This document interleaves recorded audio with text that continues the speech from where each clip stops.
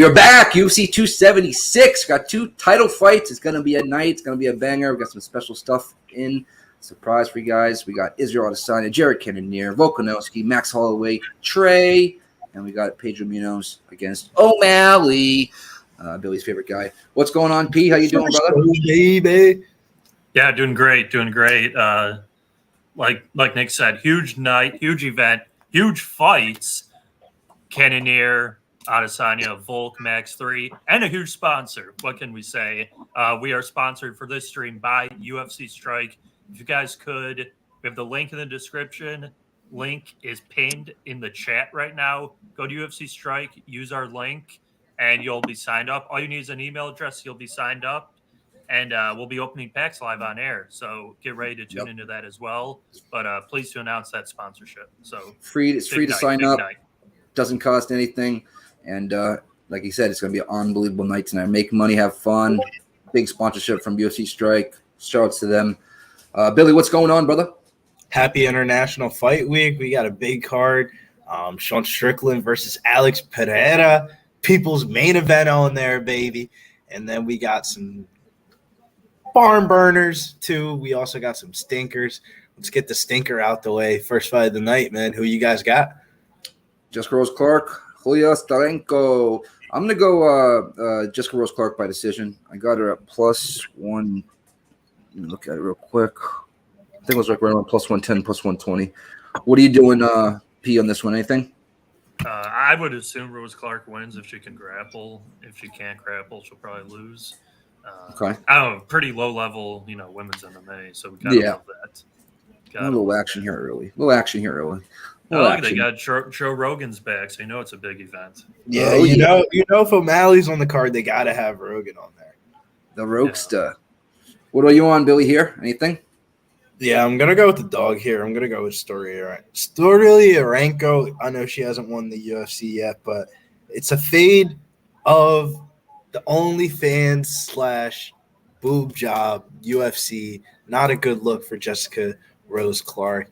I don't think she's going to be able to outstrike Stoliarenko. And if Stoliarenko can get it to the ground, she can pull up that arm bar. That's how Jessica Rose Clark lost her last fight. But, dog or pass here, women's MMA. Let's go get some dog money again on the first fight of the night.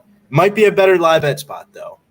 Plus money with the dono says, we in here today, UFC, she said 267, it's 276. Right, I'm dyslexic as well. We be pubbing. Let's go. Plus money with the first dono of the night. Choo choo, motherfucker. Let's go.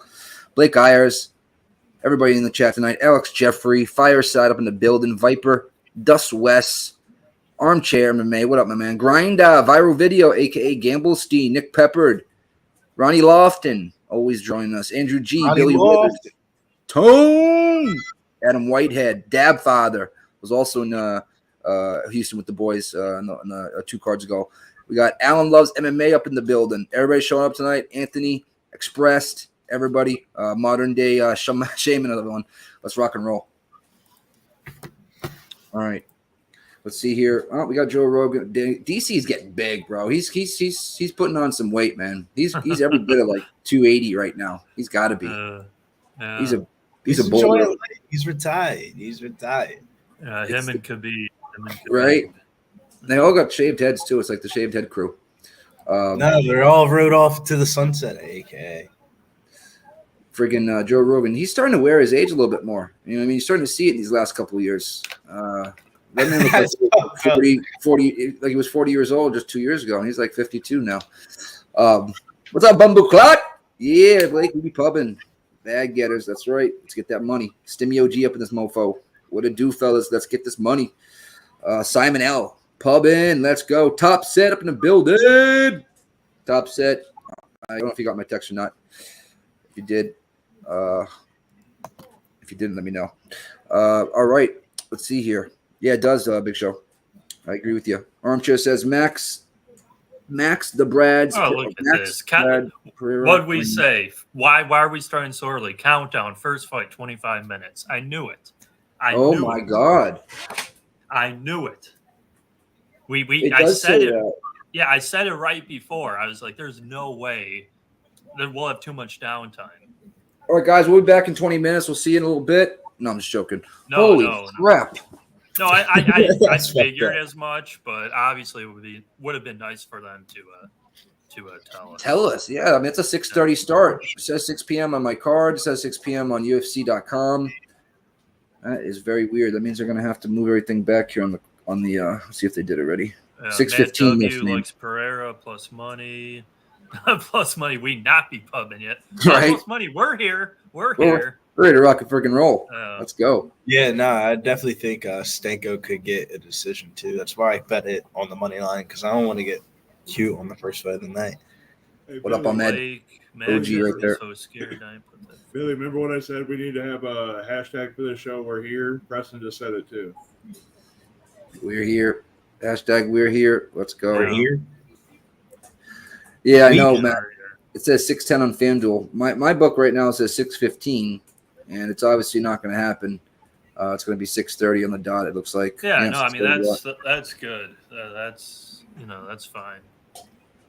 6 foot. No, they probably want to roll them out one by one. There's probably nobody in the arena. They're like, you know what? Let's milk it an extra 20 minutes. Was there a fight drop? No, right?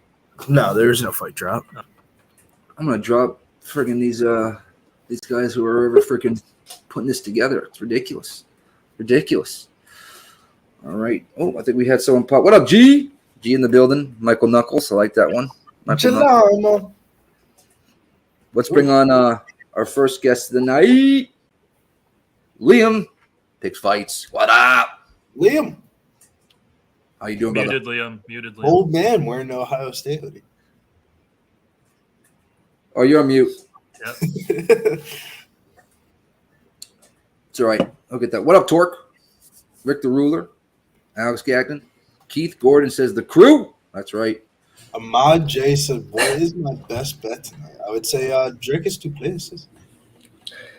Tried to come in hot there, boys. Sound a little better now? Yep. Yes, agree. Hell yeah. I was coming in saying I'm fired up about this card. Been doing a lot of research for this one up late. So, yeah, man, right up to the wire getting my bets in today, but excited about the slate. Absolutely. Great card. Well, Ahmad J asked me, Liam, what was my favorite best bet? So the same exact question goes back to you, Liam. What is your favorite best bet today? So this is where it gets tricky, right? You mentioned our boy Duplessis, and Duplessis was a favorite bet of mine, but I did get involved, at a way different number. So I played Duplessis last week at the plus 108 tag. I liked it there a lot. Brad Tavares, truth be told, is a guy I've made a ton of money backing in the UFC. But I think his best skill set is actually as an anti-wrestler, as an anti-grappler. He's very good at defending takedowns, forcing people to the end of single legs, punching them in the face when they're trying to wrestle with him. And I just don't think Dricus is going to do that. I think he's going to hit him with a hard shot and probably turn his lights off at some point. Still Knox, great nickname. Guy just carries big power. He's a very awkward striker. And I think Tavares, a little bit older, a little bit longer in the tooth for the middleweight division. He's kind of been around the organization like 10 years, but he's got half the social media following of Dricus. You know what I mean? He's just not really translated as a star in the UFC. Hell of a fighter, fun guy. But I think Dricus is who they're trying to build up on an international fight week card like this. That's that like 300 name. Dricus Duplessis. You know what I mean? It's like a Spartan name. Sounds like Man, can't beat it. He's training with those guys at Sanford, so kind of the team and the level of training is starting to match with some of the skill and the potential. So I think sky's the limit for Dricus Duplessis if he's going to plant himself in the U.S. and continue to get that good work in.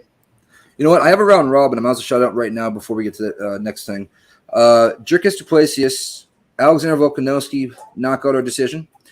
Macy Baba, no distance in the Uriah Hall fight.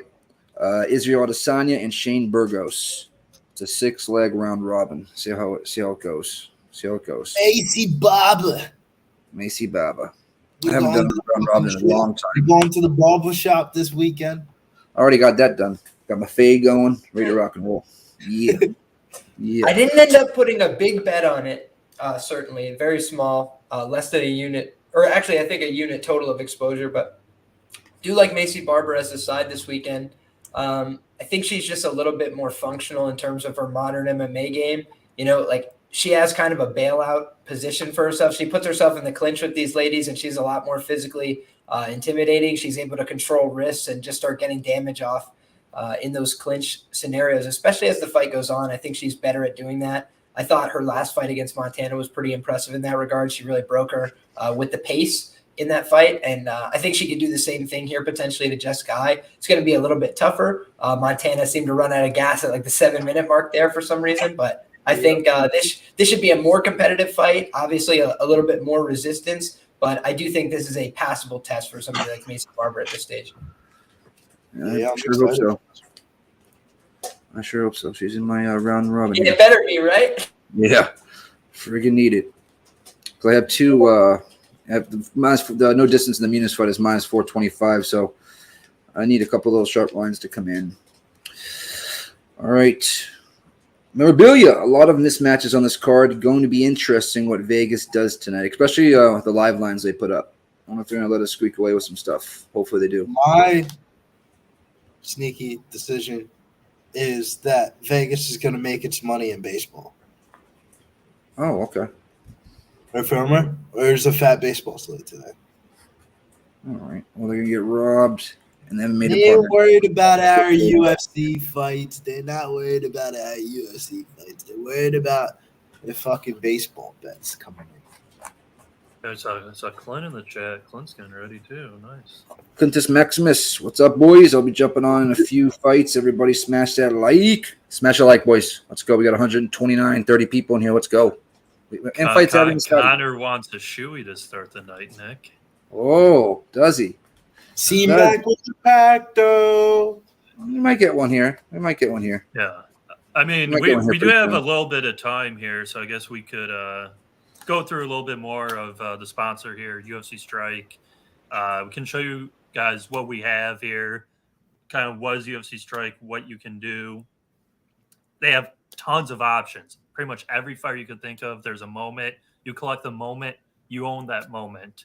Each moment is serial numbered. The lower the serial number, more expensive the moment is. Build a collection, and you can buy or sell any moment, throughout the day, throughout the night, whenever you'd like. So UFC Strike, very easy to use. Sign up. We have the link, like I said, pinned in the chat and in the description. And we will be opening 5 packs. See what we get tonight. Will we get a Miesha Barber, an Adesanya? We'll see what Jeff we says, get tonight. So can't wait for that Miesha Barber NFT, says tomorrow. Yeah, little Miesha in their life. Little Man, I Miesha wish in their I life. had the Valerie Loretta NFT with the, I'm thinking about buying the Pedro Munhoz in a couple minutes because when he beats O'Malley. Yeah. I mean, Hamzat. Oh, snap. Yeah. I can't play O'Malley with that line. I will put a little schmecko on the Munhoz money line. Don't be that guy. You're gonna be that guy. Top set says, get your parlays ready. Izzy will close them for you. I have my it's a very simple parlay. It's Izzy and Volkanovski. I got it at minus 125. That's one parlay I have tonight. Only parlay I have other than the round robin I have. I rolled it out today. It's been a couple of years since I rolled it out, but the city kickboxing parlay is in effect today, baby. Oh, really? Yeah, little Israel Adesanya, Volkanovski, and Riddell. Get that plus 300, baby. Okay. All right. A little Riddell action going against Turner, huh? I was afraid to parlay up anything on this card, man. There's so many of these lines that look like, a little bit wider than they should be, let's say. I think that's the kind of thing where I'm like, who are they trying to tempt you with? Who are they trying to get you on by giving you this big number and making you think, oh, this is a confident leg, and then it's going to be a false favorite, or it's going to be somebody, craps the bed. So more power to you. Let's get this shoe going. Yeah. WizBet 499. Shout out to fine gentlemen. Best of luck today. Best of luck, everybody. Best free bets on the internet. Shout out WizBet. Yeah, there you go, Wiz.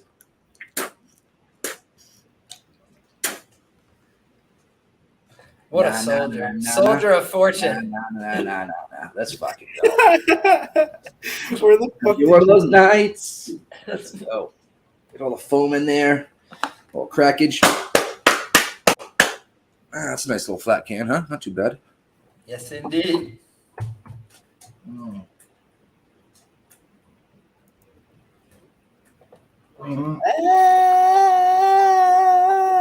Down the boot it goes.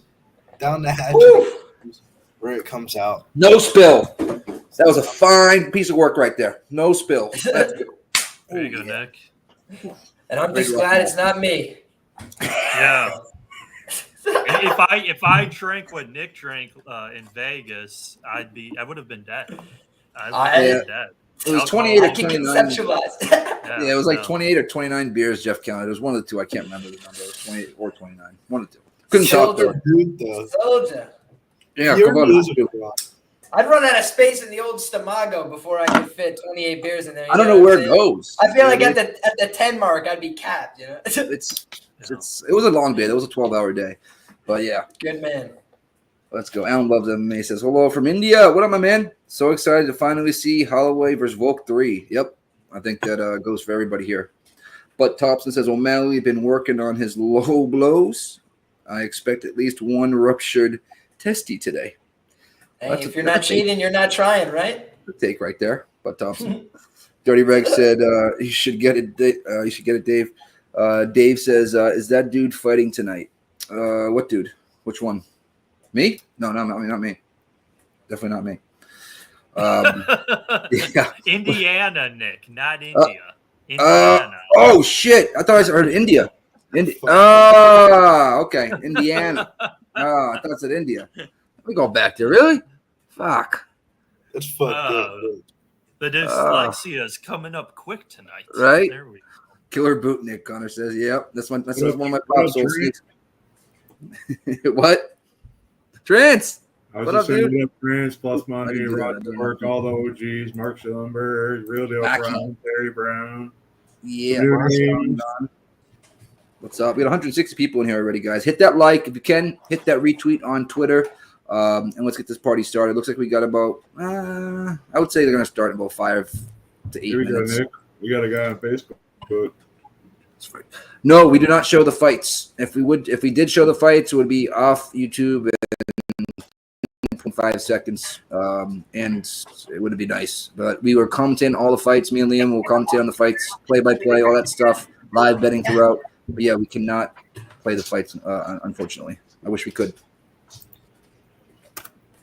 Yeah, guys. I remember last week we were hitting those Mateusz Shamrot live plus 550 entries. So stay ready. Keep that keyboard and that mouse handy. You never know if you got a chance to. I got 450 on it last week, Liam. Then I had 220 before. Then I got the 450. Even though I went back and rewatched it the next day, and I thought Armin won even more. But that's a topic for another day. But yeah, I couldn't believe it. The judges didn't get one right. Right. Right. Oh, dude! Last night on PFL, me and Big Show. Remember, we had the under 1.5, and we pushed on it. Right. We called that an only. Then there was a split decision last night. One judge had 30-27 to one side. The other judge had 30-27 to the other side, and obviously, back to the other guy. How does a split decision 30-27 all three judges? What fight are they watching? What are they judging criteria-wise? You know what I mean? How could a decision be 30-27 around the board? It don't make any sense to me. You know what I mean? It doesn't make any sense to me. That means all three of those judges are, one of the two, obviously, are watching a totally different fight and judging it differently. So they got to get that shit straight. What fight was it? It was the I've always said fights to the death really avoid a lot of the judging discrepancies, but you can't get people to sign up for them, man. What are you gonna do? That's what Holloway was saying. He said he's leaving this one for the judges. I find it hard to believe. I found that interesting commentary. Right. I find it hard to believe that he's going to try to take Volk. I mean, Slaughter said he's starting it off with the Jesse Barber parlay plus 104. Go get yourself some women's MMA. What up, Nasty Nate? Everybody on Facebook that's watching right now, we just dropped the link for you in the chat. Jump over to YouTube. There's another 175 people watching over on YouTube. There's not just 5 in the Facebook chat that you're in. Jump over on YouTube, Pub Sports Radio. You'll see us live, and or just click the link that Big Show dropped for you guys in the chat. We got a couple watching over there too. Yep. Twitch guys, jump over to YouTube, hit that link, and join the party. Mark Schumer says, yeah, Montez, and I had it was that's right, it was the Montez fight. You're right. 29-20. No, it wasn't. It was two guys. It was two dudes. The Montez fight was that was Abigail Montez and Marina. I had Marina in a parlay. Right? That was Marina and Abigail Montez. We were all watching it in the Discord last night. I felt Very so. nice. Oh wait. What You happened to my boy, right. the Jordanian He's Lion? right. He's right. Go ahead, though. Did he get knocked out? What's his name? Al-Salawi or whatever his name is.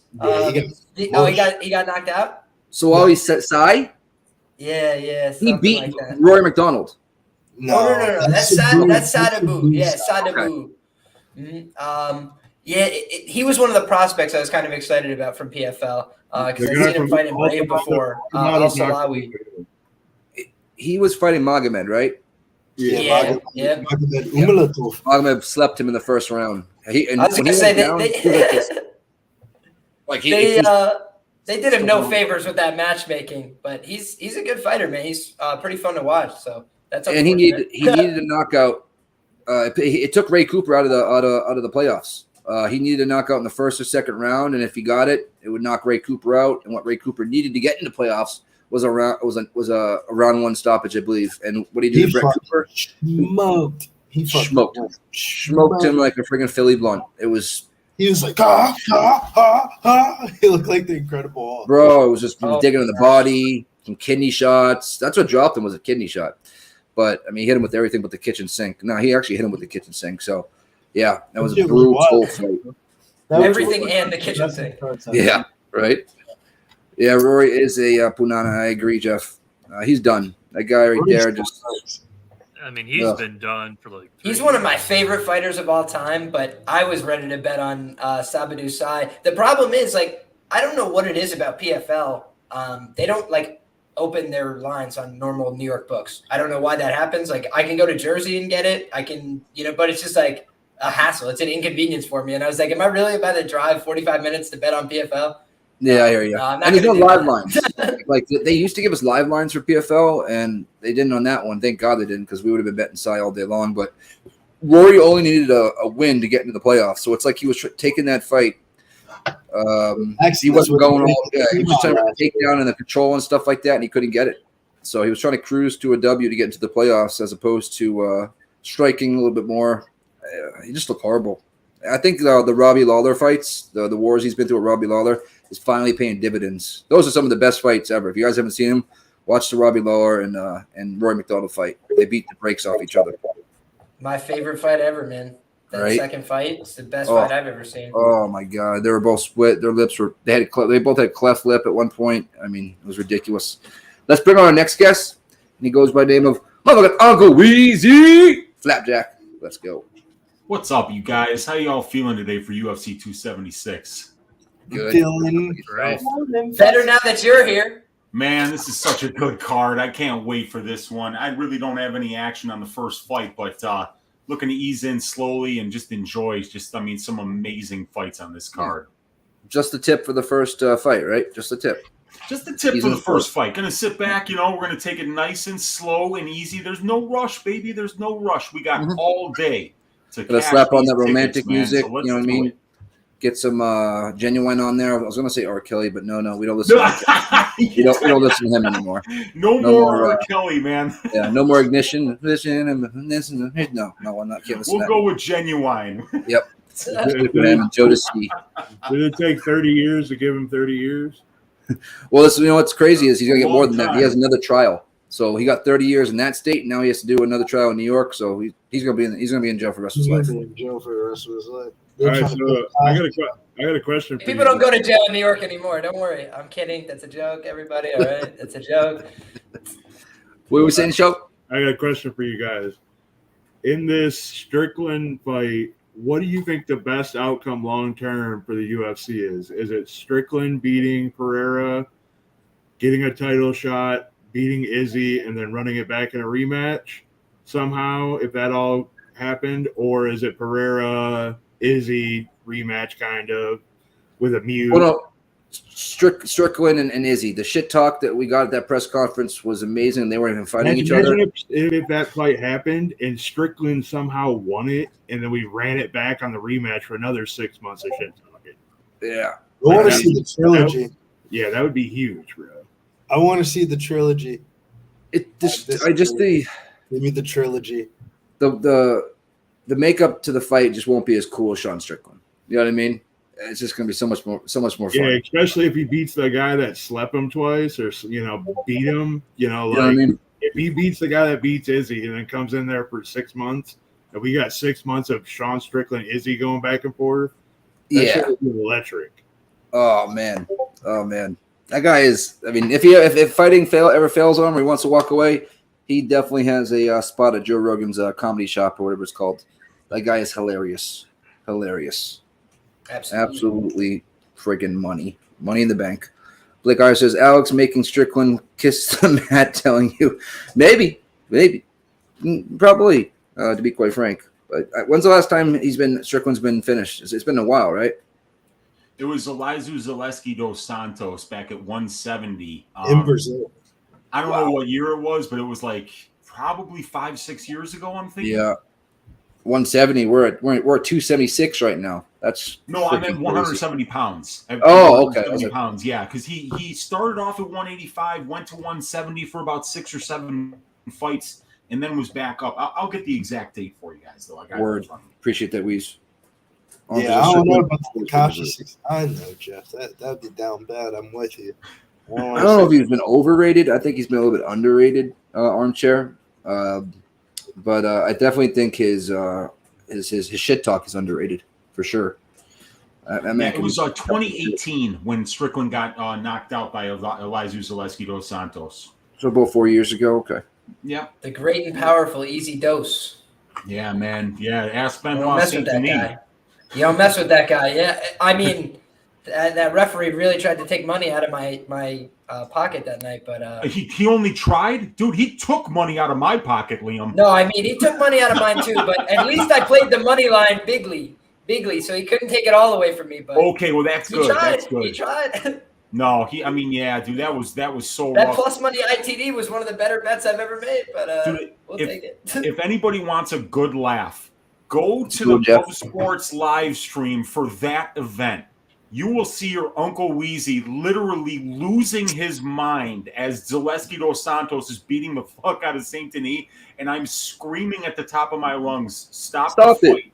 Over and over again. I think I started crying on the air after the fight didn't get stopped, and you guys all had to console me, and I just looked like a giant loser. But it should have been stopped. I'm telling you now, because in retrospect, it would be funny as hell to go back and watch me just lose my mind. It should have been stopped, though. There's a lot of, but 2022, they're stopping fights now, finally, when they should. Yeah, that dude got removed, But like Sal D'Amato should have been removed from several events for incompetence. They actually did remove Vyacheslav Kiselev from that event, and he was not allowed to ref the next fight that he was supposed to ref. Y'all may just want to go check who's on the judging slate for these co-main events. I saw it.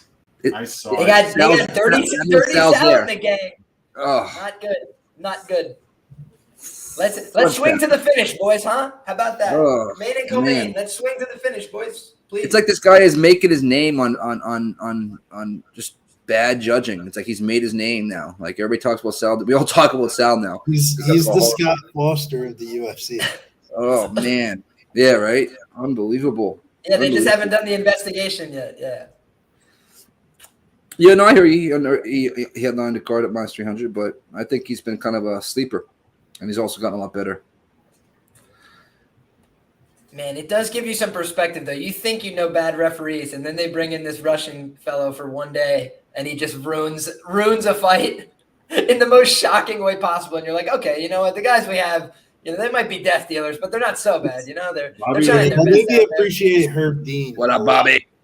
Dude, Herb Dean has the unique ability to never be in the right position to make a call. Like he can't do it. He physically can't do it. Every time somebody gets knocked out, watch the video of Court McGee get knocked out, and Herb Dean is like facing the wrong way, like both feet tied together, and he's like half spinning around, half falling over, trying to turn to make the stoppage. I was like, bro, Court's gonna die. Like, what are you doing? I can imagine her It's being like like, the old oh, Bugs Bunny cartoons where the legs go in a, like in a cycle before the person actually starts running. That's what Herb looked like, man. He's so slow. Yeah, he does get in there not so fast. Yeah, I get there. Where's my isolation? Just Lawler says the best referee to watch. Referee. I mean, that's watch him just just been on a the side of my 20-minute fellatio session of Sean O'Malley on. Yeah, that's literally UFC. what's been going on. Yeah. Come on now. it's the I mean, sugar did show, you baby. guys see the cold open for this? Dana normally tweets it out like a day or two in advance of the event, and I did watch the cold open. It's fantastic, by the way. I thought it was a really good one for this pay-per-view. But they basically devote like the first 45 seconds to the main event. They devote the second 45 seconds to the co-main event, and then they spend the last like 45 seconds to a minute talking about Sean O'Malley. So it's he's definitely in a prime position in terms of marketing, promotion.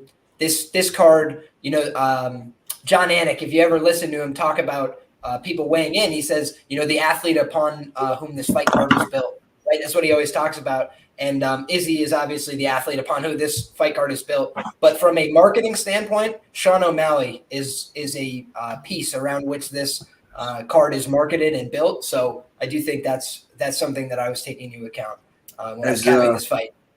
As Big Show on the back said, smash some likes, 212 watching and only 76 likes. Let's hit that 100 before the fights even start. Well, we finally looks like the fight's going to start within a few minutes. So Yeah, they're showing some Stoliarenko highlights right now. Her pulling guard, getting a little guillotine in. Yeah, why are they starting weren't they supposed to start a half an hour ago? Yeah, exactly. There's no fights off, right?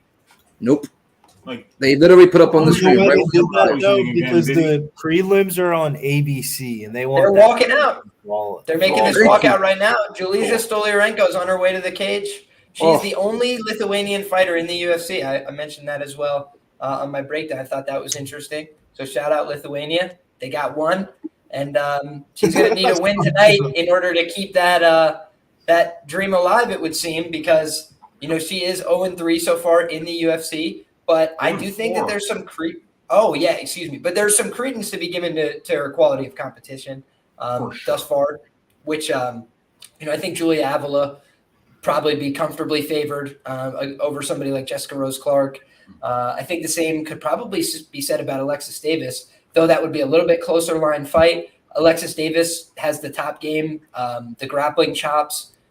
I think she would probably be favored in that fight as well. So it should be interesting here, because I think Stoliarenko's got a path to victory. And I think that she's a little bit underrated based on the fact that she's not yet won a UFC fight. I know she's not blowing anybody's hair back necessarily, but I do think she's aggressive. I think she's got decent strikes when she's on the feet. And I thought that fight was kind of like a high variance occurrence where she lost to Alexis Davis, because in round 2, she absolutely boxed her ears off and walked her down for the entirety of the round. But then in round 3, she comes out and gets kicked one time in the legs and falls over, and she was underneath for the next 5 minutes. So I think, it's kind of just an anomalous outcome. She got a caught kick in the first 10 seconds, and then she got kicked off her feet in round 3 to lose the fight, getting stuck underneath. But she had some meaningful armbar attempts there against a Brazilian Jiu-Jitsu black belt, longtime Brazilian Jiu-Jitsu black belt, came into the UFC as a black belt, did Alexis Davis. So I think, she's been showing me improvements fight over fight. And I did get involved here small on the underdog from a money line perspective. And also the submission props are kind of wild. I've got plus 1,400 on her to win by sub in round 1. And 8 of her 9 professional victories have come by sub in round 1. So that just is mispriced in my opinion. That Tarzan quote was awesome. I wish I got to read that. Where was that? Raw Tour projections is unconsciously employed by the ego and involves the process of attributing unwanted emotions you don't like onto someone else rather than admitting that exists within yourself. Tarzan. There you go, Dork. There you go, Dork. Sean Robert Land, Dollar Dono. Bobby Boy. Bobby Land. Hey. He was hilarious last night on the horse show. Yeah, that's one of my favorite all-time memories is going on the horse racing show with him on there. I think wins by sub. Ooh, Viper. Who do you think wins by sub? CJ Crawford, what up, dude? He goes Clark inside the distant. Clark moneyline by looks like Davlin and Cal. Slaughter says. I'm surprised she doesn't do it already, to be honest. Yeah, I know, right? That's one I would purchase. There you go. I had to get that. How about that tat on the eye? I don't know. On both sides. It's gangster. Jeff, she's already on OnlyFans. See? Billy knows. Billy knows best. She got the boob job for the OnlyFans. Okay. I've always said nobody's willing to do more research on the back end than my man Billy. You know, Yeah, he's that's got right. every OnlyFans that you can possibly imagine, so he can have an accurate cap. That's it. You're not doing your due diligence. He's doing his due diligence. I mean, it's that You simple. want dedication, you'll find it here, baby.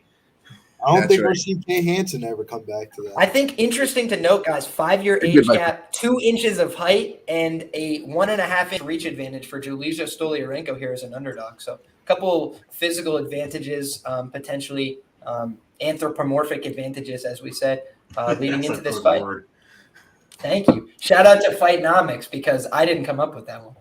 That's what we call the old 25-cent word right there. You know, it's a beauty. Yeah, use that one on your SATs, kids. Good Yeah, luck. that's right. Stay in school, everybody. Oh. I love Bruce it. Buffer got Nate. Oh, Nasty little she freaking looks Nate. fired up, man. Julija looks mean. Billy does all the research Oh, we wish we could do. Exactly, Artork. Billy does all the research we all wish we could do. She loses this fight, there'll be no Lithuanian fighters left, and then it's going to be up to Modestas Right. Bukauskas to get invited back. So Yep. it's all on I Julie's think, shoulders. He will make it back one day, I think. I think he will too, Modestas. dude. Yeah, because he kind of had a really rough run in the UFC. Super unfortunate, and that loss Oh, was like really, I hope really, his really knee's okay, unfortunate. man. That was Yeah, I thought that was kind of ugly to cut him off Yeah. that loss, honestly. Yeah, man. I know. Julia, that did you one see too, Julia though? She said, "You see that?" I think, yeah, Hey, she's there's a our mean boy. woman. There's dude. our boy from the stream. He's Yeah, on. Hey, We right. showed him. That was him, wasn't it? Yeah. Let's go. Where? Toast. Toast yeah, out. toast. Yeah. That's funny. You saw him on Yeah, the they screen? showed The him kid on that the was out with screen. his dad last week. Yeah. Yeah. Him and Strickland had a. He looked at his dad. He goes, "I bet you have a big ass truck and you got a small it," and they're just going nuts. Toast and no neck. It was awesome. That's funny, man. Yeah. They got some, Oh, damn. Here we go. Oh. Oh, big shot Hey-o. drop. Big shot drop. Stoliarenko there to a knee. Woo! Wow, that's not good. Hate that start. Hate that I mean, start. they're like throwing. Yep. JRC said, "What's Yeah, they up?" are. Oh, nice right How the hand. fight goes, Stoliarenko just landed 2 good right hands right there off the rip. And she gets the third. takedown. And a takedown easily. Stoliarenko is on top here in the top half guard. Oh, shit. Armbar. Here it's comes already inside the distance for you, Nate. Finish! She's gonna Yeah. finish, bro. Bye, Rose. She tapped. Tap. Oh, I think she Position. broke Oh her my arm God. badly. Oh my Her God. arm's Shit. Oh, badly she did break broken, her you arm. guys. Plus That 700. that arm is Round 1 or broken 2 in half. sub. Stoliarenko sub plus 500. Guys, we're already rich. Guys. Dude, we're her already arm is rich. broken in half. Guys, I'm sorry, and I hope that she's okay. But I told anybody who'd listen this week, plus 155 was a baked number on this girl. She was better outright. And I said, sub makes no sense. Sub 1 makes no sense. Sub 1 and 2 at plus 700 on FanDuel makes no sense. Julija Stoliarenko, sleep on her at your own peril. Jiu-jitsu. I tried to warn you. Oh, Cash my it. God. What they say? Jiu-jitsu. Cash it. Jiu-jitsu. Are they gonna show it? Jiu-jitsu. Was there a misunderstanding? Did I not speak English? I'm sorry. That's a Julie's little just bit of Portuguese just there. Just a shit me little back. bit of Portuguese. That's fucking great. Yo, square duel. Get my money ready. Watch the arm, you guys. Watch Put the the arm. money in the bag and shut up. Her arm just got ripped out. I told you she went Yeah, like that was that. nasty, dude. Oh! That was so nasty. Her elbow's bad. Oh! So nasty. It popped. Yeah, the elbow. Oh my bad, god, man. I can't watch that. Oh my God! Oh my Very god, good. I'm totally out. JRC better get ready for the OnlyFans life because Oh that my MMA God. I mean, I'll be career might honest. be over. That finish was like a UFC 3 like finish from like 15 years ago. How easy she got the armbar. like That's there's how no she lost her defense. last fight was by Yeah. armbar. Guys, Oh. what? Now ask yourself this question, okay? You get a girl who hasn't won a fight in the UFC yet, okay? All of her wins are by sub in round 1, okay? All of them, except for 1. 8 out of 9 are by sub in round 1. And they give her a girl who did what? Got submitted in the first round, her last fight. It's like, do the mental gymnastics and start saying, why? Why'd they put her in this fight? They don't want her to win. They wanted Julia to win. They said, this girl can't get a win. Let's give her the one girl who just got submitted in round 1. And we Ooh. cash her. I feel Hey, she bad. got the That's called takedown. She did arithmetic. everything We're she doing needed to arithmetic do. over here. Does Let's Joe go. Rogan have a black eye, or is that just, dude? He looks like he's been on a bender, Oh, he's got some. Yeah, Joe Rogan looked like he's been up a little bit late. dude. I know that look. I lived in a fraternity house for 6 years. That dude is. Well, it's both eyes too. He looks awful, dude. What happened? I don't think. Well, I mean, he does party a little bit, but it's more like when in Rome. UFC, baby. Oof. I think Joe needs some sleep. You thought fucking chilling at the UFC event on some mushrooms wasn't a good idea? Wait till Joe Rogan proves it. Right, man. But yeah, maybe. The new pack tomorrow. What NFTs? 11 a.m. drops tomorrow, right? I think I 11 just saw a.m. it. Pacific, 1 Yep. p.m. Central. 1 yeah. p.m. Okay, just saw it on the screen.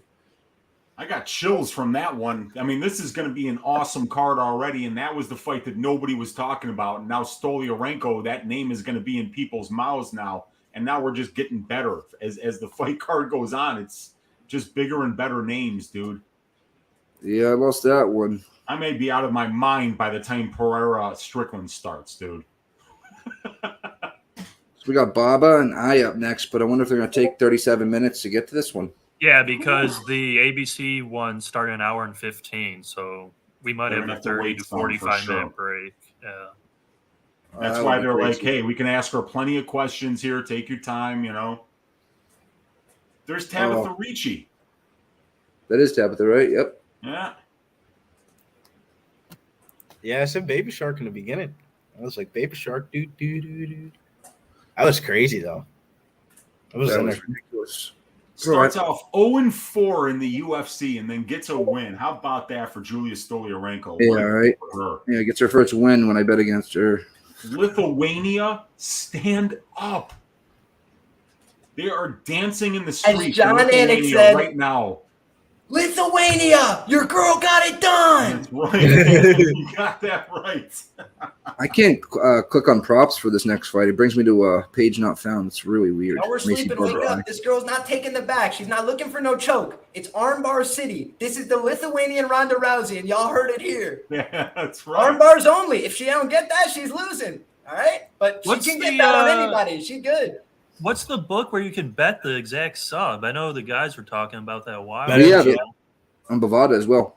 Yeah, I okay. believe we do. Yeah, I think we do. Wait.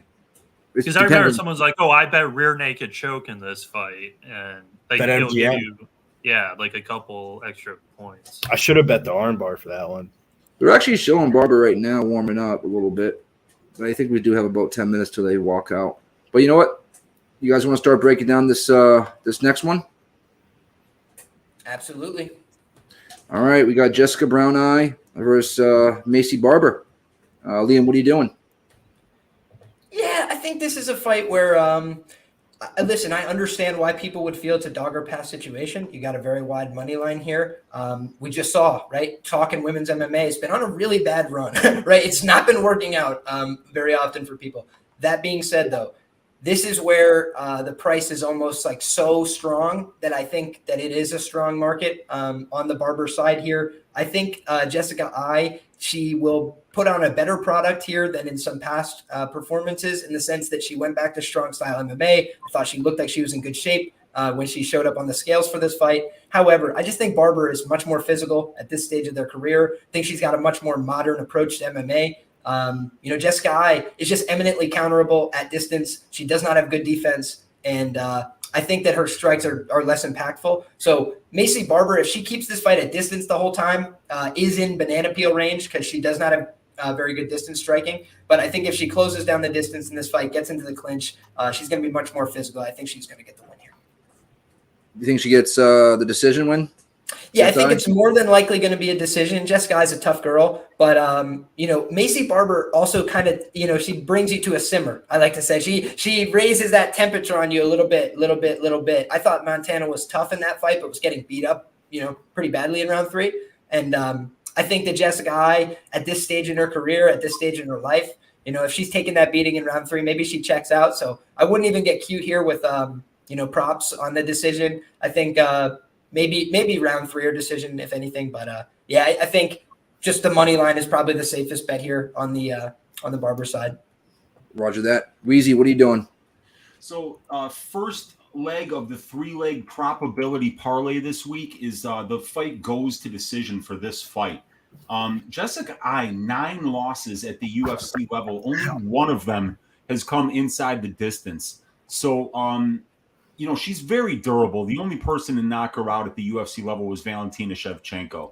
And Maycee Barber does have 4 finishes in the UFC, but the ladies that she's finished are Jamie Colleen, Hannah Cyphers, JJ Aldrich, which is a really good finish, and then Jillian Robertson. But she was unable to finish Maverick or De La Rosa, and Grasso and Modafferi have beaten her. So, I think that this is a Jessica Eye's good. She, even when she loses, she's in very close fights. So I see it going the distance. At minus 250, I wouldn't even hate an Eye by decision bet because it's juiced up to probably about plus 400 almost. So that would be something I'd be looking at. I'm not making that bet, but I'm just thinking that this one goes to decision. But if it starts anything like Clark Stoliarenko did, I know I'm screwed. I did Barber by decision at minus 125. I'm going to take another stab at a women's decision prop here. Billy boy, what you want? I'm with you. I took Barber by decision as an insta prop, and then I parlayed Barber, O'Malley, Izzy, Ian Gary plus 202. Okay. I'm going to put her on a parlay as well because I don't think Eye beats Barber. Where am I going to go? You said you had Barbarena in that parlay? No, I said Barber, O'Malley, Izzy, Ian Gary. It was plus 202. And then I also added another one. I forget who the fifth. I think the 5th leg was Dricus Duplessis, and it was plus 415. Okay. A lot of movement here. I got minus 650 on one of my books here for Izzy, or 625. Went from 650 to 625. Yeah, right. He's gotten up there. Yeah, man. Let's do a little Vulcan Barber parlay at minus 105, basically even odds. All right, keep that in there. Yeah, big show on Bovada. When you click on the it's not working. Yeah, right. I had to go through BetDSI to make. Yep. Okay. Someone in the chat said the same thing. 250 people in here. Fucking go. What'd you say, P? I'm sorry. My bad. They said they took the Barber fight off. Someone in the chat, before the last fight. That might be it then. It's probably still right. They might be, maybe they'll put it back up. Bet the money line. You just can't get the props underneath it. Yeah. It's like going. Page not found. Yeah, page not found. Same shit. Okay. Volkanovski. Looking filled out like a son of a bitch. He got a big old head, man. He really does. Max ain't lying. He got a big old head. All right. Everybody in the chat, what are you guys on? Fireside. Baseball is so shady. Don't ever feel bad for not betting baseball. Trust me, Fireside. Nah, baseball is good money tonight. Baseball play of the day. Boston Red Sox on Fox Sports starting at 7:15. Go get your Red Sox money. Take me out to the ball game. Take me out to the crowd. Show me some sugar, Sean O'Malley and Izzy. I might not ever come back. Oh, Lord, Mary and Joseph. That'll be on my name. All right. Nathan says, love you guys. Let's cash some tickets. Let's go. Was it Dombarski? What am I, man? Who remembers Micah? Crickets. Yeah. I mean, is he talking about Micah Miller? I don't know. Exactly, Firestone. That's The my only team. Micah I can think of is Parsons. Parsons. For the Cowboys. It's the only one I can think of is Micah Parsons. I know Micah Miller was Cole Miller's brother, right? That's his name. I don't know. I believe so. Yeah, he was on the Ultimate Fighter, and yeah, they thought he'd win, but didn't work out for him, I guess. Yeah, he's just like a tall, like gangly guy. Yep. Dangly. Trent's giving out some Gangly. CFL there. Yeah, gangly. Oh, I thought you said dangly. Like he was Dangle. Like this. The Saskatchewan Rough Riders. Don't give him a day job, one says. Yep. Saskatchewan Rough Riders, Trance is on.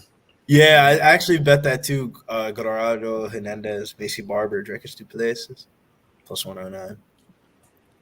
There you go. Bobby Landy, Rap Master Briz, Eldorado. What up, Eldorado? Straight out of Virginia City jailhouse this morning. Looking forward to some chaos. What happened, Eldorado?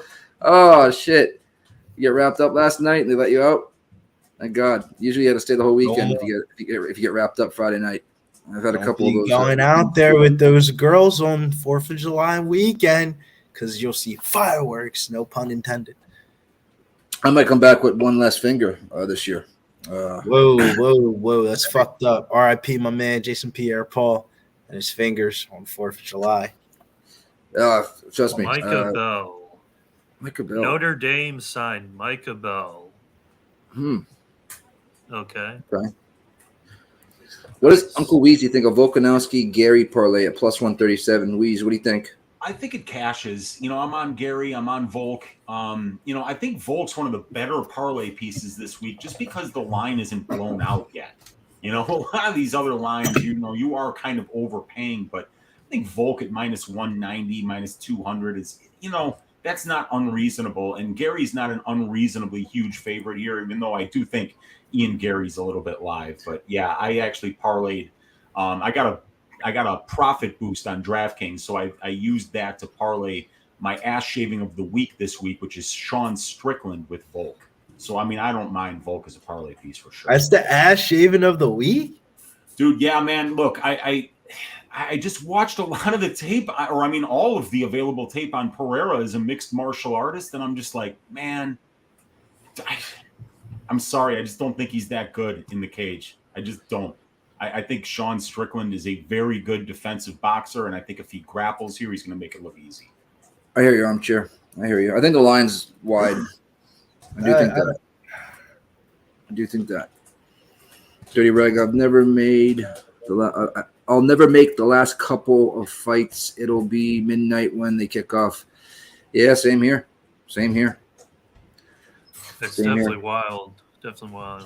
Super Bowl Nate. There's another Super Bowl name there. Bold as shaven, but I like it, he says. Stockholder, what's up, my man? TJ Brown was his ass shaven last week, so no worries. Yeah, that's right. That's true. Shots. What's going down? Alex Pereira is beating this man's ass.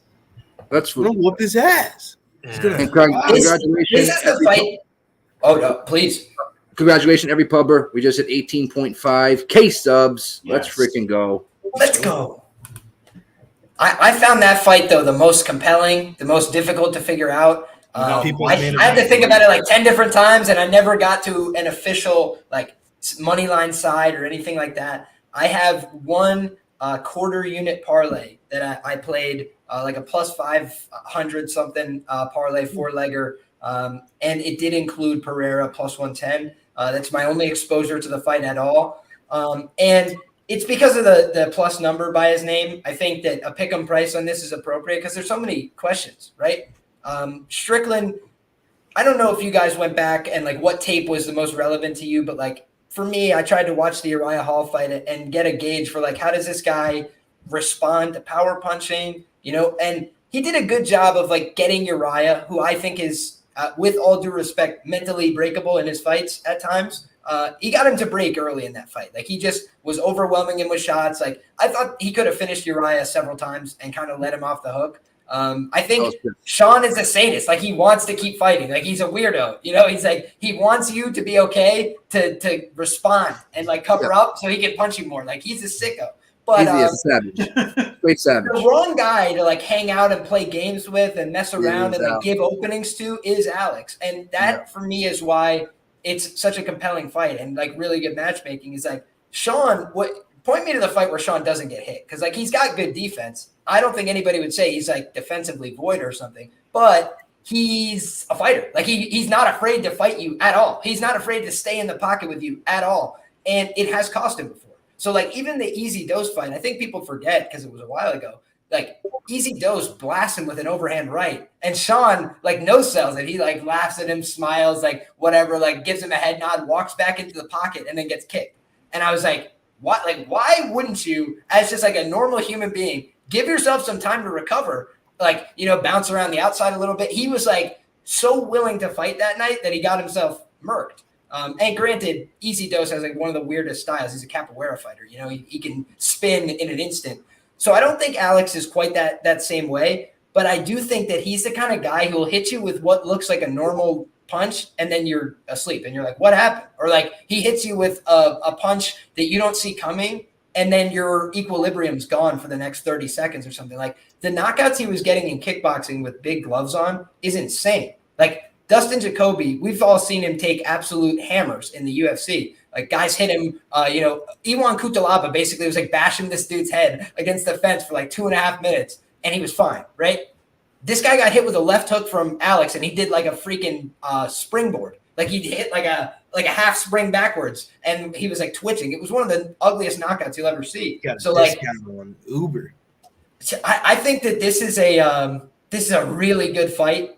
And if either one of them wins inside the distance, I'm not going to be surprised because I do think that a lot of smart people out there are taking that sub bet on Sean Strickland because he's a really good grappler. Like, I don't think people seeing the Bubba McDaniels fight if they're saying Sean Strickland can't grapple. It's like that's a 6'3" individual when he's 23 years of age, 30-year-old that trains with John Jones that was like fully competent, had a lot of experience in MMA, and he brutalized him, took him down, passed his guard like it was nothing, beat him up from the top position, forced him to give his back and submitted him. It's like, that's pretty good. Like that was 7, 8, 9 years ago. I think that now Sean is probably a black belt level competitor on the ground, but he's got a bigger guy in front of him. You know, Alex Pereira is not making 170, right? That's not happening simply. He could fight at 205 and nobody would bat an eye. So I just he needs to mix it up, Sean, tonight. He needs to mix it up. And more power to if you guys got a strong read on this one, bless you for it. And I'll follow you guys into battle because I was just left intrigued, but I ultimately didn't come away with a strong read for this one. Shout out a plus money $2 donation. Rogan looks like he just lost a 5-round decision. I think Rogan is staring in the abyss. I don't know where, I don't think he knows where he's at right now. I think he ate some shrooms. I think that's where we're at with him right now. I think he definitely had some shrooms. He's probably like, why did somebody handed him an edible on the way out and he didn't realize. He was like, oh, this cookie looks delicious. He handed himself an edible. I think that's what happened. I'm going to use the bathroom real quick. You got it, Chief. Yeah. I mean, we got another 30 minutes till the fight goes off, so this is fantastic. Of course. They're starting us off early. Yeah. 5 p.m. we were going to start, and then 6, not 6:30. Okay, now they're showing some just. And our next guest, straight from the land of the Florida, home of the favorite AFC South team, Jacksonville Zoe. What up, fellas? What's up, Zoe? What's going on, Zoe? What a first fight, huh?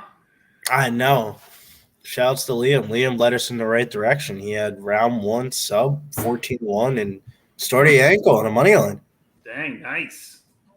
Yeah, I laid off low-level women's MMA. So I stayed away from it. Liam's cashing checks as I'm staying away from chick fights. Hey, this one, it was just about the arithmetic for me. Like, I won't try and stake my flag on every women's MMA fight or something, but I also don't want to let these spots pass me by. 2 weeks ago, Natalia Silva, I was telling everybody, I'm like, this girl's good. Like, I like everything I'm seeing. I think she's going to win the fight. Then she goes out there and dominates as a plus 200, and I'm sitting there on my hands like an idiot. Like, well, what stopped me from making this bet? So this week I was like, I think Stoliarenko should be favored. I don't care that people think she sucks. I think she's okay at MMA. She's had, I thought that the harder fights of the two of them comparatively. And so, I was willing to take the shot on her. And then I started looking at the sub market, and it was just completely mispriced. And when you look at fighters, I'll just give you one piece of advice and information for sub props in particular. It's like, if they're not attempting subs, it's going to be hard to get one. Right? It's like so then if they're not attempting them at a high rate, you want a really big plus number, or it's not even worth taking a look, right? But if they are attempting them at a high rate, then you might even be willing to forego some plus money if it's like, yeah, they're actually going to give me a chance here. Like they're going to attempt 3 or 4 or 5 of these and give me a real shot, as opposed to somebody who goes out there and they might have a grappling edge, but if they don't even try to use it, then I just feel foolish after I've now wasted the money. So I went much smaller on the sub props. Because I thought a decision path was there as well. And I thought that it was just borne out. Like the wrestling, people were telling me Jessica Rose Clark was going to be a clearly superior wrestler. I thought she would have been a grappler. The way I saw it, Liam, was that if she was going to win, she had to get her up against the fence, grapple against the fence, but don't take her down. I thought that was going to be. She hurt her with a 1-2. She hurt Julia with a 1-2 early. She did hurt her with the first strike of the fight, too. That's hysterical. Yeah. Drop it to a knee. She got right back up, and then as soon as they started to grapple, she makes mistakes. That's just, at the end of the day, like, not everybody can think through grappling situations. It's very hectic. It's a high-pressure situation. And when somebody's swinging at you and you have to make good decisions, it's hard, and it's not for everybody. So for me, that's another thing I look for is, like, people that panic, people that are nervous when they're out there. I thought that we saw it again here tonight, and I thought in her last fight it was really apparent because she defended perfectly. She got taken down, got right back up to her feet, and then gave up the exact same sequence like 30 seconds later. So it's just like, so are we learning? Like, did we not realize that this just happened, or are we just putting ourselves through the same situation over again? Yeah. Rinse, repeat. Well, we got Barber in the cage. Yeah. A little body action. Here we go. Shake it for me, mama. Shake it. No, it's real when they got Uriah Faber in the corner tonight. Oh, here we go. Here we go. Here we go. People does look like a thug with the hat on backwards. She got cocked aside. She's ready to rock and roll. Don't lie. If you're representing Ohio, I'm going to have to give you the shout on the way out. So shout out Strong Style MMA. Shout out Jessica I out there working her butt off in Independence, Ohio, trying to get back on the grind. Don't think it's going to work out so good for her tonight, but hey, shout out to 216 and a lot of tough individuals over there. So wouldn't count them out too quick, but Hey, how old is it, Jessica? Tonight. 35-ish, right? She got to be 35, 36-ish, Jessica. Let me check that real quick. early 30s, I think, maybe 33, 34, but Wheezy. 35. Hey, you're on mute. She just turned. Well, she turned 36 in 20 35 days. So yeah, she's turning 36 July 27th. So Wheezy, I can't have the dog bark like you do, but I got a new one. That's worth it to go to Vegas for that. So what do you got there? That was worth it to go to Vegas. What's him or her?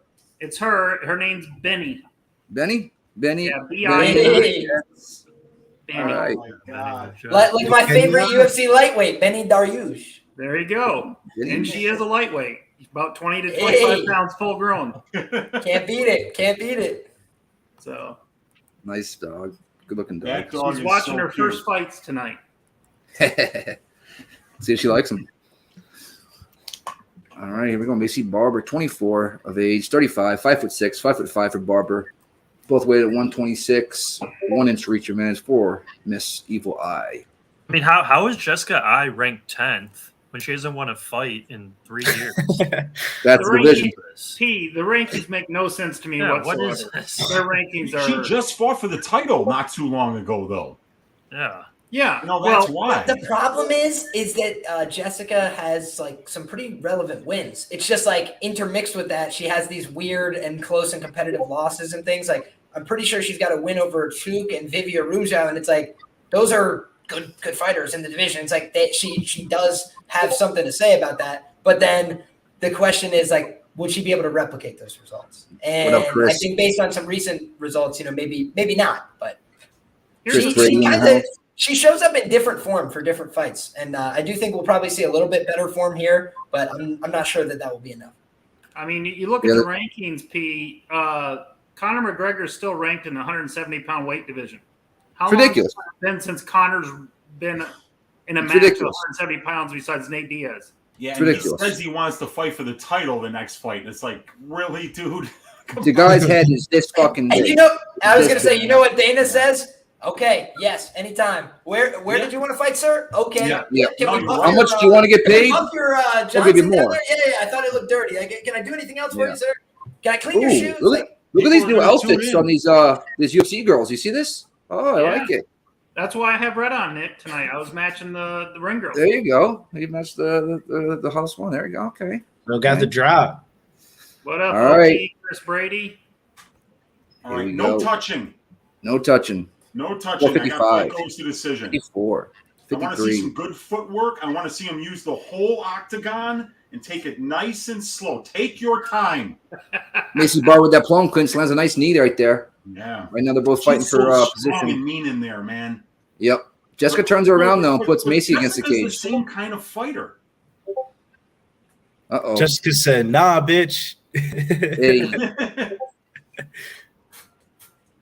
All right, got an overhook here by Macy Barber. Another overhook on the other side. She's trying to get out of here. A little knee by Macy. Nothing much, though. Right now, we got a little bit of clinch. 420 mark, lays up. A little clinch control here going by eye. She's looking for a trip. I'm not sure she's going to get it. Nope, she does not. Macy Barber's trying to push off the head right now to get some distance so she can circle back out, but eye is not letting her. 404, 403. Right side underhook. Doing a decent job with her head pressure, just keeping Macy looking up in the air.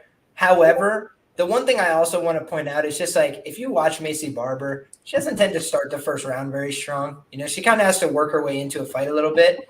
And I think that right now she's trying to get a feel for Jessica Ai's physicality. I think that normally Macy has a larger gap between herself and her opponents in terms of physicality. Jessica Ai, she's a fairly strong girl, but I think that this kind of fight, both stylistically and in terms of pace, is ultimately where Macy Barber wants to be in these kind of fights. Like Jessica Ai, typically her fights are taking place at distance more often than not. She kind of likes to box a little bit from the outside. So she's fighting against type right now. And she just ate a big right elbow while she was framed off there. But she's doing a good job keeping this steady pressure, just head position and underhooks, trying to drive her forward into the fence. Oh, good knee by Barber. Hey, where nice are you? Big elbow on the top by Barber. Oh, yeah, she's smashing her into the fence now. Barber is getting off some good offense. Barber has no concept of what she should be doing in terms of double underhooks in the clinch. I think that's something she can definitely improve on. She is getting super aggressive with the one side. She's got a left side underhook, and she's been locking her hands for an over-under tie. But look at the swelling on the face and right above the right eye of Jessica Ai. That's horrible damage in this fight. And these elbows are still coming in pairs from Macy Barber. Big hooks now as well. Knees to the body. This has been a technical brawl so far. A little bit more action. Where are you at right now, time-wise, on the fight? I'm at 220. Okay. And I'm seeing a couple of short hooks against the fence from Macy Barber. Again, Jessica has done a good job of getting herself to the good positions, but I think Macy's being a little more active here. I think she's doing a little better job getting off damaging blows in the clinch, whereas Jessica is mostly trying to hold on, trying to control head position. But I don't think her strikes have been as effectual, and we can see the swelling and damage, and also the fact that Macy is backing her up now, landing these big elbows over. Big elbow, another one. Whoa. Oh, these elbows in tight are really Jessica a great adaptation from Macy Barber. Jeez. Look at how she's mixing together these overhands, the hooks, and these elbows in close. Jessica Ai was like, yeah, it's takedown time. I'm done with all this. Yeah, Macy's so good in here, man. This is where Macy does her best work. In this clinch, she is mean, she's nasty, and even when she's getting held up against the fence, she's landing more shots. Yep. She's that hematoma over that left eye is really starting to get big. Yeah, that's a bad Macy hematoma. Barber in a barroom brawl is minus 400 against most women in the world. Like this chick, if you have like 10 people around and everybody's like bumping into each other shoulder to shoulder, Macy Barber is wrecking shop. You know, dude, your local bar, she'll take a Macy glass Barber and bust is it over her wrecking head shop. Oh goodness. Jessica Nice shoulder is strike like, there by Macy. in a bad way right now. She does not have a very positive expression on her face. And I like what I'm seeing from Macy too, in terms of disrupting the feet, right? Because if you're able to just stay upright and you're Jessica Eye, you can start to feel that kind of comfortability. But every time Macy locks her hands and she's not throwing punches, she's looking to disrupt the feet and go for trips that will get Jessica Eye off balance and force her to, bring her hips further away. If you have your hips shoved all the way in, you can really trap somebody, make it hard for them to move and get off offense. But if you force somebody to keep their hips away from you, that opens up your offensive opportunity. 10-second mark. Nasty work in the clinch by I haven't seen many shots landed by Eye. She's just trying to clinch right now. Center of the octagon, 2 seconds left. End of the round. Oh, Macy's got a big smile on her face too. I think that was a pretty clear Macy round. She's winning. Yeah, I give that to Macy. Let's see what the live lines are right now. The chat Plus says Eye is 400 to 40. minus 650. There you go. Minus 650, huh? Yep. I would hate to see 650. Macy Barber against someone who could actually box. Well, this is so funny, man, because Jessica Eye, like, if you were to ask her, like, if you did an interview with her, hey, like, what do you think your best skill is? I'm certain she would tell you it's boxing. She didn't even try to box. She was like, let's go out there and wrestle. Like, let's get in the clinch. And I thought that was, like, kind of shocking. Oh, look at they're going to show you the overhand elbow right here. You can see it start to blow up in slow motion. Oh, my God. That landed so flush. Yep. Yeah, I kind of feel like round 3 Macy Barber finish is looking pretty solid here. God, I hope you're wrong. I need this to go the full 15, but Hey, I've been wrong many times, and Jessica Eye is tougher than hell. So she's not going to go down easily here. I just I didn't like how much clean shots she was taking in that round, but her corner was probably like, here we go, evil. I don't know. No, dude, I was gonna say I've seen the guys in the corner there, that Marcus Marinelli and them. They're very intense guys. I don't think they're doing Jessica Eye chance. Oh, big overhand right lands by Macy. Yeah, that was a beautiful tight right hook. Back in the clinch, they go exactly what we were last round. She followed up with one that was not beautiful nor tight. It was a sloppy overhand that got ducked into easily. Right now, we got some overhooks by Macy Barber. She's going for an inside leg trip, but she's not going to get it. Macy moves her hips. Now she got gable grips. She might be able to reverse Eye here, or even trip her. What's he going to try to do? He's going to work to the back.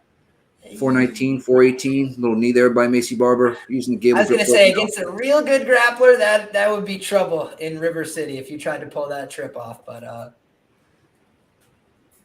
right now, not much going on, guys. We just got some elbows in Eye's face right now, and she's just trying to clinch. No touching.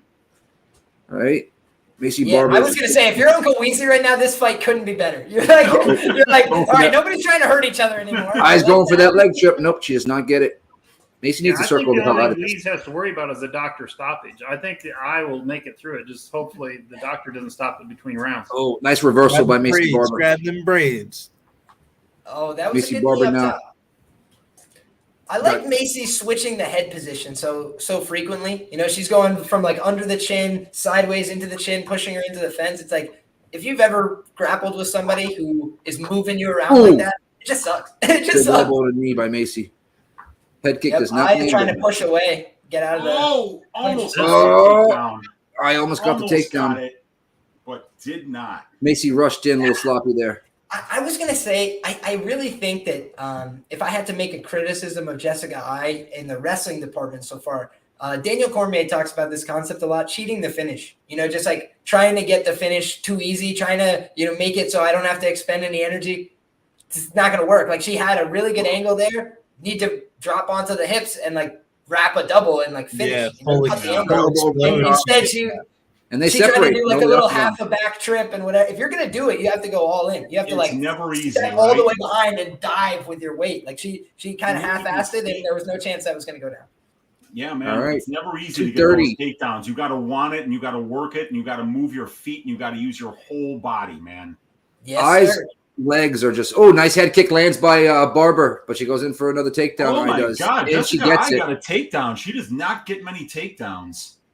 I don't like that. That was a good idea for Jessica I to mix it up. She was getting beat up there on the feet, and this is going to be something that Macy doesn't normally have to deal with, right? Normally, Macy is the one who's a little more physical, and she's the one riding wrists and trying to be a jerk from the top position if she can get there. And in this fight, she's now been put underneath for the first time. Let's see how she's able to work up and deal with some adversity here, because Jessica I is in the top half guard position. Minus 550 plus 350 comeback on I is the live lines right now. Interesting. She's gonna have to do something with this. You know, she's gonna have to do something with this because gotta Macy's throw winning on the strike. feet. So this is not good for Macy, to be honest. Like, I don't know what she's doing from her back. She's not really working to hip escape. Like, she's not really, off balancing Jessica I. I don't see much in terms of sophisticated posture control. So I took the plus 350. A little underwhelming on the ground here, to be honest right with you. And this is why, Macy Barber, I did favor her to win the fight, but why I wasn't, running to the betting window. There are some open questions about her game, and right now I think her jiu-jitsu or lack thereof could be called into question. She's got good wrist sure. control in these interactions here on the ground.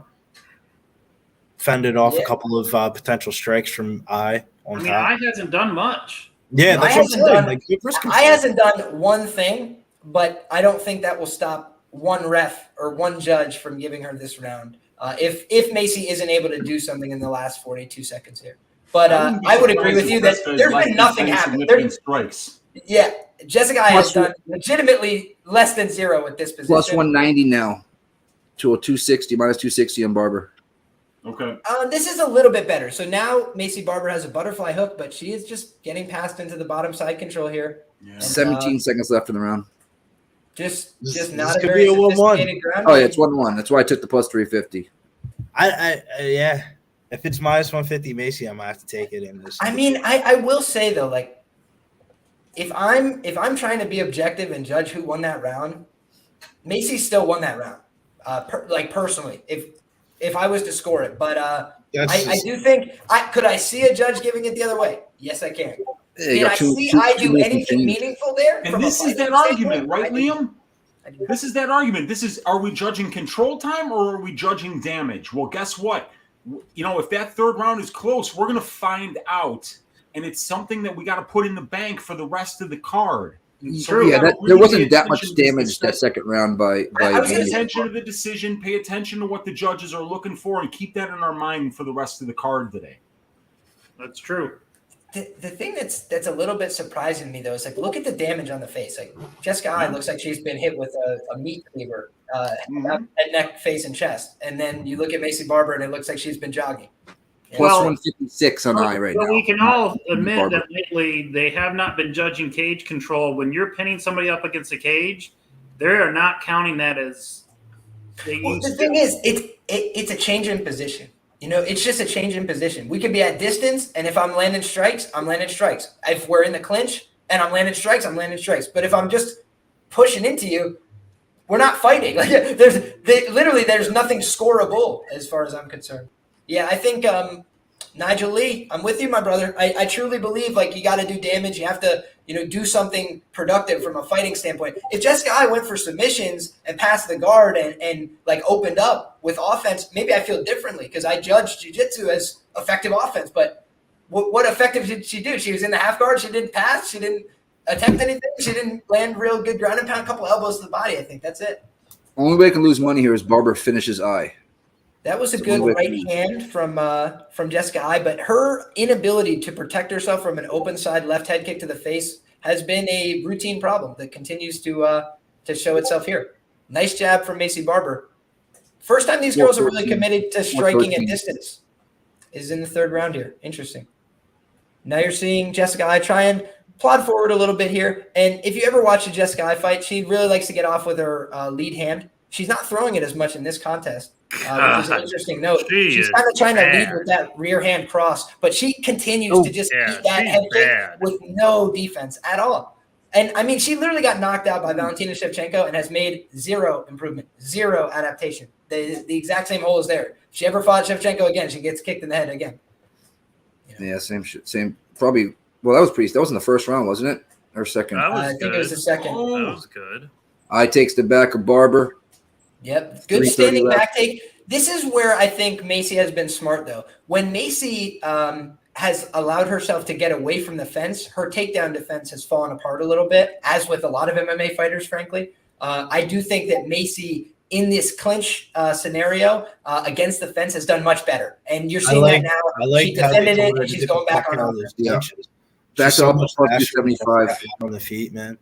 Yeah, she's a lot faster. She hits a lot harder. But I don't think it's wrong for her to stay in the clinch. I just think that she needs to do it along the fence line. Because out in the open here, all it takes is like one well-timed entry, and you could get knocked over and then spend a minute trying to get back to your feet. Yeah, I mean, you're right. But look at this right here. Fighting to try to win a split decision. Yep, and she's crashing forward, but Macy is like leaning herself backwards on the fence, pushing away with the frames, and then coming back off with the elbows. It's actually really nice offense for Macy down the stretch. I think she recognized, hey, I could have cost myself that round. I probably should have won anyway, but let me make this one cleaner. Let me keep myself upright here. And with 2 minutes and 30 seconds to work, I think Jessica Eye would need to commit to the wrestling, the grappling, or land a big shot of her own in order to sway this round, because she's getting popped back with these right hands. She's on the receiving end of a lot of left straights in this round. The left high kicks have been, virtually unaddressed, just landing almost with impunity. So we're 2 minutes left here. Yep.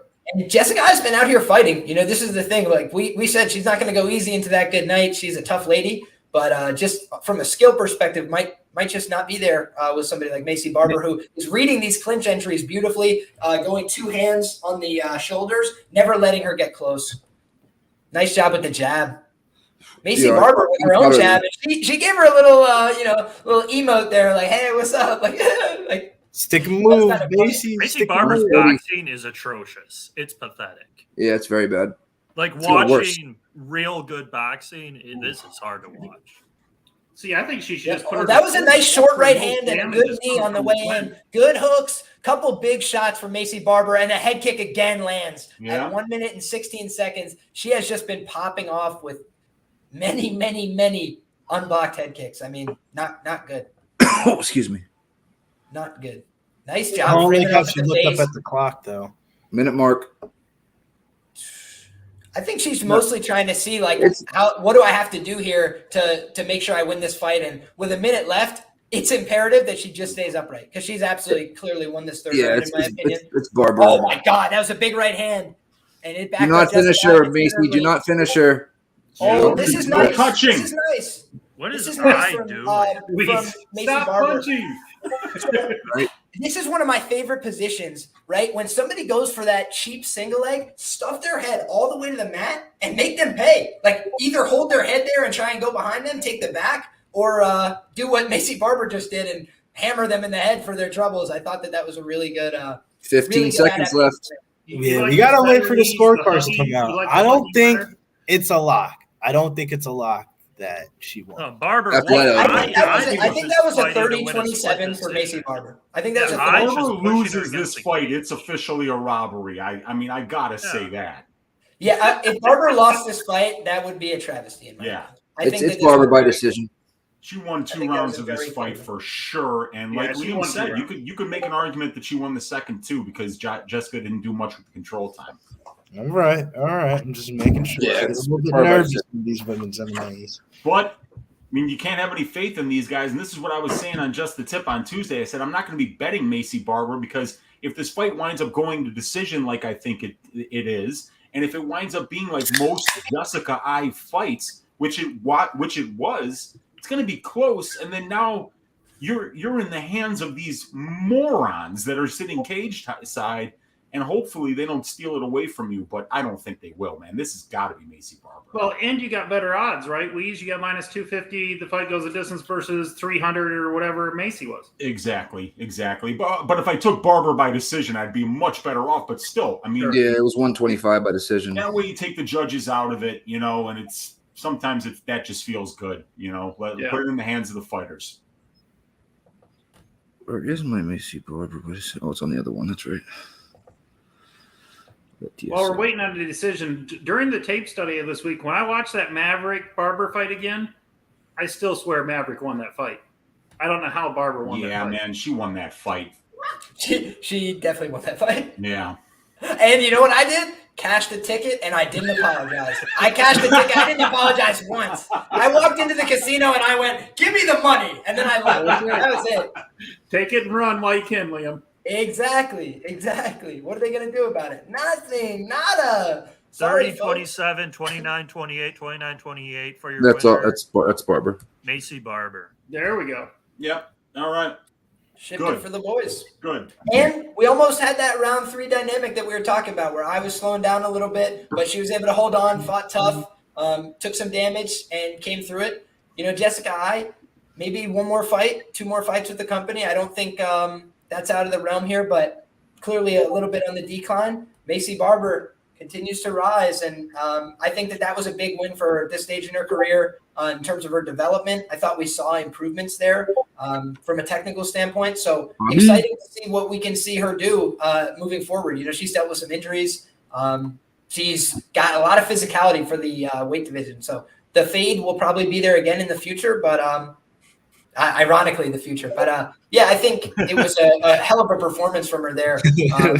And sometimes when you have those big expectations and you're a big favorite, it's hard to deliver and it's hard to meet those expectations. And I actually thought she did that here tonight.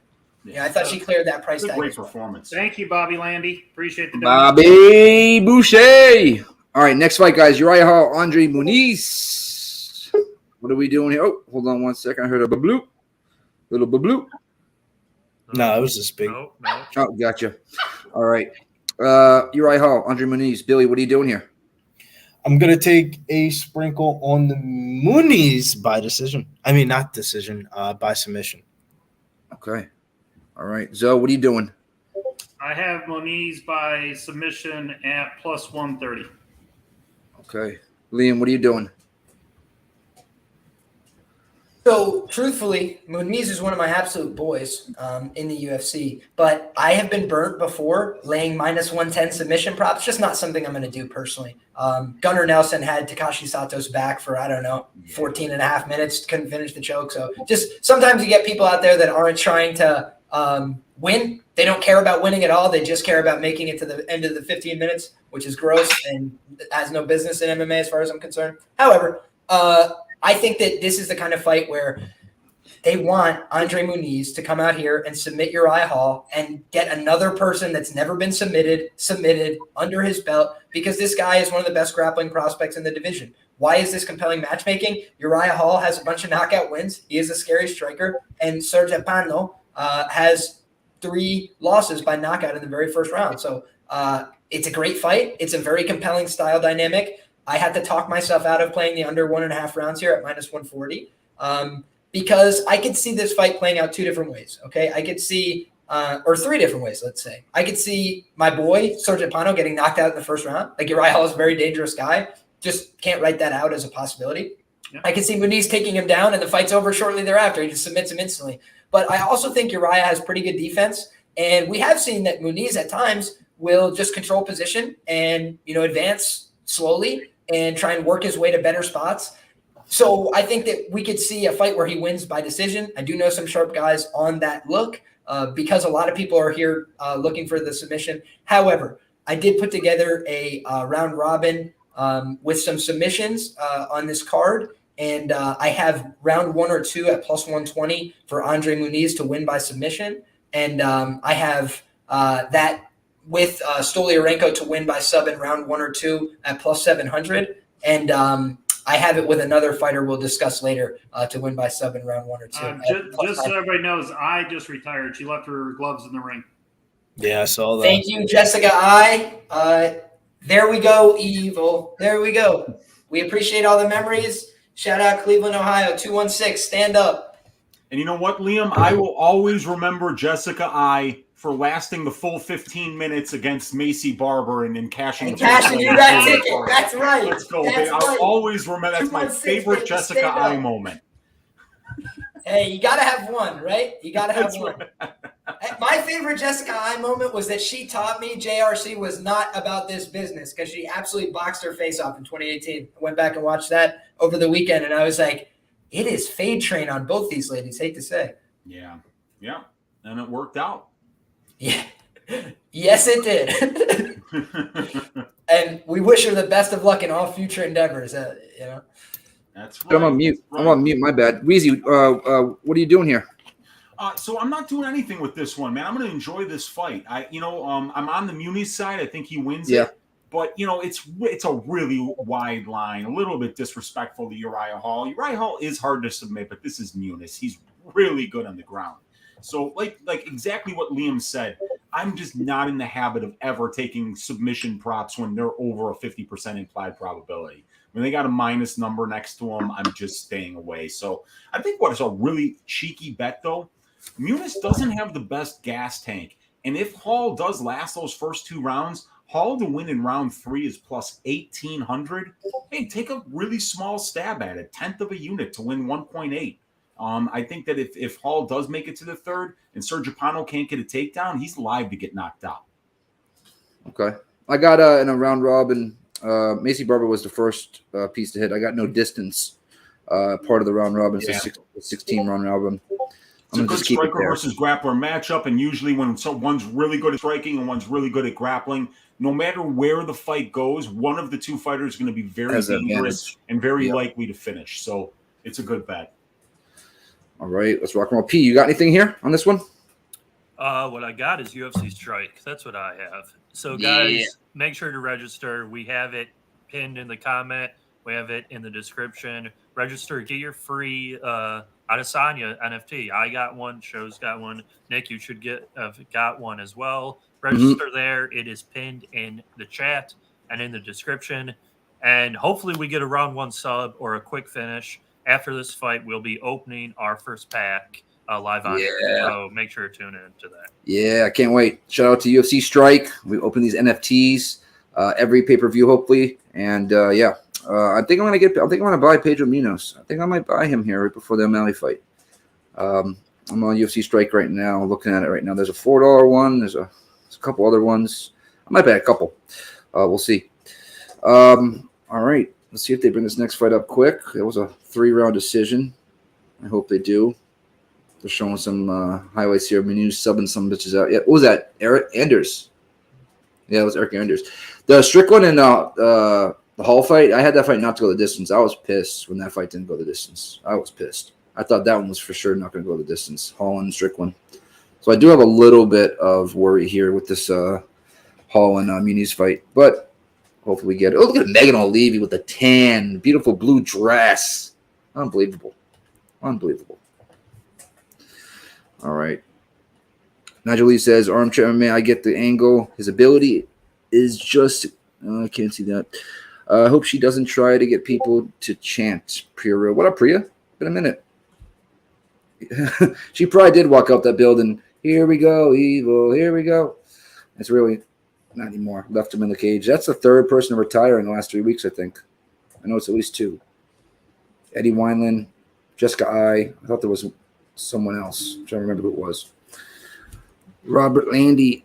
Alex, guys, I will be right back. I got to take Bootsy for a walk. He needs to go now, so I'll see you shortly. All Roger right, that. Sounds good, Weezy. And then there was 3 of us. UFC Strike, top right-hand corner, guys. It's UFCstrike.com. Sign up. It's free. It's free to sign up. I signed up a couple days ago. It's freaking awesome. This NFT stuff is really getting going. I'm buying cards left and right. It's a lot of fun as well. And it's not like, your cards are digital. It's not like getting a baseball card or whatever you want to say. You can get it ruined or whatnot. We're in the digital era, 2022. Jump on it. Alex Gagnon says, Cerrone retiring tonight. Very good chance he does. There's a good chance that Cerrone retires tonight if Jim Miller works him. I could see it happen. Or they're greasing up Muniz already. Yeah, All right, that's they're gonna- good. We need. I know Liam did the Prize Picks video, right? Muniz under 5 minutes. Yeah, this is something that I liked. I also liked Muniz on Fantasy Score. Like the thing is, this is a guy who's very dangerous, right? And the reason I like the time even better than the Fantasy Score is as follows. He's got 3 losses by knockout in the first round. It's like Uriah Hall's path to victory here could be go out here and knock this kid out. And we've seen he's lethal in the first round. Like if he gets on top of you in round 1, he can move through positions very quickly. He can attack multiple subs, and he can finish. So I think Uriah is a good fighter, and he can definitely win this fight. You know what's interesting, though, guys? I thought it was actually fascinating. The good money distribution on this card, right? Guess who the top 2 fighters were in the good money distribution? Andre Muniz and Sean O'Malley. Uriah Hall and Andre Muniz. So this is a sharp split on this fight. I think I know a lot of people that are sharp out there that look at a plus, big number next to Uriah Hall's name, and he's got a bunch of wins and like credible results in the organization, and they say, hey, that's crazy. And I think on the other side, some people who are like me, Kenny just called me out, right? He says bias to the BJJ guys. Yeah, for sure. There's definitely some of us out there that are biased towards these BJJ guys. But I'm telling you, there's some people that do Brazilian Jiu-Jitsu and they're good. And then there's other people that are elite and they're world-class and they're very scary. And this is a third-degree black belt in Andre Muniz. Eric Anders had never been submitted, had fought a couple decent guys, including Brendan Allen regionally for 5 rounds, hadn't been submitted, right? He got submitted against this guy fast, lightning fast. Jacare Souza, one of the better Brazilian Jiu-Jitsu practitioners in MMA history, period, right? Like, go look on BJJ Heroes. You be impressed by what you see. And the truth is, like, this is a fight where they're trying to find out, is this kid for real? Is this kid Muniz, like, legit? Because Uriah's never been submitted. He's had a long pro career. But I have some questions about where's his motivation relative to somebody like Muniz, who's a little bit younger, who's got more of a chance of emerging as a top contender. Whereas it's hard to imagine that for Uriah Hall. He just got absolutely walked through by Sean Strickland, not a very competitive fight, and he got outstruck easily and bad. I gotta be honest though, Mills, having you say that is not good at all because if I was to walk out for a cage fight, I'd be walking out to some Nas get down. So Uriah Hall is a good fighter, but I don't think he's ever fought anybody who's this good at jiu-jitsu. So I'm interested to see. I know Shoeface is a good grappler, good wrestler. Thank you. Great supplements in the PFL. So shout out to Shoeface. He looks like a completely new man. But I think that, Andre Muniz, if he gets a hold of the arm, it's like Stoliarenko on steroids, right? It's like Stoliarenko times 5, like the danger and the threat level. He'll break your arm, period. Just point blank. He has very good, visibly devastating breaking mechanics. And oftentimes when he finishes, it's the arm bar like put behind his armpit, and then he's hipping all the way through. That's the most disgusting way you could possibly imagine an arm bar being applied to you. It's like you can't get your arm back. It's already gone. So just a very scary individual as far as and guys, to sign up real quick, Pano. the pinned tweet, bring you right to UFCstrike.com. Use our promo tweet or our promo lock on the top there on the pinned tweet to get to UFCstrike.com. Muniz KO or points plus 200. Matt W says, armchair, I took a small spot on fight ends round 2. All right. Don Max says, Uriah are going to try to point and engage as little as possible over 1.5, enticing. I think it ends right after that mark. That's what I'm thinking. Hopefully it happens sooner, though. CJ Crawford, quick sub, he says. Dab Father, all round 1 should be plus 700. Yeah, probably right around there. Blake Ayers round 1 finish for the fight. 100 on MGM right now. Okay. I like these new outfits. They got the little belt on, showing some more cleavage. I like it a lot. All right. We'll see if this one's going to be a banger or a snooze fest. I'm hoping for the first. And round 1 starts. 4:55, 54. No, the octagon. The one thing I did want to bring up here as we get started is I felt like people were a little bit quick to dismiss the striking of Muniz, who it's not like it's his forte, right? He's not better at striking than grappling, obviously. And he's not better at striking than somebody like Uriah Hall, who's like a primary striker. But the guy does throw with intent. He has powerful counters, and he actually forced Eric Anders to take a shot. If you go back and rewatch that fight, he was landing cleanly, bunch of big shots on Eric Anders in the opening seconds, and Eric was the one who like crashed forward and wanted to like get the fight, into a clinch scenario where he felt more comfortable, and then instantly Muniz just levels ahead of him on the ground, worked him through the positions. But I think that Muniz, his striking game isn't bad. It's just a little bit liable in terms of a defensive standpoint. Little feeling out process here at the 4-minute mark exactly. Definitely thought this fight was going to start off a little bit more, action packed. Yeah. They're definitely getting a feel out for each other, so it's definitely going to be one quick move that is going to change the trajectory of this fight. Muniz tries to come in with an overhand left, but does not land it. All backs The up. other thing is, Muniz and a lot of these other guys, they don't necessarily have the same traditional wrestling takedown. So he's not normally a guy who's going to shoot in on the hips. He does that from time to time, but more often he likes to be big. And, oh, wow, that's a nice open side left head kick. Landed. Nice job from Uriah trying to answer back with a right cross, but he's getting backed up onto the fence here. This is not where Uriah wants to be, you'd have to imagine, in terms of relative cage position. I feel like Uriah's trying to gauge his distance, and he hasn't really been able to find that right range yet. I agree. He's worrying on that shoot from Muniz. He's worrying about that takedown, I think, at this point right now. Kick. It's been quite a tempered pace here. I feel like this has been a lot of Uriah Hall fights where he doesn't even throw. I think what we're going to see, though, is it's the kind of fight that has a propensity to go 0 to 100, right? Where it just suddenly becomes. Oh, nice left hook into the single leg there by Muniz. Beautiful. Down. Excellent work. Just excellent work. And this is where he's so good, guys. That was beautiful job regarding from Uriah Hall, but this is where Muniz is an operator. He's on top now in the half guard position. He's looking to get some ground and pound off, but he's going to use that to try and pass. You see, he has established a far side underhook, and he wants to get height here and try and start passing the guard of Uriah Hall. He's done a beautiful job here isolating the arm already. So that far arm is in a really bad spot here for Uriah Hall because he's going to look to go Americana. But also now look at this passing. This is brilliant jiu-jitsu. It's just so high level. He's going for looks like maybe a Kimura. He's trying to isolate the far arm because it gives him options. I mean, that step over pass, he made it look elementary. You go try that for years at your jiu-jitsu class. It'll take you time to get that one down. He's just passing from side to side. Nice job, though, from Uriah Hall in terms of his ability to regard here. He's done a beautiful job getting back to guard from a few compromised positions, but he's eating some ground and pound shots here. Does not seem to have great answers for this top pressure of Muniz, and he's going to step over to pass once again. And it looks like he's going to try and use this pressure passing to open up some front headlock attempts. He's trying to get aggressive here with the ground and pound, and he might try and force Uriah to give his back. Andre Muniz is one of the better back takers in the division, but he's untraditional in how he's going to attack from there. He's going for that Kimura.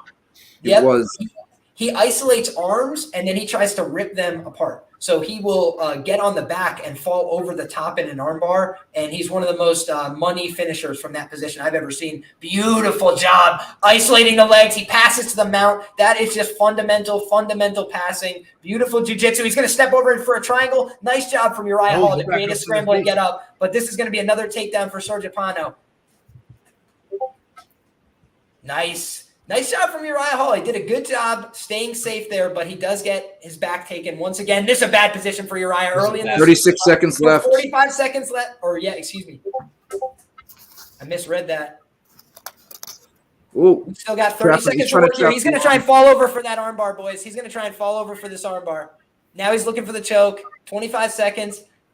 Uriah has been in a world of trouble. This is a decent attempt. Nothing doing. Now another attempt. He's going to try and fall off to the side here. 15 seconds left to work. He might not get it in this first round. Uriah 8 seconds. Pretty composed under pressure here. But an absolutely dominant display in the grappling from Andre Muniz. I think very possibly a 10-8 round, to be honest. But oof. Hall stays out of trouble there. He just absolutely dominated him for the entire fight, I thought. Yep. Nothing really substantive landed on the feet except for Muniz kind of landed that left hook as he closed the distance and then It was takedown city, passing. Yeah, nice job, Mills, cashing that round 2 to start. Yeah, it's good odds. It looks like Armchair has that 1.5 over. That's looking pretty decent right now. What up, Ken Man? Easy round, he says. Don Mac, 2.5 more minutes. Yeah, I think you're going to get that. Need Muniz to get a takedown a little earlier this next round than it was a little late that round. Yeah, I think he had his back. Yeah, a little more work. If another minute or so, I would say. Another minute, I think he would have got it. Kenny V need 2.5. There you go, 2 minutes and 2 minutes and 30 seconds, not 2:50, right? It's 2:30. Yeah, 2:30. Don Max says, I don't know. I have finished round 2. There you go, Armchair. That could happen right now. Round 2 about to start. We got Herb D in there. He's been stopping stuff early. Let's go. 256 live, boys. Hype it up. Yeah. Hey. Let's go. Hit that like, guys. Hit the retweet too. Speaking of early stoppages, there were some complaints about that Kayla Harrison fight last night and a little early stoppage in that fight. Yeah. She wasn't getting up, though. She wasn't. She wasn't, for sure. That was a hard PFL card to bet on, though. All right, here we go. Oh, that was weird. Overhand right. Hall circles out here at the 428 mark. Hall's just down and hands up right now. He's not throwing much. I think he's just worried about that takedown right now. I think he's worried about getting out of this fight without getting finished. Single leg by. Good pushing down the head there by Hall. Circles out, middle of the cage. 415, 414. Muniz daps him up there. Thank you for that Wimbledon play today. Krygos was money. That one overhand is looking good. Everybody in the chat who has Muniz is just short on that jab. He's throwing it with some good intent and backing up Uriah. Spinning kick, that was a little foolish. But do your thing. Nice left hand. That actually bothered Uriah, I thought. And this single leg is promising. He's about to get him down. Oh, that was a decent job. I was going to say that was a decent job from Uriah, but the way he's extended this single leg into a crackdown position is going to be more advantageous. Nicely defended by Uriah there. He said, "Ole, ole." Oh, there's a takedown. There's a takedown. Yep. Oh, dude, and that was actually class. Like that wasn't, like luck or whatever. He was focused on getting the single leg. He got Uriah focused on it, and then as soon as Uriah went, like big stomp down to the ground, inside trip. Thanks for playing. Beautiful takedown. Right, let's work here at the 3.9 mark, 308, 307. And just look at what Andre Muniz is doing here. He was like, all right, this guy was hard for me to submit before. I was passing his guard. He was doing a good job. I'm going to beat him up a little bit. He's like, what am I going to do? Get cute here? I'm just going to throw hammers and try and knock this guy out. Like, hammer fisting. Yep, taking these short shots to the body. He's just trying to work over Uriah Hall, make him quit, put some doubt in his mind. I think it's a little bit nervous, strategy. man. And look at this, man. Look at him clearing the knee line like it's nothing, passing to the mount with 2:42 left. This is a horrible position for Uriah. There's too much time left on the clock. He does not want to cash that over 1.5 for the boys in the chat.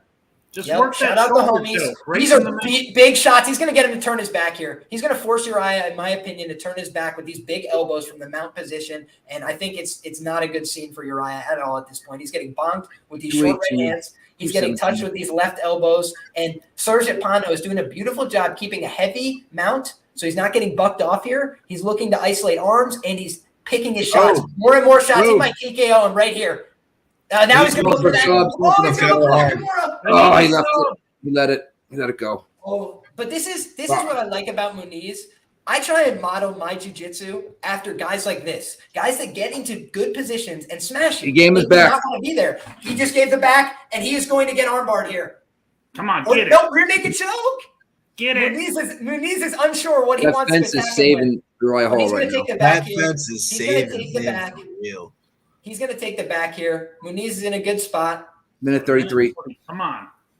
Uriah's doing the right thing, trying to get his hips all the way away, but he might give up an armbar in this process of trying to walk his hips away from Muniz because this is not a good spot. And Muniz is starting to get clever with these wrist peels. He's trying to introduce additional layers of threat for Uriah. And Uriah is really showing some visible discomfort on his face at this point. Still a minute 13. He had that body lock. It was nice by Uriah Hall using his hand just to unclip it.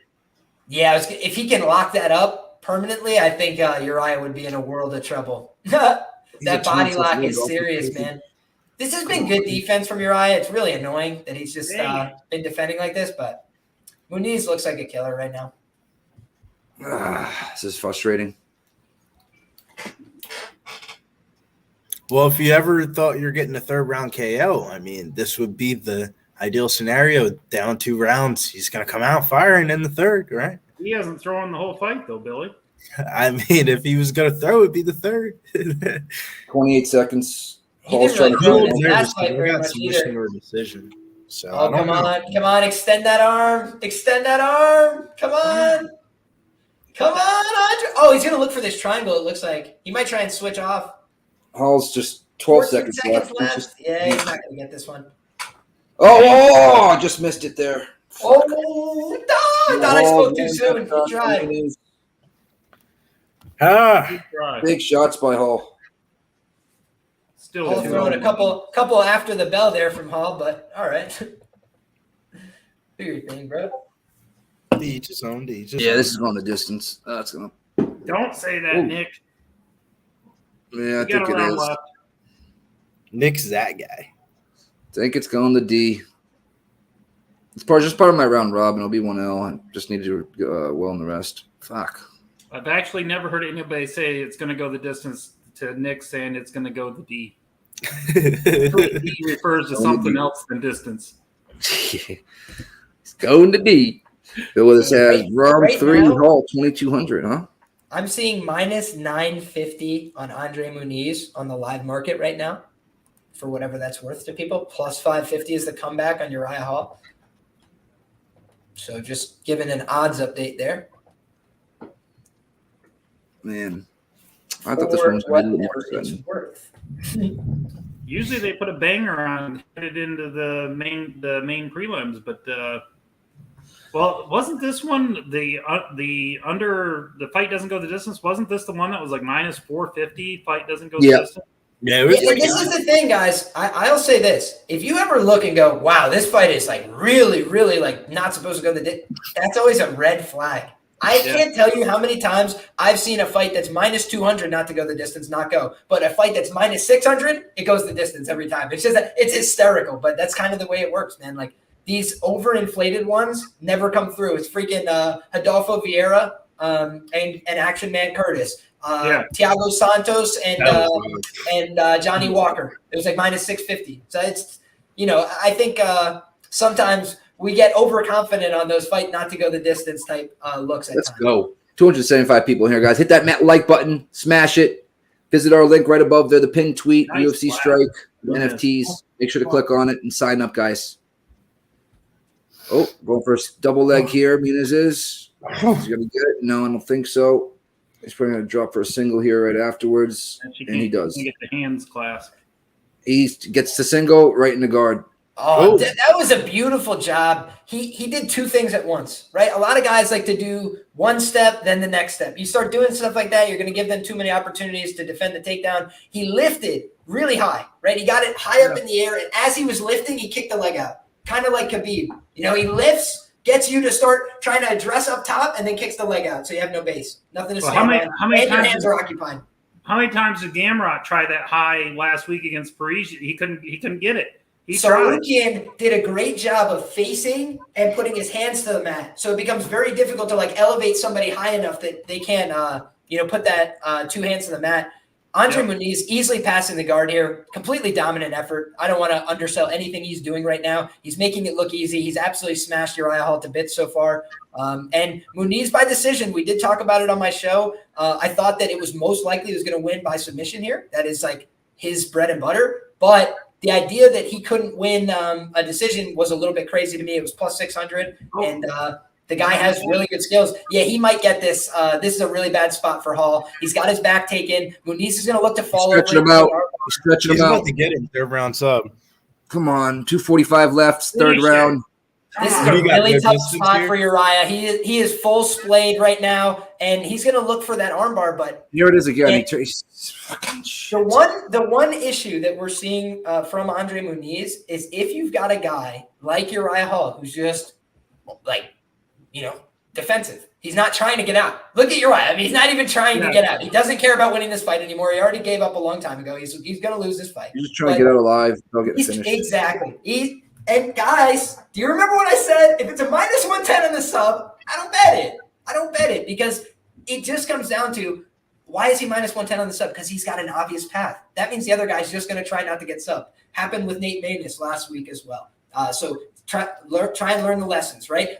Try and notice the patterns. Pattern is somebody gets labeled a minus 110 to win by sub, look for a different play or don't bet it at all. Look for their money line or bet on something else. To pull back on that choke at all. He hasn't won. Dude, he has not had one really credible attempt so far because Uriah, in order to get jiu-jitsu going, you need the guy to try and resist. You need the other person to want to win or to get out or something positive for themselves. If they don't want to do anything, maybe you just sit on top of them.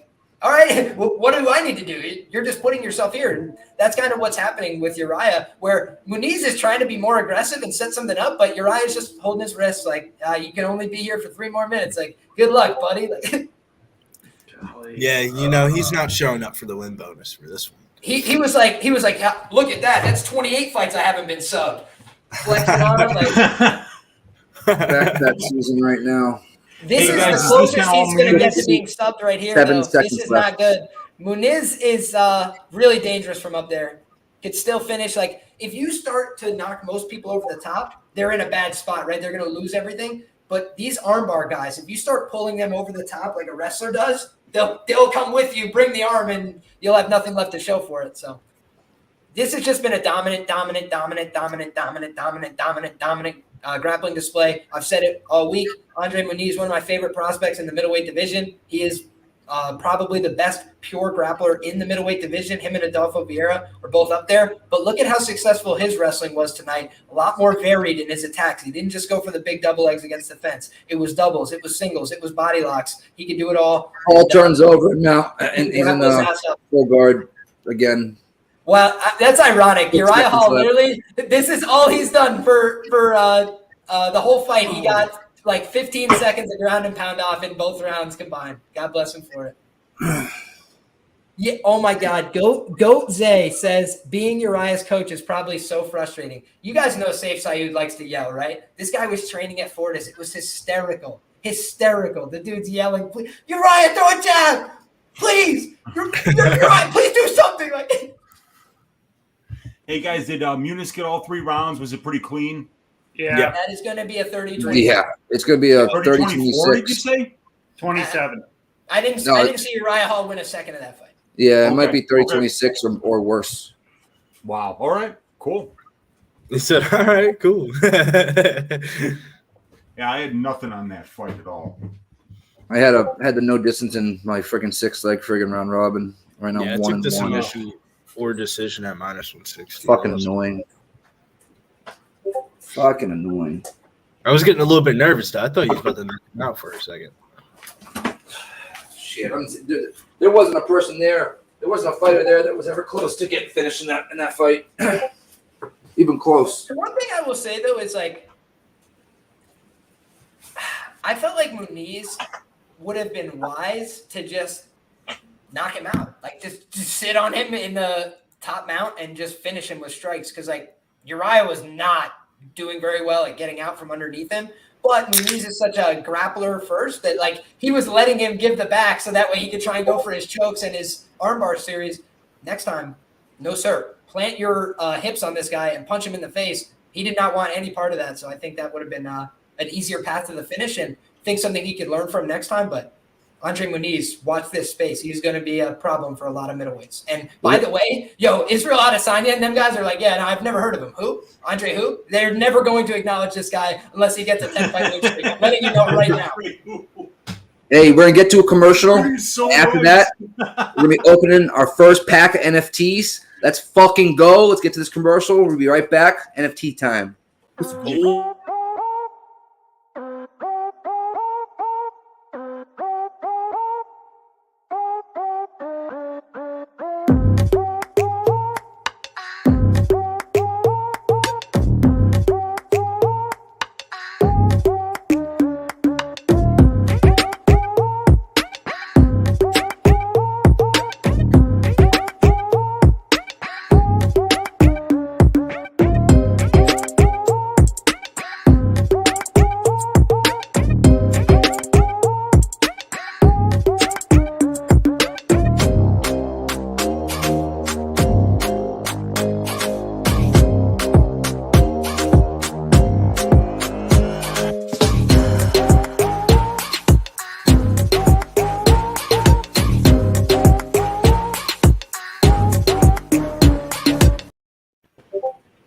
It's time. Here we go. And now, the moment you have all been waiting for. Let's flip.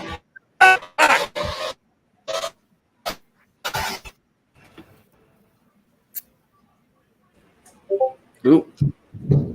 That's who we got. Hey, dude, Jamal Hill, Chad and Hellinger might Jamal play Hill for won. life. Chad and Hellinger, this guy has Oh. shipped me multiple bags. Canada's own. I love that. Paula, Angler, Jamal Hill. All The right. Jamal Hill is a pretty good one for sure. Yeah. Jamal Hill is class. That guy is potential future world champion waiting to happen. And Chad and Hellinger is the pride of Canada, and I don't want y'all to sleep on him no more. Everybody tried to say that Jesse Strader was going to knock this man out. Jesse Strader got sent badly to the land of wind and ghosts, and my man Chad and Hellinger is here to play. Short King Nation, stand up and protect your boy. The Paula, Angler, Hill. I like the Hill one. We got to So get just- Gloria DePaula back in the UFC, all right? Just give her like 2 or 3 years. She'll be back. Yeah, The Challenger one is definitely a sleeper one. I like that one Yeah. right there. Okay. Gloria DePaula one could go by the We got way. 4 more packs after this, guys. We'll be doing it throughout the show. Let's fucking go. I think that was the Johnny Walker knockout, by the way, if I'm not mistaken. That's, I mean, like, of all the ones to have immortalized in an NFT, I mean, it's a hysterical. Yeah, that was the hysterical Walker knockout It one. really is. That was nice. That dude was Right in like- the forehead. Bloop. He did that. He did the definitely stationary did. pose before he fell backwards. I felt bad. Ugly knockout. That shit was funny. He definitely did blue. It might have been mine expressed. I don't know if it was mine. I just turned it off if it is. It says Discord notifications. Ooh, look at Yeah, that. so there it is. Yeah, so that's what you get. You Oh. get the highlight there, which is the finish of the fight for the NFT. So it's not just one like card where it's just like a punch. It's you get the whole highlight. The moment. Of how, And Yeah. where's Liam screaming because he cashed huge on that knockout? yeah. That's always my favorite. He slapped him with that left that just bloop right in the fucking chin and bloop other way. Yeah. All about that paper. Paper So time. it's nice and easy. So it's UFC Strike, pin comment in the chat. It is in the description. Go ahead, sign up, guys. That's what it looks like. You open a pack tomorrow, $10, 11 a.m. Pacific, 1 p.m. Central. Icons drop $10 for the pack. You can get one of Khabib, Cormier, Griffin, Evans, 4 new moments, $10 it costs. Pretty I wanna easy. get that See who you DC. get. You get the Khabib one. The Khabib one is out of 50. So if you get the Khabib Really? one, it's only out of 50. That could be a $10,000 to $20,000 card. That's awesome. What about the DC one? What is that one out of? DC's DC's out of the Hall of Fame. 1,000. Griffin's out of 7,000. Evans is out of 7,000. Okay. Fuck yeah. Let's fucking go. They Again, sell out quick, so make sure you register Yeah. before the pack drop for sure. pin tweet, guys. It's free to sign up. Get involved. Yeah. All right, next fight, guys. We got Brad Tavares, Dricus Duplessis, the movie 300 star. What are we doing here? Liam, what are you doing? Yeah, this is a fight where I did get involved at early numbers. So I have Dricus Duplessis on the money line here at the plus 108 tag. So he is now closing as a favorite here, a little over minus 150. So very happy with how the market has followed me on this play. I think that Duplessis is a very good fighter. I think that he's still very raw in his game, but I think he's the much more dangerous guy here. I've made a lot of money betting on Brad Tavares. I think he's a great fighter. I think he's a lot of fun, but his skills are optimized against wrestlers and grapplers. He's very good at preventing takedowns. He's very good at making people work when they want to wrestle and grapple. He makes them work in the clinch. He tires them out, and he does some damage when people are distracted, like trying to grab a hold of his leg. He'll punch you right in the face. I just think in this fight, the problem is like he's kind of lost to some of these archetypes before, guys with really big power, guys who are a little faster, a little younger, a little bit more dynamic in the striking phase. So I think that Dricus Duplessis, I wouldn't be as thrilled to play him at the current prices, but at a moneyline underdog, I could not say no. And I also have this fight not to go the distance. Drickus has never seen the scorecards.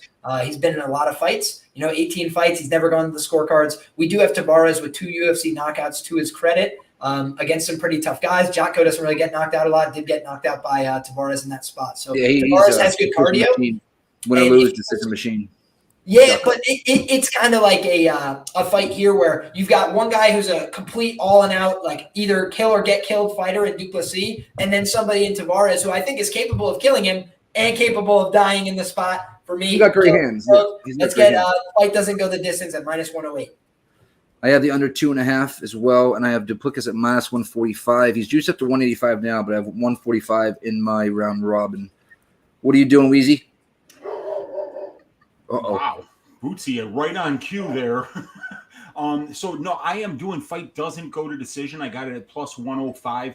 Drickus Duplessis, 18 fights, 18 finishes, whether they're wins or losses, all inside of 3 rounds. So the guy is a killer be killed fighter. He's very explosive and he's very unorthodox. So sometimes he'll catch you with a shot you don't see coming.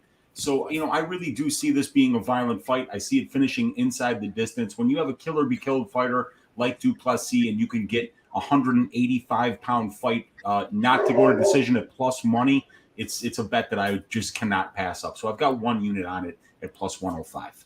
Easy, Bootsy. Easy. No, right? Bootsy's barking for Duplessis at +108. Yeah, because he did open the underdog. There we go. Yeah, I think Bill's gone with +110. Zoe, what are you doing here, brother? I got Duplessis inside the distance +130. +130. There you go. Plus money. What up, Parlay Genie? Billy Boy Briz, what you doing? I got Drickus Duplessis I took it inside the distance +125 as an insta prop, and I took rounds 1 and 2. Okay. P, anything here? Or are you passing? I mean, with how everyone's talking, it sounds like I should be on Tavares. Yeah. Well, you have one guy that's a wild knockout artist, and you have the other guy who's a very conventional. I'll say this, so at least the line is going with like everyone who I've heard and talked to as this Duplessis guy. So I love Brad Tavares too. Like he just is. He's from the 9th Island, right? Or what island? Isn't he a Hawaiian fighter? I want to say. Brad Tavares. He's. I used to love watching him fight. He throws down. He's not there for a boring fight. So. But you know where Tavares is going to be, and you never know with Duplessis where he's going to end up with it. He throws punches from weird angles, and Tavares is very conventional. Yeah. Yeah. What's interesting is, like is fucking real quick. Is Bruce Buffer at a fucking? Is he serving food at a freaking buffet at a wedding with a white fucking suit? Oh, Jesus, I think it's nasty, Nick. It's nasty. I don't know about the white suit. I thought it was snazzy. He was the man's room. That guy uses the woman's room with that suit. Jesus. He's fired up tonight, though. I can tell you that. Hey, at least it doesn't look like he's been on a 72-hour cocaine bender like Logan does with stacks under his eyes. It's before Labor Day. My man is getting away with it. He's allowed to. He's allowed to wear the white. He's away from your wife and kid. I think. Don't you know not supposed to wear white after Labor Day? Hey, look at Duplessis' I have no idea. physicality. I mean, Jesus H. Christ on a popsicle stick. I've talked about my 3 favorite prospects at middleweight that most people weren't talking about. Andre Muniz, Drickus Duplessis, and Nasruddin Imavov. He's going to be at UFC Paris. But in terms of the guys that are fighting tonight, this guy, Drickus Duplessis, still knocks. He's got 9 wins by submission. The guy is not incompetent on the ground. He's very dangerous there. He's very aggressive there. But he's also a guy who really is going to try and bring his skills to bear on the feet. He's awkward. He looks for an angle. And then when he hits people, as Jeremy Stevens once said, they don't effing move. He is just a powerful guy. So I like Brad Tavares. Just didn't like this matchup for him. So thank you for all the money and the memories, but I got to root with my man Drickus Duplessis, the pride of South Africa. I don't know what accent to use there. I'll have to meet more people from there. New one guy. Here, man. I just want a good, fun, violent fight. Let's go. Oh yeah, these guys are scrappers, man. And if I was to lose here, I would much rather lose with a Brad Tavares knockout, so we can all celebrate this great fight, man. But I think Duplessis is going to try and get after him with some kicks, and he's going to try and find those big shots with the hands. Tavares trying to Both take of a these measured guys throw approach. vicious leg kicks. True. You can see Duplessis really light on that lead leg. Mm-hmm. And Duplessis doing a good job mixing in some feints here. He's keeping his head mobile. It's not. Oh, staying on the center baby. line. That, I think they just might have clashed heads. Oh no. Oh no! I know that. Oh, close, right? actually, that was a really nice short right hook from Brad Tavares there. Okay. Brad Tavares did land a nice short right hook on the way in there, but Duplessis just lifted him in the air and nearly slammed him. This is why I'm a little surprised here that Duplessis is trying to wrestle him so hard. Maybe he just got buzzed with that I right think he hand. might have got that. I think so was a too. shot. Because It Brad was like- Tavares is so hard to wrestle and grapple, but he was doing a great job. He boy. almost had him up there. Yikes. No, Tavares on top. Tavares on Yep. top. Oh damn. I think Duplessis might be in trouble here, man. Like, I think that short hook hurt him, and then he went to get that takedown, and it just didn't look good there. I think he was doing okay in the wrestling and the grappling, but he was a little too aggressive. And he exerted his energy. The in truth wrong is, spot. Brad is like really competent as a counter He's got grappler. ridiculous He's good at takedown defense. hitting takedowns on the counter when guys go to attack him. But who's the more competent and dangerous submission grappler? That's an open question as far as I'm concerned. On the ground here, Duplessis 9 wins by sub. So if he was to pull something off from his back here, I wouldn't be too stunned. And he's doing a good job trying to build his way back up to his feet. He has gotten his back flat to the fence here. It's going to be important for him to try and continue to build there. Nice job from Tavares, though. He's controlling a wrist. He's trying to get a good height on his hips. He's keeping a good base here. And he's trying to walk over to the back of Duplessis. But Duplessis, beautiful job getting that butterfly guard back involved. Done a good job stifling Brad Tavares so far using that butterfly guard. But it's a butterfly half guard now. Brad Tavares was able to step over the hips a little bit. Brad's a big guy, man, and he's looking strong in this fight. He's going to try and take the back here, but nice job using a crackdown switch off on the single leg there. And now Tavares is in a potentially compromised situation against the fence here. He might get taken down. Nicely done getting his hips involved. Duplessis. Tavares' takedown defense is so he's good. got to stop going for takedowns. He does. He's got to stop going for takedowns. You're wasting your energy trying to take this guy down. It's almost impossible. Yep. Although the thing is, this is a taxing fight for both guys. Yeah. These guys are fighting at an absolutely Very, insane, very. torrid pace. So Absolutely. The kind of nice pace you like elbow to on the see break fight and a doesn't spinning go. back fist. That was kind of weird. Did you see that exchange? He kind of landed an elbow, spun off, and landed the back fist there. Did Duplessis. I don't Very know if that awkward landed, striking. but I took the sub. I don't know how much round impact one, it was interesting. round one plus 1,000 Ooh. and plus 1,400 round two, just for What's sprinkles. the Nice. live line Oh, right now on this one? That was a good one too. Nice front kick from. Oh my gosh. He's hurt badly. Duplessis was badly hurt by that shot. Yeah. Bro. Brad Yeah, Tavares man. is on point right now. Tavares landed some big shots. Boy, he's Man, gonna this have guy to really work Duplessis with is this so thing. strong physically, it's insane. His recoveries from the bottom have been insane. And I mean, it mostly looks like physical. he's 2 weight classes bigger. He looks huge. Yeah. He's big, dude. He's huge. What up, Danny? How you doing, brother? What up? What up, And boys? Brad What up, Tavares just angles these hips What's up, so Danny? beautifully.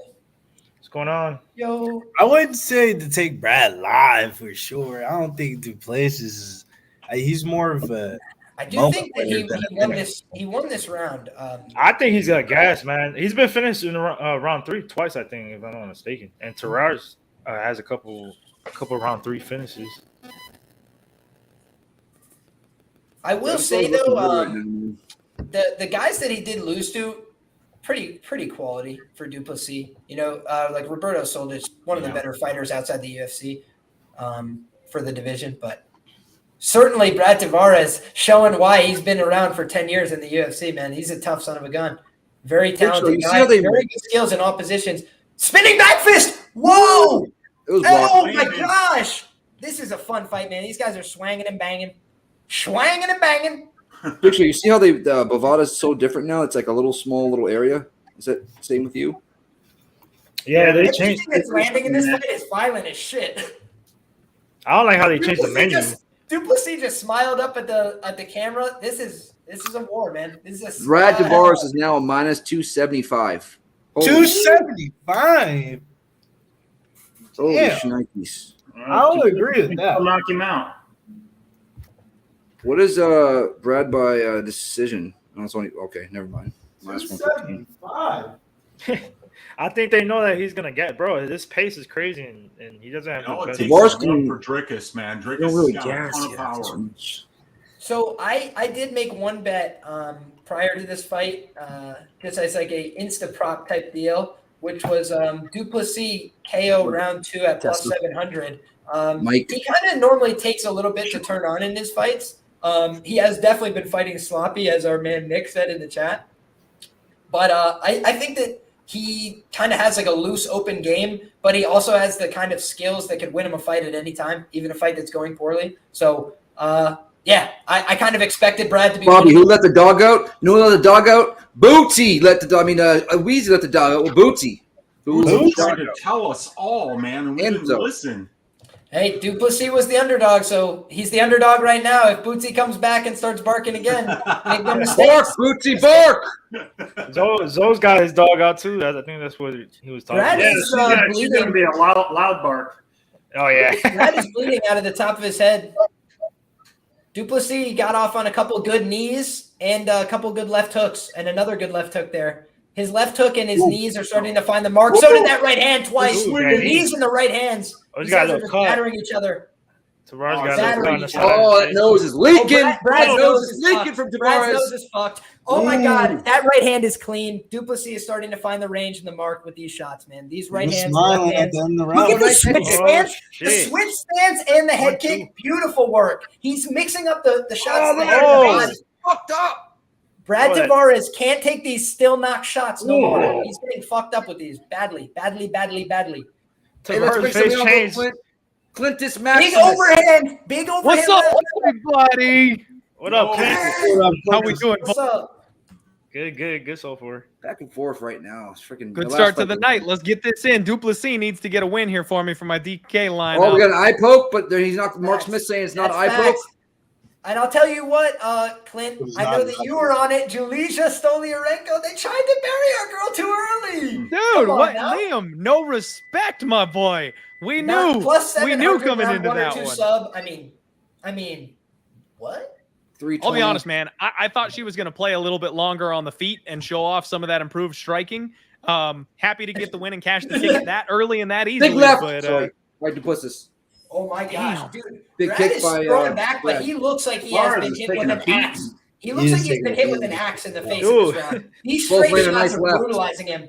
I Both think guys that landed Brad nice is left. going to need something big here. Tavares' finish, face changed Duplessis. Let's go. completely. Bro, his nose is caved in right by the bridge.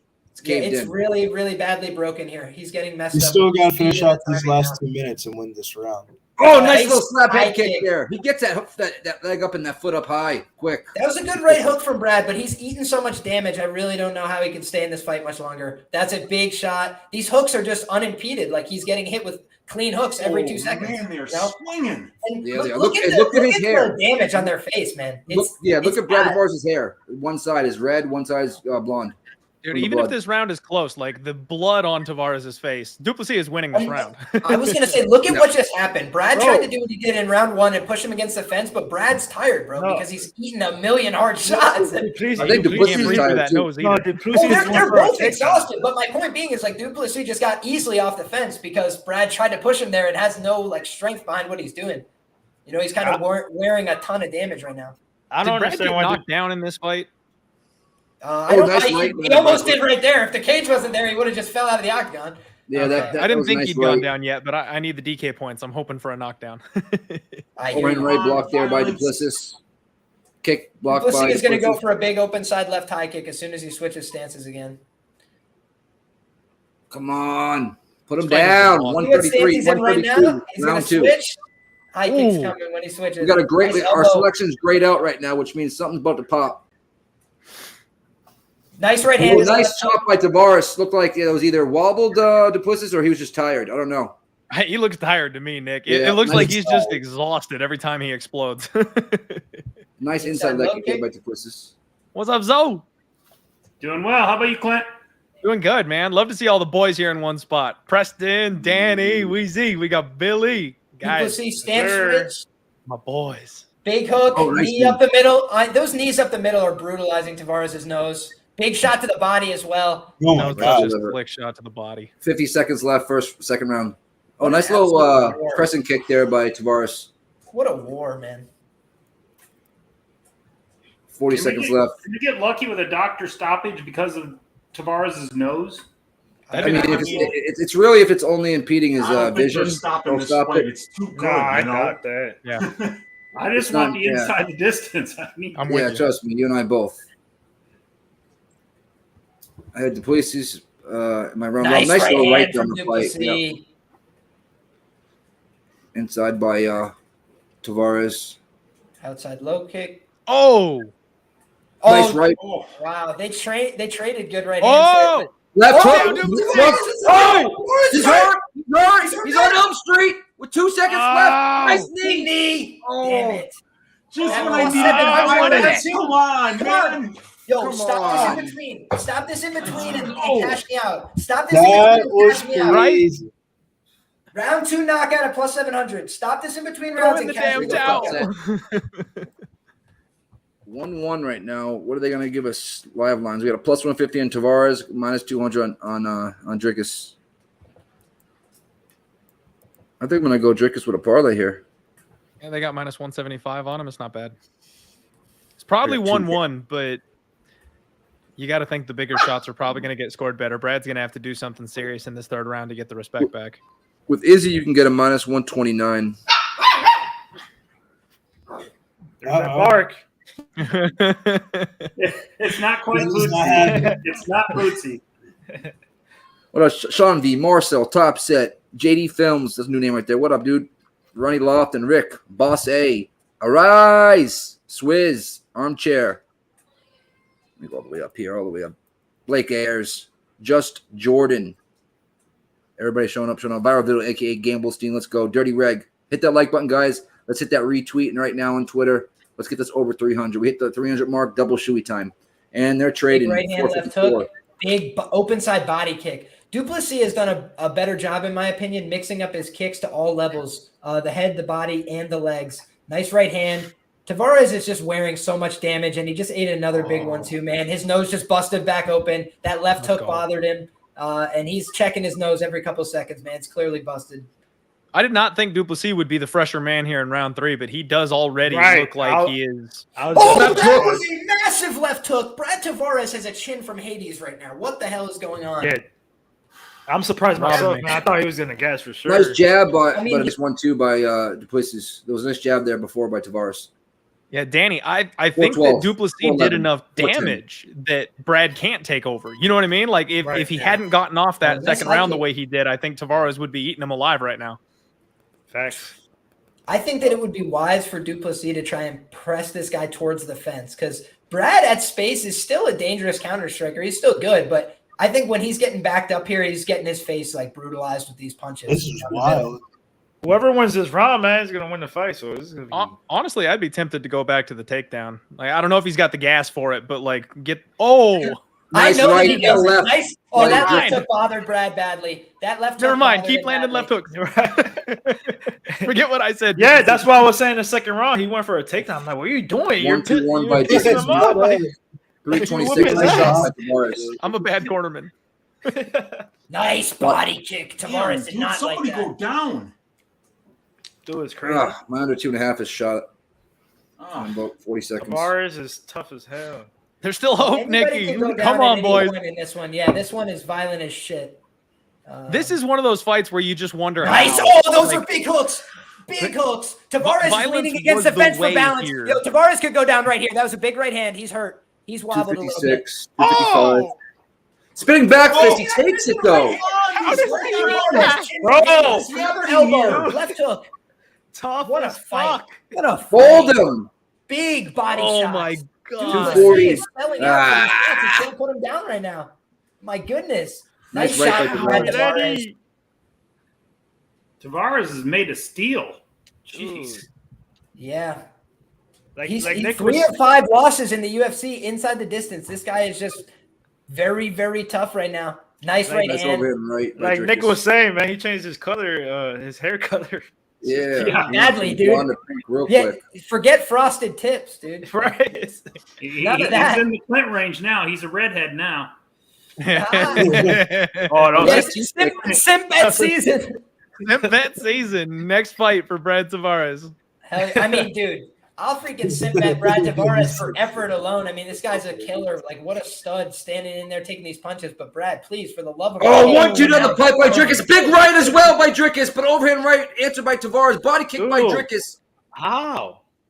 1-2 I don't know by how Drickus has Drickus. any Jab by style Tavares. yet, man. Nice This leg is kick insane. by Drickus. Brad Tavares is one of the toughest guys in the UFC. You can't take that away from him. Both Not men many are guys nasty stay in the jabs. pocket throwing right now. Like, he's not only like getting beat up, he's just staying in the fight, staying in the fire, throwing back. Big body kick again. Duplessis has murdered him to the body tonight. You know what it is? Third round. Big left down the pipe by Drickus. A double up. Overhand right. Tavares will not drop. So badly. He will not And drop. Brad just like wipes his nose. He just like casually like Bro. Dude, you know what it is, though? I mean, These the Hawaiian. damage on his face is so bad. Like, I try not to put race in it, but these Hawaiian guys, man, it's tough as I mean, dude, Like, race or not, like you got to say it. Hawaiians and Mexicans, Yeah. like the Yeah, chins on Mexicans. those races, like you can't deny it at this point. We've seen it. I would say Oh, so. one, oh, two, that was one. Hurt beautiful Tavares. switch stance Tavares timing, hurt that. dude. He literally switched stances and feinted and waited, paused, and then threw with both Whoa. Oh, hands. big right by Drickus. Tavares takes it. This is crazy. Bro, he He's is second sneaking. Close.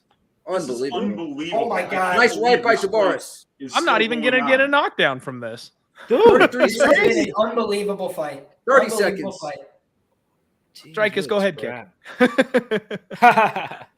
I'll take this loss. I mean, Duplessis did what I thought he'd do. Tavares is just tougher than hell. Yeah, at least we got a great fight. Big overhand Big right. right hand.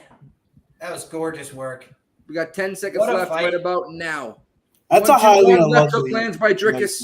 So. Oh, body big kick. knee. Oh, Big Wow. knees. Oh my 4, God. Brad 3, Tavares is 2, invincible, dude. What 1. the fuck? Wow. Dude, what how a did- fight. When he went for that single, like he got hit by that knee, like Must feel good to cash 50K, boys. Like that's gotta be a good feeling, right? Yeah, as of right now, oh that's my the fight. god, dude, you got paid easy. I hope they. There's no. Hey, I missed the first round. I heard you guys say he got dropped. Drickus did. Nah. No. No, I don't No, think so. no, It what was happened close. is he kind of got hit with a hard shot on the way in. So he took 2 shots while his balance wasn't perfect. And he just like fell over. Like he was like shooting in, and Brad, because he's got good defensive reaction time, was stuffing the head. And my dude was not perfectly balanced as is. So he was just going like face down, grab a hold of the leg, and come back up. Okay. It was an impressive fight all around. Though. What a really, really fun fight. Really well fought on both sides. Brad Tavares made a honest and strong account of himself there. What more could you ask for, really? I got From Drickus a- in that round athlete robin. I got the parlay with Israel Adesanya at -129, but I'm gonna lose obviously that under 2.5. So I'm hoping. I mean, this is pretty clear, Drickus, right? Yeah. Yeah, I think it's 29-28. Yeah, man. 29-28. I mean, That anything was a besides hell of a fight. 29-28 Drickus is kind of abysmal in my opinion. That seems pretty cut and dry to me. Yeah, It could be One. 30-27. he won. I mean, you could argue 30-27 for Dricus, but like if anybody scores this for Brad, I'm sorry, like I just don't see it. I think don't he see got it one either. round. No. 1 round max. Let's see how on point these judges are. They were okay Yeah, on we're the gonna first see right decision. now, Let's actually. see if there's any consistency. All right, let's hear. I got you on the decision, folks. Bruce Buffer is now starting to read.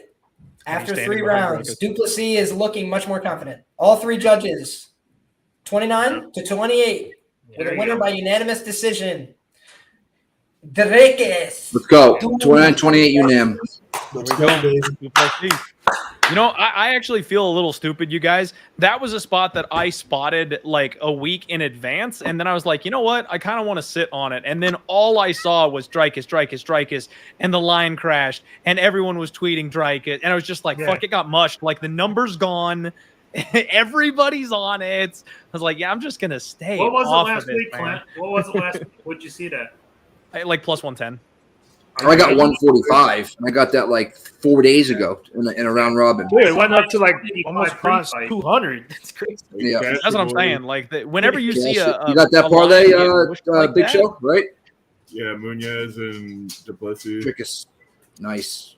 Posting on I just Twitter. don't think it's so rare those come through, right? When like the entire planet is on the same side, they It's almost 3 weeks in a never row, cash. boys. 3 weeks in a row, the parlay's cashed. Yeah. Hey. You missed it, Clint, Big but show. pre-fight, Preston heard us all on Duplessis says, "Oh, I'm on Tavares." He said, "This is too good to be true." Preston fade in his own chat. Yes. What fight do His own you guys panel. have next from on your books? Say it again. Man. What fight do you guys have next on your books? Just Jim Miller, Cerrone. Oh boy. I got no. Whoa! I got Ian Gary and Gabriel I Green. think it should be Ian Gary. Is I it? show Cerrone, but I have Gary at 9:00. Okay. Bro, I don't No, have yeah, Cerrone. you're I don't have right, it's Cerrone Gary on my Green. book. They took it off. Yeah, it's Oh, all that is next. Cerrone's next. Yep, you're right. Cerrone. yes. Okay. Nervous as shit, guys. Oh, all right. No, Gary. No, it is. It's It Gary. is. It's Gary Green. No, it's Gary Gary and Green. Green. Yeah. Yeah. Then So what did Gary. they do with the? What did they do with the? Yeah, it's not on our book. I showed They might think Cerrone it's next, next. and then it's gone. I Yeah, never go by the book. I just go by the UFC. but I'm just saying, like they don't even have the fight up at all. Cerrone fight. I'll hope, dude. Don't tell me this is canceled. Yeah, let me Yeah. see if it's canceled. Please That would no. be crazy. It's not on my other book either, so it's got to be next. Oh no, Jim Miller. I got it right here after Ian Gary. Okay, so it is Gary. Yeah, that's what I'm saying. It's Gary. And, yeah.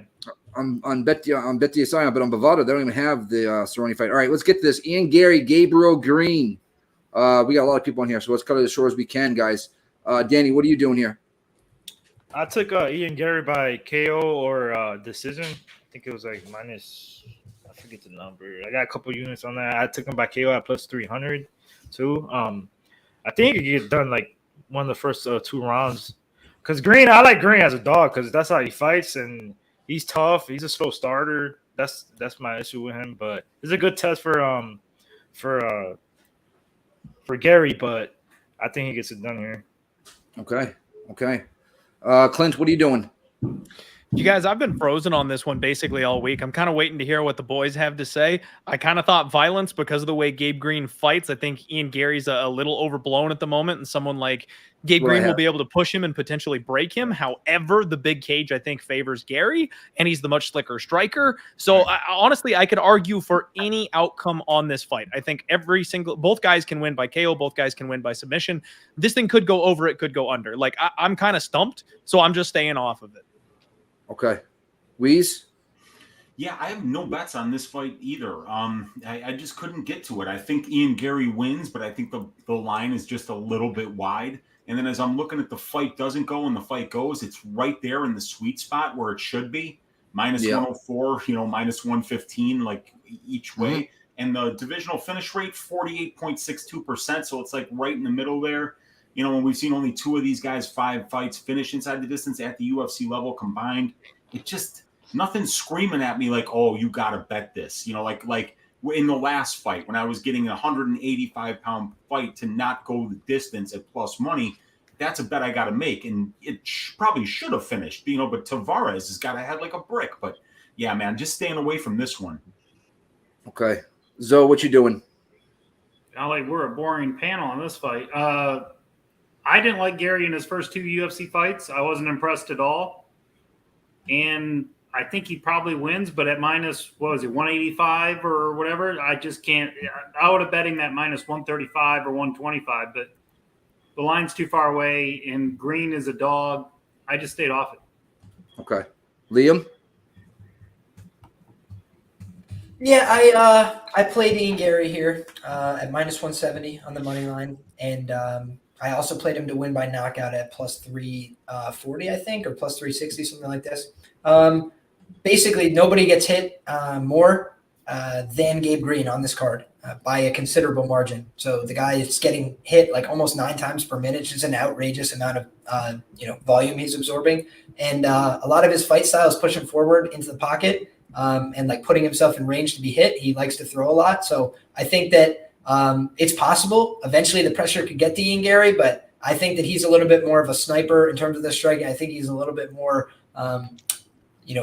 prepared to pick his shots and find good angles. So I think he's probably going to find a devastating shot here on Gabe Green, who sometimes gets a little over aggressive and put him away. Roger that. Danny, I already went to you, right? Yeah, but real quick, man, like Green almost died in his last fight, bro. Like he got knocked down. I thought he died. I don't know how he got back up so quick too. Still And he that got chin the held up. yeah, he finished that fight in the second round. But like Liam was saying, he's so hittable, and his style is like, you know, going forward, and I think that just plays into It's kill or Gary's be killed, right? With him. kind of, but he's You like agree? he's got like boxing wise, he's got like that Mexican style, like I'm gonna go forward pressure all day. And he's so hittable, so I think Gary's gonna pick him apart. It's a perfect style for him. But Roger That's that. just- Roger that. All right. Miss anybody? Where's Billy at? he skipped out for a little bit. Oh, there he is. Billy, you got anything here? That just fucked me up. My Wi-Fi and internet just all crashed down all at the same exact time. That fucked me up. What fight? We got Gary, Gabe Green. I'm gonna go Gary Sugar. Gary Sugar. Gary Sugar. Oh, Gary round 2. Gary round 2 plus 800. That 365 odds boost. I like that. Clint, Bria Rose in the chat asked you which one did Clint have 7 units on the under? My big scary ass bet. It's Turner Riddell does not go the distance. I got minus 175. I think that line is long gone. It's been pretty much hammered. The under 2.5 is like minus 180 now. So like you can't even buy those extra 2.5 minutes.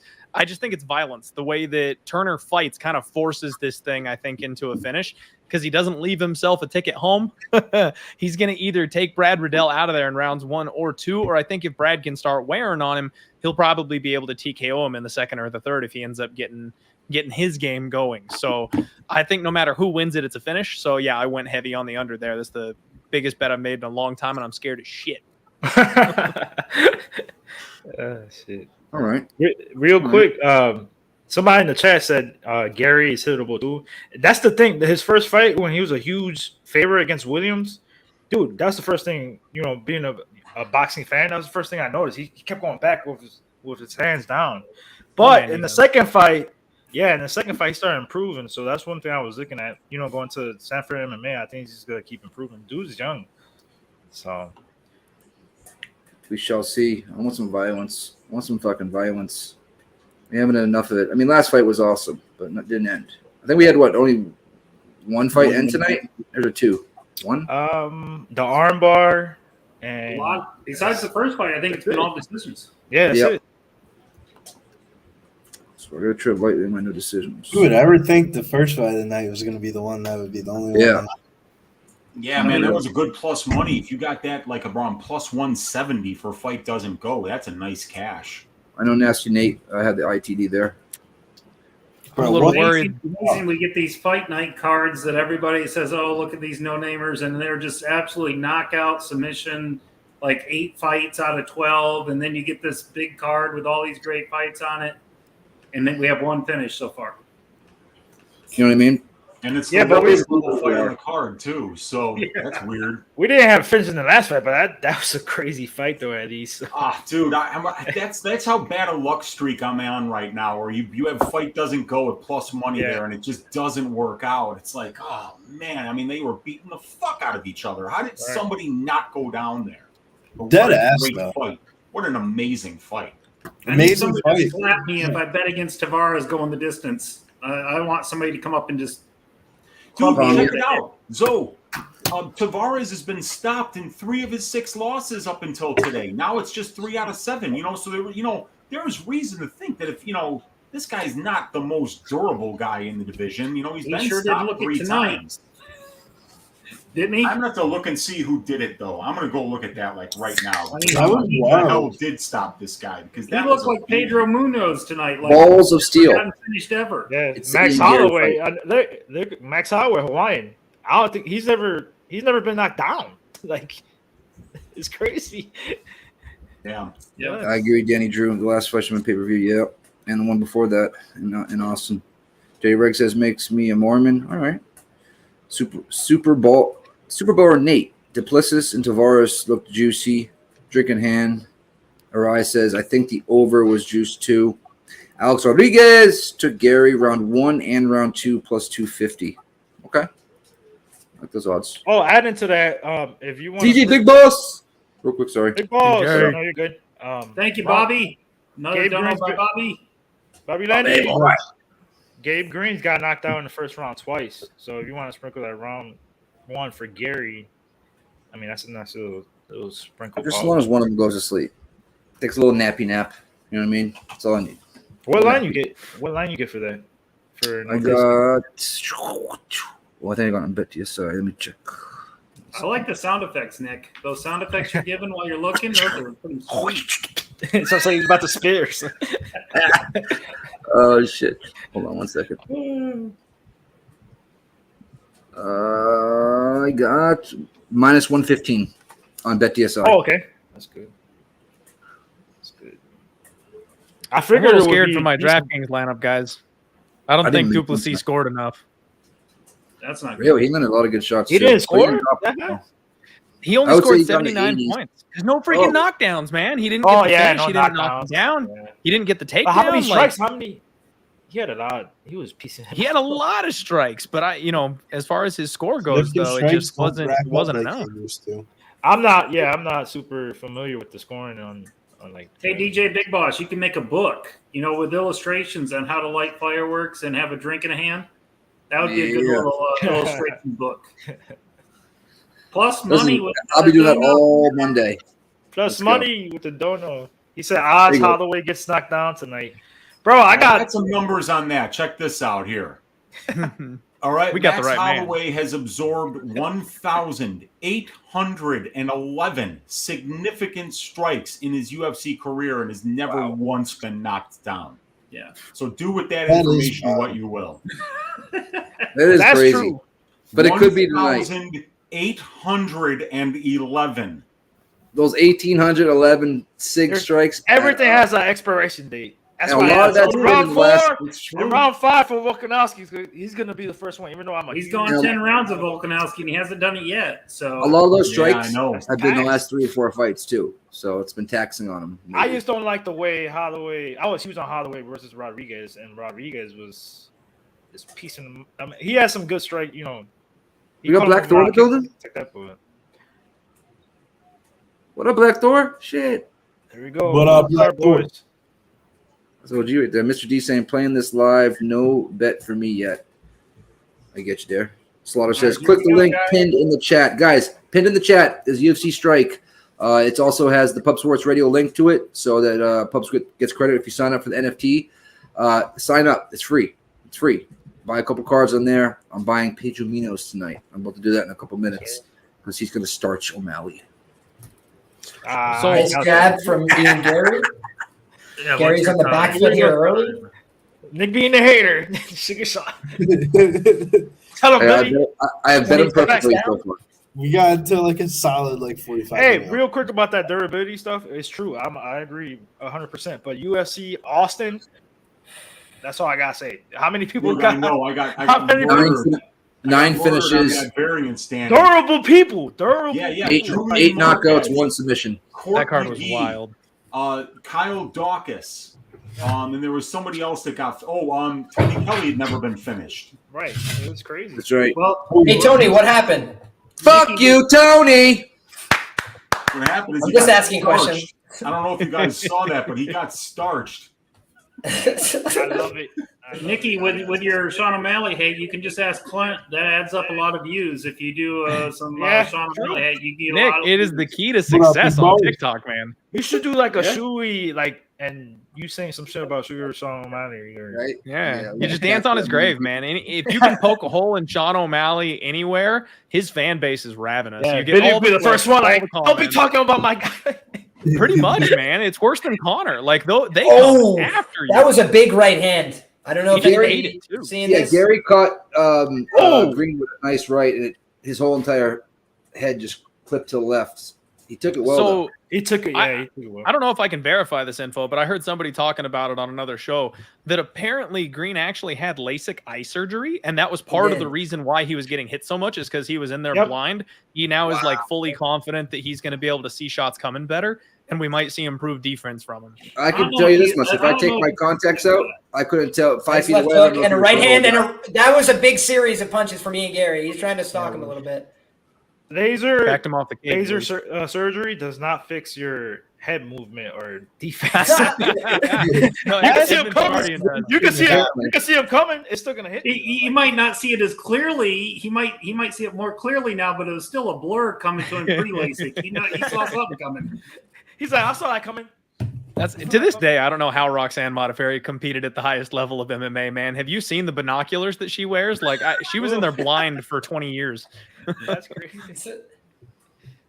Hey, we never know what these athletes are you're back really in going sports through. talk. That's a big part of it. Nice right hand. That's the rules, This the way this God jab is. and the right hand of Ian Gary are just on point right now. Yes, I think sir. the best strikes we've seen from Gabe Green have been these outside low kicks. He's actually switching stances and like trying to just target that lead leg of Ian Gary to slow him down a little bit, because Gary is just way more mobile and he's finding the better angles. He's using that step in knee to keep the shorter man honest here as well in Gabe Green, because Gabe's constantly pushing forward. So Gary continuously is reintroducing the raised knee as well as the step in knee. What time as are you threats. guys at? I'm at 140. 141. Oh, Gabe Green might have just got badly hurt. That was a series of punches for me and Gary that all landed flush on the chin.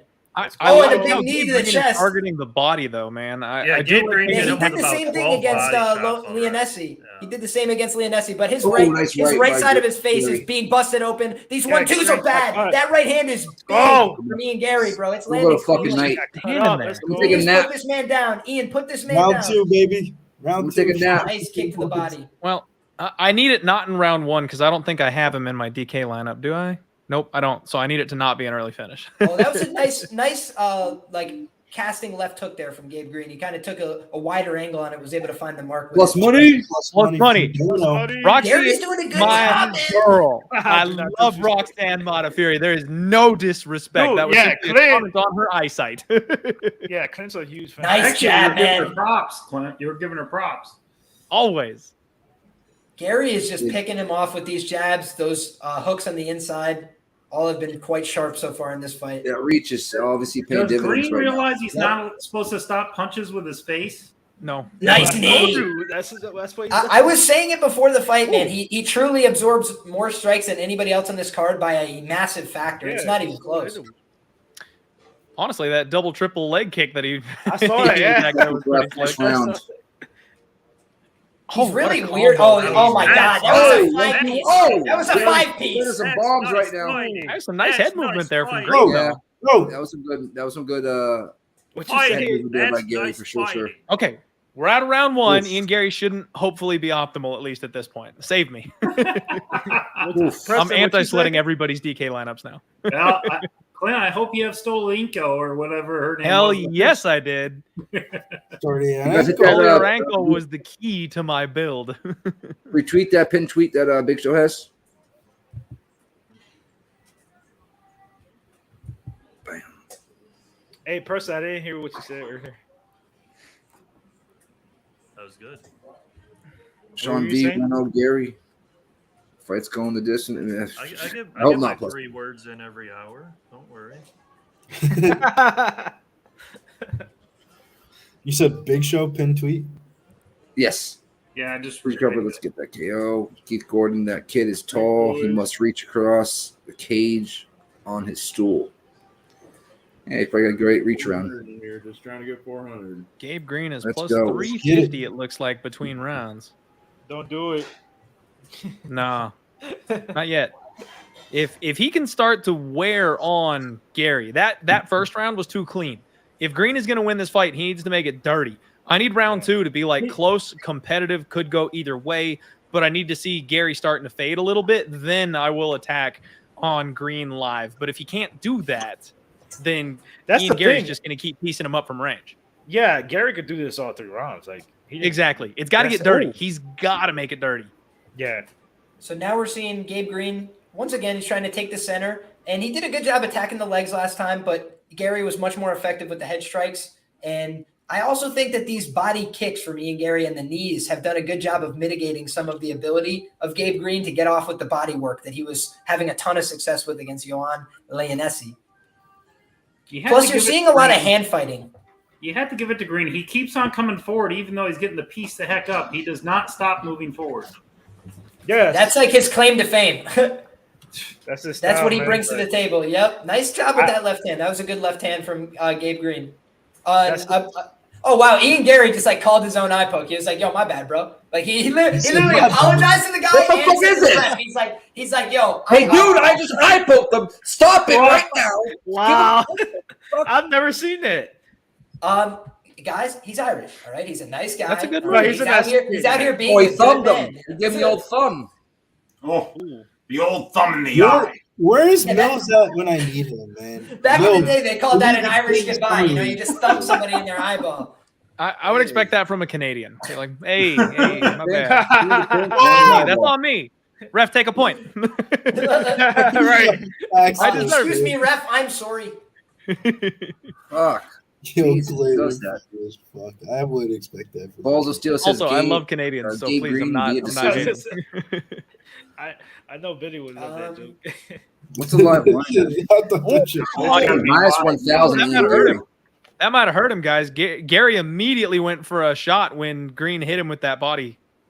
I'm not sure. I know what you're talking about, but I'm not sure that actually hurt him as much as like Gary kind of mixes in the wrestling and grappling a little bit more normally than he has been in the UFC. He's been training with the guys at Sanford and trying to obviously hone in on his striking and get better and get some more experience on the feet. But the guy does have some grappling chops. 310 as left. well. It He's was got a just black such a- belt in judo. Yeah, it was just such a quick reaction, Liam. That I want to see what he does from this point on because I'm going to keep an eye on the body. Green has been targeting the body this entire time. So for him to take that big body shot and immediately clinch, I just got my look at eye on that. it, man. I'm looking This for that is a live tight bet body opportunity. lock. Inside trip. Uh-oh. Ian Gary right Into into the mount. mount. Into mount. Come on, into the Ian. mount. Ian Oh, Gary dude, if into he the mount. submits him, I Finish him. swear. I talked about it. I talked about it Finish on him. Spaces. Oh, He better 45 not. No, submit. ground him out. Ground him out. Flatten him at the hips and ground Yes. this man into the floor. Yes. Beat him into a paste. Let's go, Ian Oh, there Gary. you go. Beat this man He into got the a body paste. triangle on, but he's about to get Nice. turned off. Nicely Yeah, I done. knew it. German. I might sprinkle Nicely on done Green, from guys. Gabe This is Green. the dirty type of fight I'm looking for. That was Right by crafty. Gabe Green, though. That was crafty. Damn. Here's Gary. One of those. I mean, that was a great exchange, though. Gary got right to the mount, and he tried to get a little aggressive with the back take, so Gabe Green pops back out. What a fight, though. These guys are coming here to scrap. That's what I'm What a talking about. takedown, This is the too, second Gabe round I was Green. looking for, boys. Well, he actually He hit hasn't some of gotten a that knee. takedown yet, but he Yeah. did. He did pop out in a nice position on the back here, and he's been trying to take him down. He's had probably 30 seconds of control or so racked up here against the fence line. But Ian Gary, so far, good balance. You're seeing those judo hips, very hard to barrel over in this spot, and he's doing a good job keeping his weight underneath him. And now he's gonna be back on the feet here. Nicely done. Oh, this is the dirty Oh, fight. big left hook and a nice knee up the middle. Ian Gary Come still on, looks now very that sharp. you're Oh, big right hand. Gabe Oh, Green's big hurt. right Gabe hand. Green's hurt. Doubles up with it. Oh, actually, Gabe Green's a I mean, tough he son just of a bitch, walked man. right I gotta through be him honest. and Yeah, put He his walked hands right through a down. P. I saw it. He walked I don't know right how through Put he it. his did hands that. down. That Dude, was when his do you best head shot. kick somebody and he comes at you like the TikTok guy? Ugh. He Fucking said that's A. all you got? That head kick ain't Yeah. shit. Let me tell you something. If he can't put him up that shot he just hit Gabe Green with, he's not putting him out. Yeah, I think he's gonna get a decision. I mean, I don't know what one has to do with We the still other. got round 3. It's an accumulation of damage. That was his hardest shot of deep in the second round. That was his hardest No, shot. of the fight. Gary's winning the round. He's gonna be up Yeah. 2-0, but Yeah, No, I'm saying that Green's if walking through everything. Nice. literally. Oh, Gary looks bothered. I think Something he just got got- eye he's poked. blinking I think he bad. got eye poked right now. But Call your own eye poke. no, he's a nice guy. He calls the other guys eye pokes. He doesn't call his own. Oh, look, did he Oh, cave Gabe over on Green's that doing body good right shot here. again? He's doing good right here. But Ian Gary's interrupting his timing. He's kicking him out of his stance. Those are all good things from Ian Gary. His hands are still a little bit sharper on the outside. Nice left hook on the way in. Gabe Green got clipped by that left hook, but he's just so tough, man. He just eats shots like it's breakfast. 25 strikes seconds to the left. head. Jesus. I mean, my goodness. He's getting lanced with this jab every time, too. He just walks onto it. Somebody fold. He Outside loves low that kicks. triple He blocked. leg kick. Yeah, Yep. triple over that leg. Although I think he's getting more of them checked than not. Oh, he hurt him. Oh, that was a good. Oh, Folks, yep. I'm betting Gabe Green plus 650 right now. Just a little sprinkle, just a little taste. Oh shit, they locked it. Plus 550. There we go. I got a little bit on it. They dropped it after that left. Plus hook. 550. I got a little bit on it. But was Gary such a gentleman that he poked his own self in the eye to make it so it's even for the eye poke that he did? Right. Is that it's a Oh, bastard. They keep locking it. Who do you Keep guys locking think it and won moving the first? number I missed down. the first round. What's that? I think Ian the Gary first, I clear thought the round first one. round was really clear for. Oh, Gary that- For Gary, okay, I didn't I see will it. I say missed it. I did think that was a very close round there. But I would have given that to Ian Gary as well. Yeah, I think it's 2-0 Gary. Ian Gary. But by I decision missed the was shot right at the -200. end where somebody said he got hurt. He did. I do want to see that. I didn't see that. It was a Yeah, left. Liam, he like sat back against the cage. It was damn near a knockdown. Like I don't think he got hurt, but he reacted I think it poorly. definitely faded him. I don't know if he would have dropped him, but it definitely faded him. It was a good punch. Let's just say that.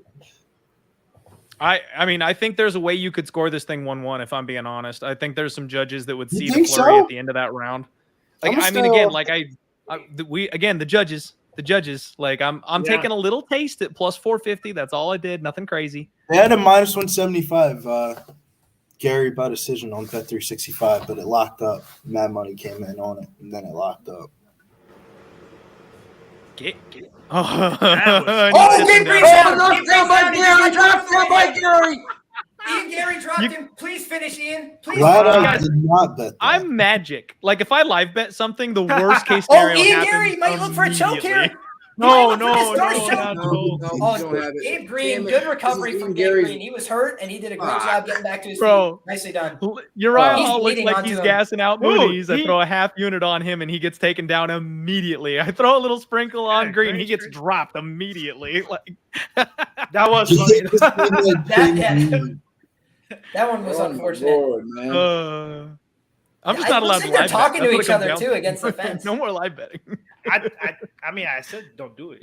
Ian Gary spins him off. Guys, he hit that exact same inside trip last time, and this time Gabe Green was hip to it. So Ooh, yeah. that's a mistake from Oh. Ian Gary going for that. Damn it. Oh, I thought he was going to slam him down. He Too tried long to of legs, lift man. and return. Yeah, way too long. Man, it's so hard to lift and return somebody that's taller than you. Like, if you It's guys so have ever light. tried, they can just rebalance themselves while they're in the air. You know, like you as a short king have to really get your hips under them. Especially It with And sounds Gabe like Green you know just by tried. experience, Gabe Liam. Green just tried. Yeah, I I'm a mean- short king. That's fine. I pick I these kinda guys wish up he and would take have them ass responded over to me. tea kettle. That's fucked up. It just sounded like you're speaking from experience. Like, I know how this feels. Yeah. Oh, Oh, big Oh, knee up the big middle. knee by Ian Gary. Gary, man. Left hook. Oh, Gabe Green is wobbling a little bit, and he seems mean, more that- tired than Ooh, Gary does. That's straight Swinging for the right. He fences. can land it. Yeah. Nice left. Man. Good jabs from Ian Gary.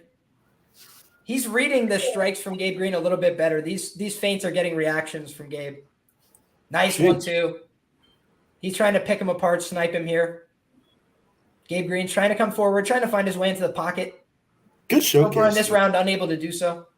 Nice open side body kick from Gabe Green. And that one looked like it might have landed low, but they say nothing. Oh, nice spinning elbow, but he ate several clean punches for his attempt. Overhand left, falls just short. Now Ian Gary sticks him with the jab, slips the counter hook that was coming behind from 2:30 Gabe left. Green. I don't know that we're seeing necessarily a lot of insistence here on looking for a finish from Ian Gary, but he is just trying to pick him apart, find his shots, keep the right distance, and keep landing over the course of this fight. And he's doing a beautiful job of that. Right straight, left hook. it does look like he's doing the smart thing, riding out the win this way. He knows he's ahead on the cards more than likely, and if he just can keep from getting hurt or dropped or something in this third round, he probably wins it at least 29-28, maybe 30-27. So he's being smart about it. He really is.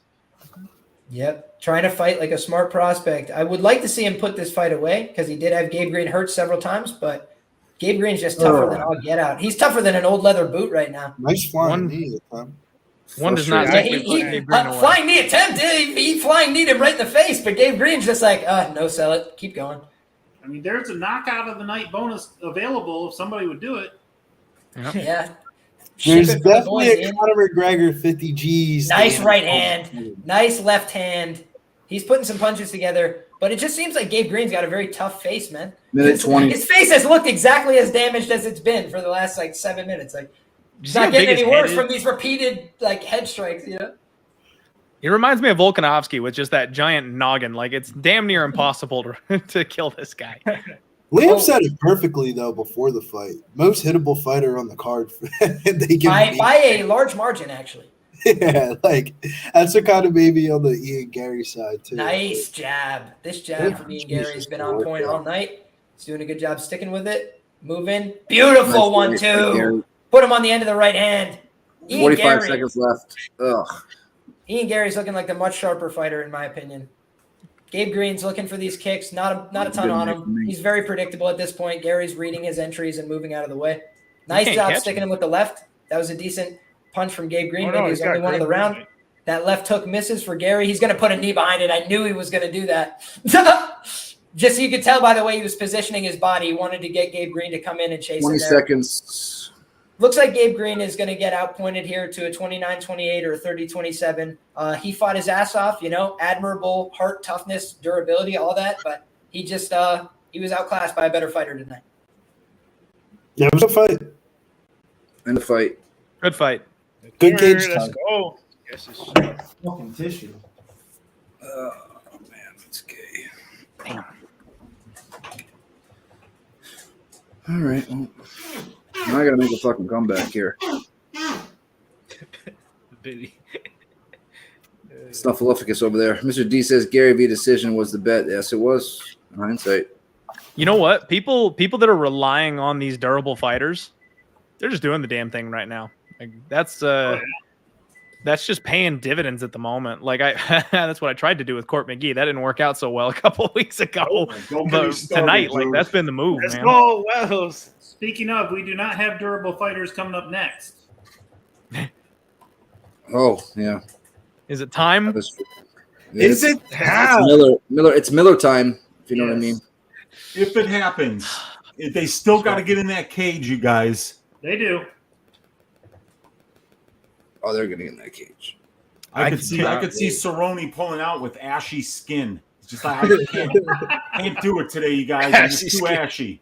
Got a Tony Ferguson situation going on. That's so funny. I tripped out of an invisible cable. Oh gosh. A Tom Brady situation. Yeah. And then Zaddy Tech. We've seen that. Sounds like I'm going to be on an island again, huh? You got Cerrone, right? I got Cerrone. I didn't bet it, Clint. I think if I'm going to be a fanboy this one. A good version of both fighters shows up today, I think Cerrone wins this easily. But I mean, who knows?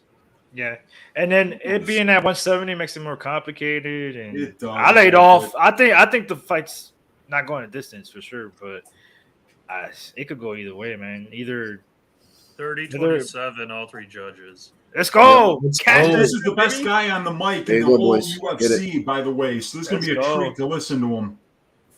Let's hit a quick commercial. Irish Ian Gary delivers. Yes, sir. We'll come back with another Go. NFT drop, pack drop. Bam. Let's go.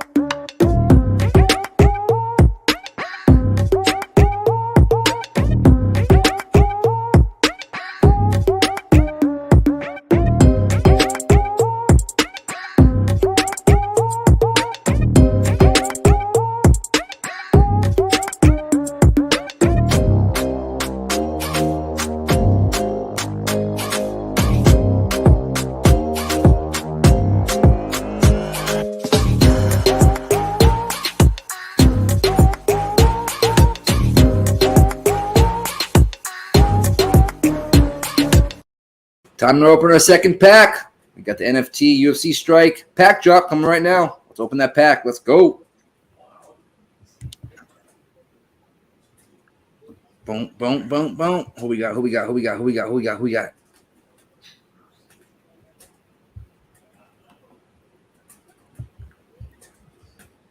Here we go. It's go time. And we got Andre Muniz. Andre Muniz and Nick Diaz. KO. Okay. Nick Diaz is out of 47. 14-20. So that's a pretty good one. Wow, you're right. Diaz one is 3 out of good. 14-20. Holy shit. That Diaz is when he knocked out Robbie Lawler on the Chuck Liddell Tito cards. That's really nice. Hell yeah. We got some Diaz up in this motherfucker. Stacked and slap. Yeah, that's a really good one. So, yeah, guys, that's what it looks like. You can go pin comment in the chat, UFC Strike, sign up, register there, drop tomorrow, Icons pack, Cormier, Khabib, Forrest Griffin, Rashad Evans, 11 a.m. Pacific time, 1 p.m. Central time. 4 new moments with the 4 fighters. Register now. Make sure you're in the queue before then because it will sell out pretty much immediately. UFC Strike. You got to sign up and get in there right away because otherwise it will sell out. Get in there right away. Tomorrow's a drop. Forrest Griffin, remember, he was him and Stephen Barber are the reason why UFC is what it is today, in my opinion. They built this organization just in that one fight, that one 5-round Yeah, fight. I mean, the Khabib, if you get the Khabib tomorrow, the Khabib's out of 50. So that's going to be very expensive. And Mills was just saying Diaz is a silver. So that was a silver Diaz? Yeah, is only out of 1420. The other 2 were out of 12,000 or Trying to find 120. Trying to find it. I'll pull it up as soon as I find it. Roger that. Roger that. That was a really good one. So. Let's go. All right. On to the next. We got Miller, Cerrone, and they're starting this one quick. We're going to have to breeze by this one, guys. What do you have here, Quint? Donald Cerrone, baby. Got plus 175. I know he's not been looking good lately, but he's also been fighting a much higher level of competition.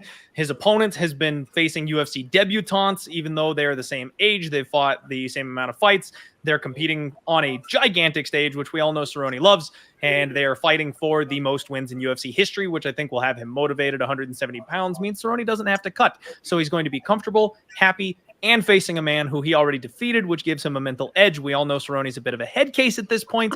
He does not like it when you pressure him. You're not friendly with him. You get in his face. If he doubts himself, he crumbles. This is a spot where everything is kind of turning up Cerrone, I think. And I don't understand why he's this big of a dog. I think this should be a pick 'em price tag. I got to go on the underdog here. Like, I don't like it. I'm not a huge fan of going to war with Cerrone right now, but the line dictates I do, so I'm going. Yeah, I think the line's a little wide myself. Weezy, what are you doing? Yeah, I think the line is wide. I just don't have the balls to bet it. I'm completely staying away from this fight. I think Jim Miller is way too wide at minus 190. I think the value is on Cerrone, but I don't have the balls, so I am staying away. This is gonna be a fun fight. Just gonna watch it. All right. Zoe, what you doing? I had Miller inside the distance. I looked at Miller first round because that's usually the way I like to bet it, but the books are onto that. It was only like plus 200, so I was just like, I stayed away. If it was plus 400, I probably would have taken it. But just Miller inside the distance. Miller in ITD. Liam, what you doing? Even money? Okay. Excuse Boys, me, because sorry, I I was need on some- mute. This is a fight that I'm really, really, really supremely uninterested in from a betting perspective. Excited about it from a matchup perspective. Jim Miller, New Jersey guy, rooting for him to do well and always represent for himself. My jiu-jitsu coach used to train with the Miller brothers, so big ups and respect to those guys. But truly, the idea of him as a minus 200 favorite in a UFC fight is a little bit crazy to me. I've been the one backing Jim Miller as a dog against the Motos of the world, but it's like now being asked to lay a 65% on a guy who really doesn't have very proven cardio, who's never really been a 170-pounder, it's not something I'm going to do. Cowboy Cerrone hasn't won a fight in like 7 outings, so also don't really feel too confident backing him here. Pass on that for me. Go ahead, Big Show. Ooh. Very nice. Oh my God, this is one of the best knockouts in UFC history. What was his name? Shit. Ruthless Robbie Lawler gets put down by Nick Diaz when he was the talk of the town. He was the biggest up-and-coming prospect. This guy's going to kill everybody. And we saw Robbie Lawler became that guy. It wasn't like that hype was misplaced, but it was too much too soon. Nick Diaz puts him down. One of the best knockouts you'll see. Yep, this one Robbie had hair. Yeah, Why yeah. did they not remake that fight? That is a travesty of the highest order. It's complete bullshit that they never rebooked that. And if Robbie loses tonight, or No, they wins, did. it doesn't look completely gross. Let's put it together. No, they rebooked it. Diaz lost to Robbie recently. Oh my I'm testing gosh. a theory, everybody. I got a theory to test for you all live on camera. This is inside all Fireball, the entire cup. Oh shit! So, from what I understand, if you mix Fireball with cream soda, it supposedly tastes like a cinnamon roll. So we're gonna go ahead and test that theory tonight, and I need something stiff because I got a bet on Donald Cerrone here in this next fight. So we're gonna go ahead and just mix those two together and let it swirl around here. So I got something delicious to sip on here. I told you, man, try that rum chata too, man. You might like that. How is it? It's not a cinnamon roll, but it's It's good. not a cinnamon roll. But it's good. But it's good. I like it. Clint, you got to have your pinky up when you're drinking that kind of drink. Definitely not a shot. Pinky up. I'm not pounding this. Yeah. You don't like ice cubes? in your drink? Well, I mean, I don't have one of those like cool ice cube ball things that like keeps it super cold. So I've got like loose ice cubes, and they'll just like melt and make it taste bad. So I don't know. That's true. I'm just sipping. Danny, what are you doing here? Oh, no bet. I'm just gonna Me chill too. and watch I'm this. gonna what up, North Ender? I'm gonna Actually, enjoy that's this one pretty as a bad. fanboy. Billy, anything here? Maybe you put too much fireball. I don't want to I'm get just too gonna do cute, shots. but I had to get cute on this one. Cerrone, by decision, plus 500. Oh man, I got it in a parlay. So, Clint, is it the aftertaste that gets you? Is that where it got you? Is the aftertaste? Hippo, You what up, know, Hippo? I think so because like I love my Fireball. I got no problem getting Fireball down, and I love cream soda. It's super sweet, but like I don't know, man. That when you let it sit in your mouth for a minute, it did Weird not combo. taste good afterward. The Cowboys initial at the hit is chart. like, "Ooh, okay," and then it's like, "Ah." Yeah, I'm not cream Try soda that guy. rum chata All right, with fireball. here we go, guys. This is the Sir, concern I had That's for good. Jim Miller coming into this fight. Is like Cowboy is at 170 here. He looks like he is fairly The more sharp natural to fighter. start this fight. Like I think his timing has looked okay, and he's just got more range than Jim Miller. Like he's able to hit and hurt people from further distance. He's a longer guy. Nice job though for Miller. He's got to get in the pocket and swing with this guy. Truly, he's got to get in the pocket and hurt him with something to the head or to the body. Miller's boxing has made leaps and bounds improvements over the course of his UFC You know what sucks career. about Miller? For like 3 or 4 years, he's fighting not knowing he had Lyme disease and just Right. getting totally out-cardioed by everybody because of the Lyme disease. If you guys Yeah, remember man. that first fight, though, Donald Cerrone was able to keep the range with the kicks, and he just diced him. Like, it was always leg and body attacks, and that's part of why I made the bet here that, like, yeah, these guys that can crash the pocket and hit him in the mouth are like, really getting to him, but these are 170ers that are doing it. It's Conor McGregor that's doing it. Jim Miller's a guy that he knows he can keep at range, and if he can kick at him, this thing gets over 1.5, and it starts to get into Cerrone's territory. So that's Clint, I just don't praying to think get out of this- round one. I don't think this is the same Donald anymore, though. No, it's Well, not. He Definitely has not. already looked better in this fight than he has in most of his other iterations recently because he's throwing strikes and like he looks like, like fast enough. He looks like he's moving. His feet don't look like they're made of cement. And It's just not the same Donald, but it's not Conor McGregor on the other side of the cage. So Oh, no. correct. No, not at all. But it's also just not. He's not shitting his pants. Like he's attempting things. He's out there fighting.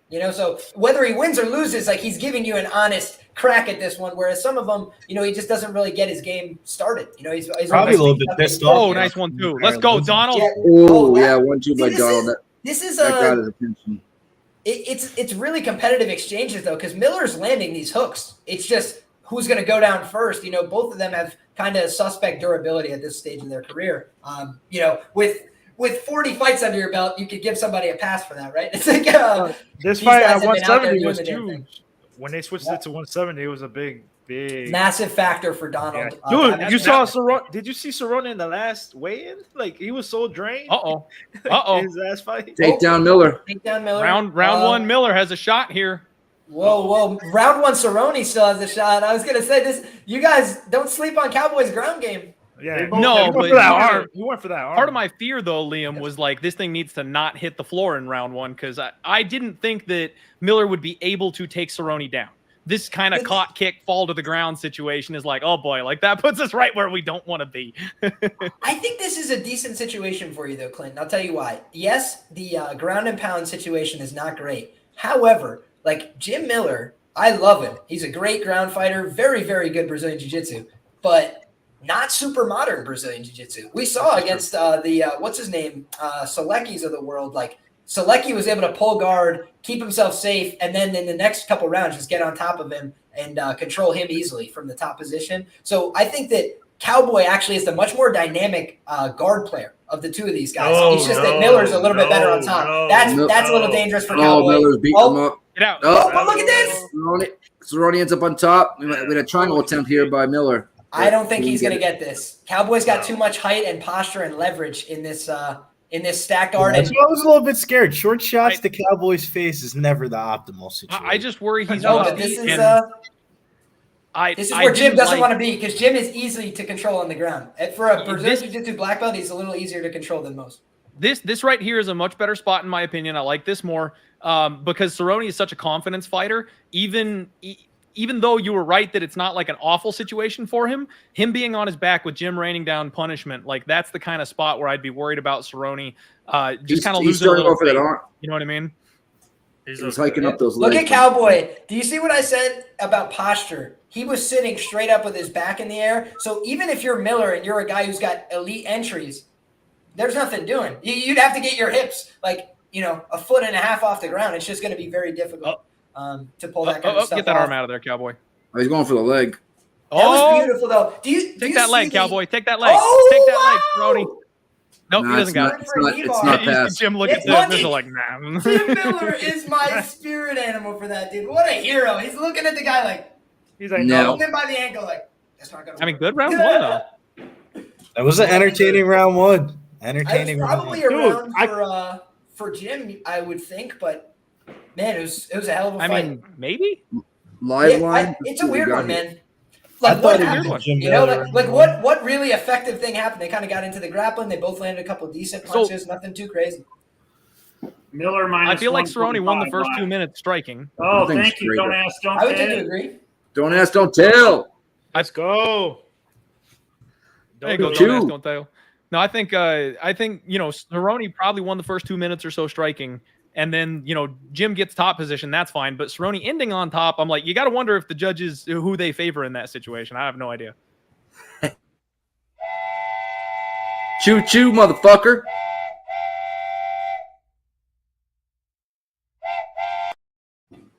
You switched it, Nick? Choo-choo, motherfucker.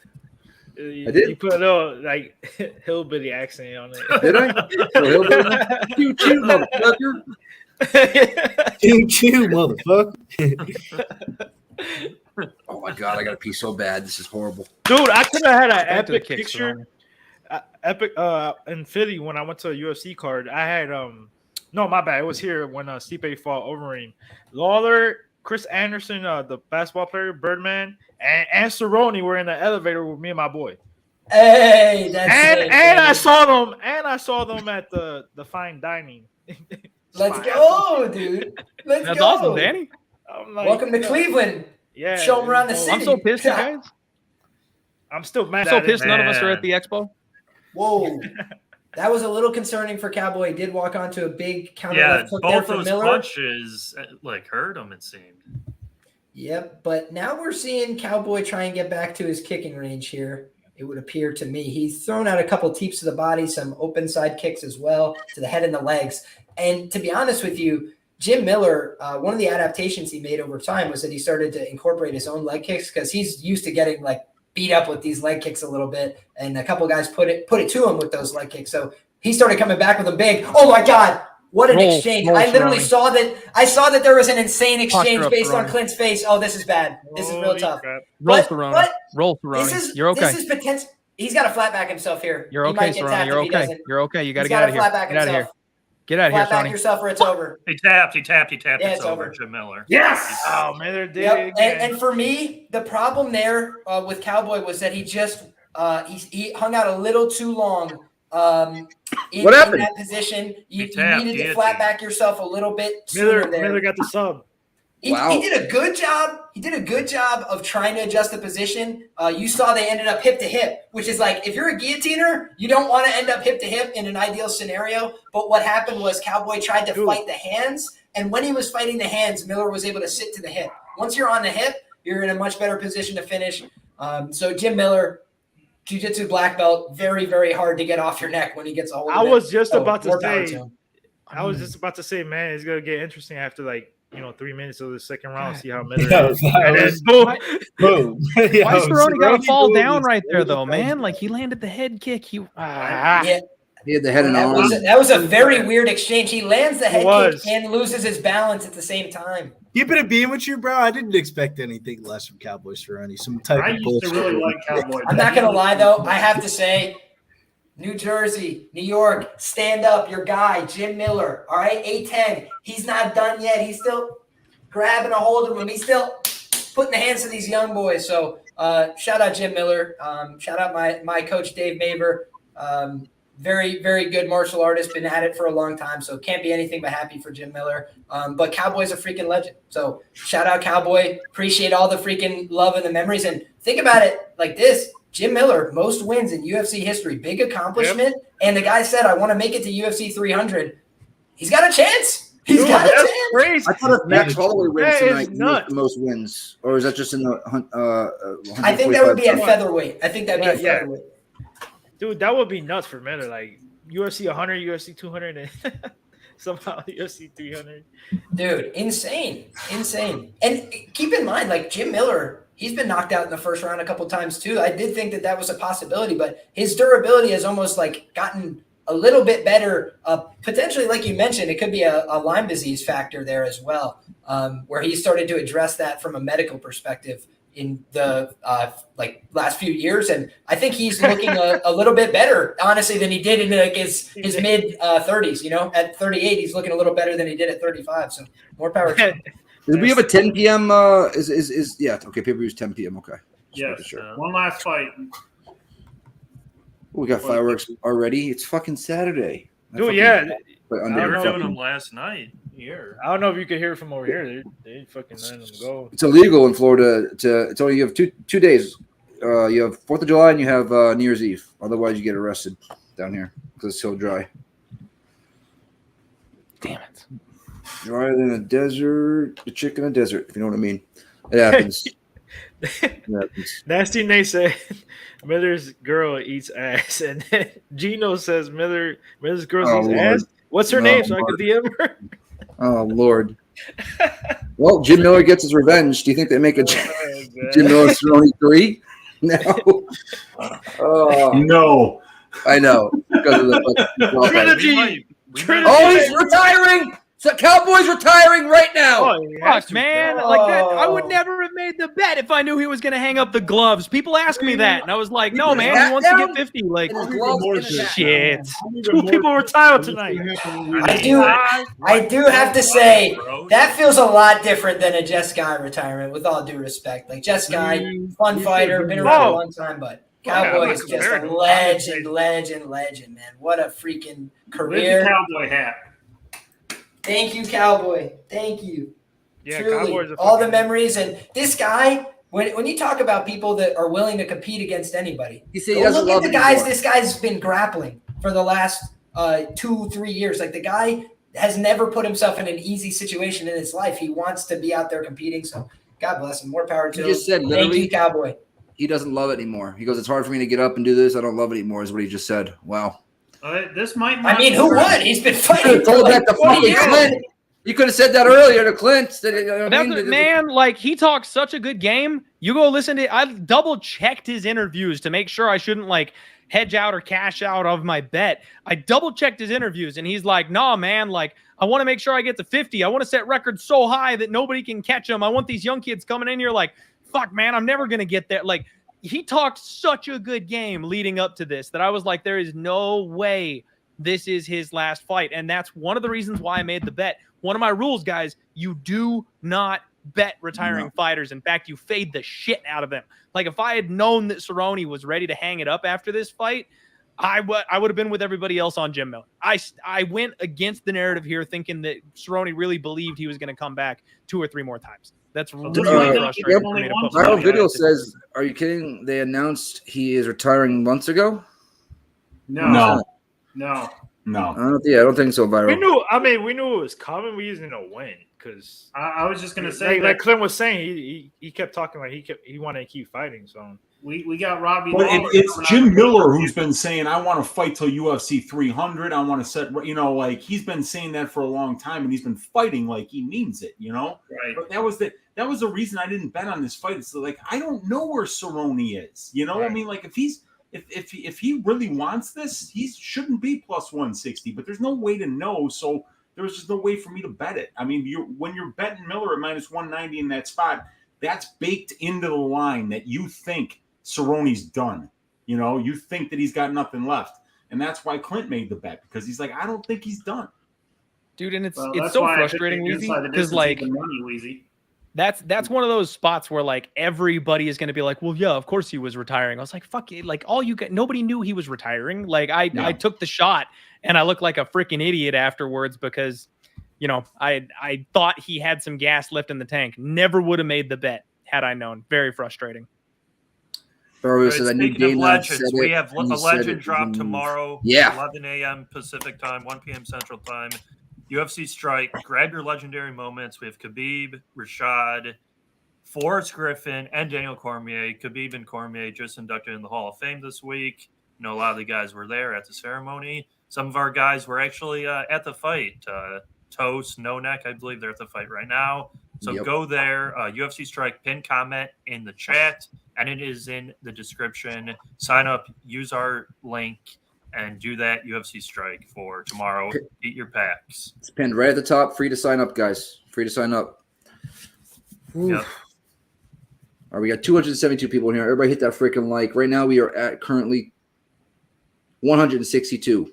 We got 100 missing, guys. Smash that fucking like. Let's fucking go. Let's go. And we got a big fight up here next. Riddell Turner. Riddell.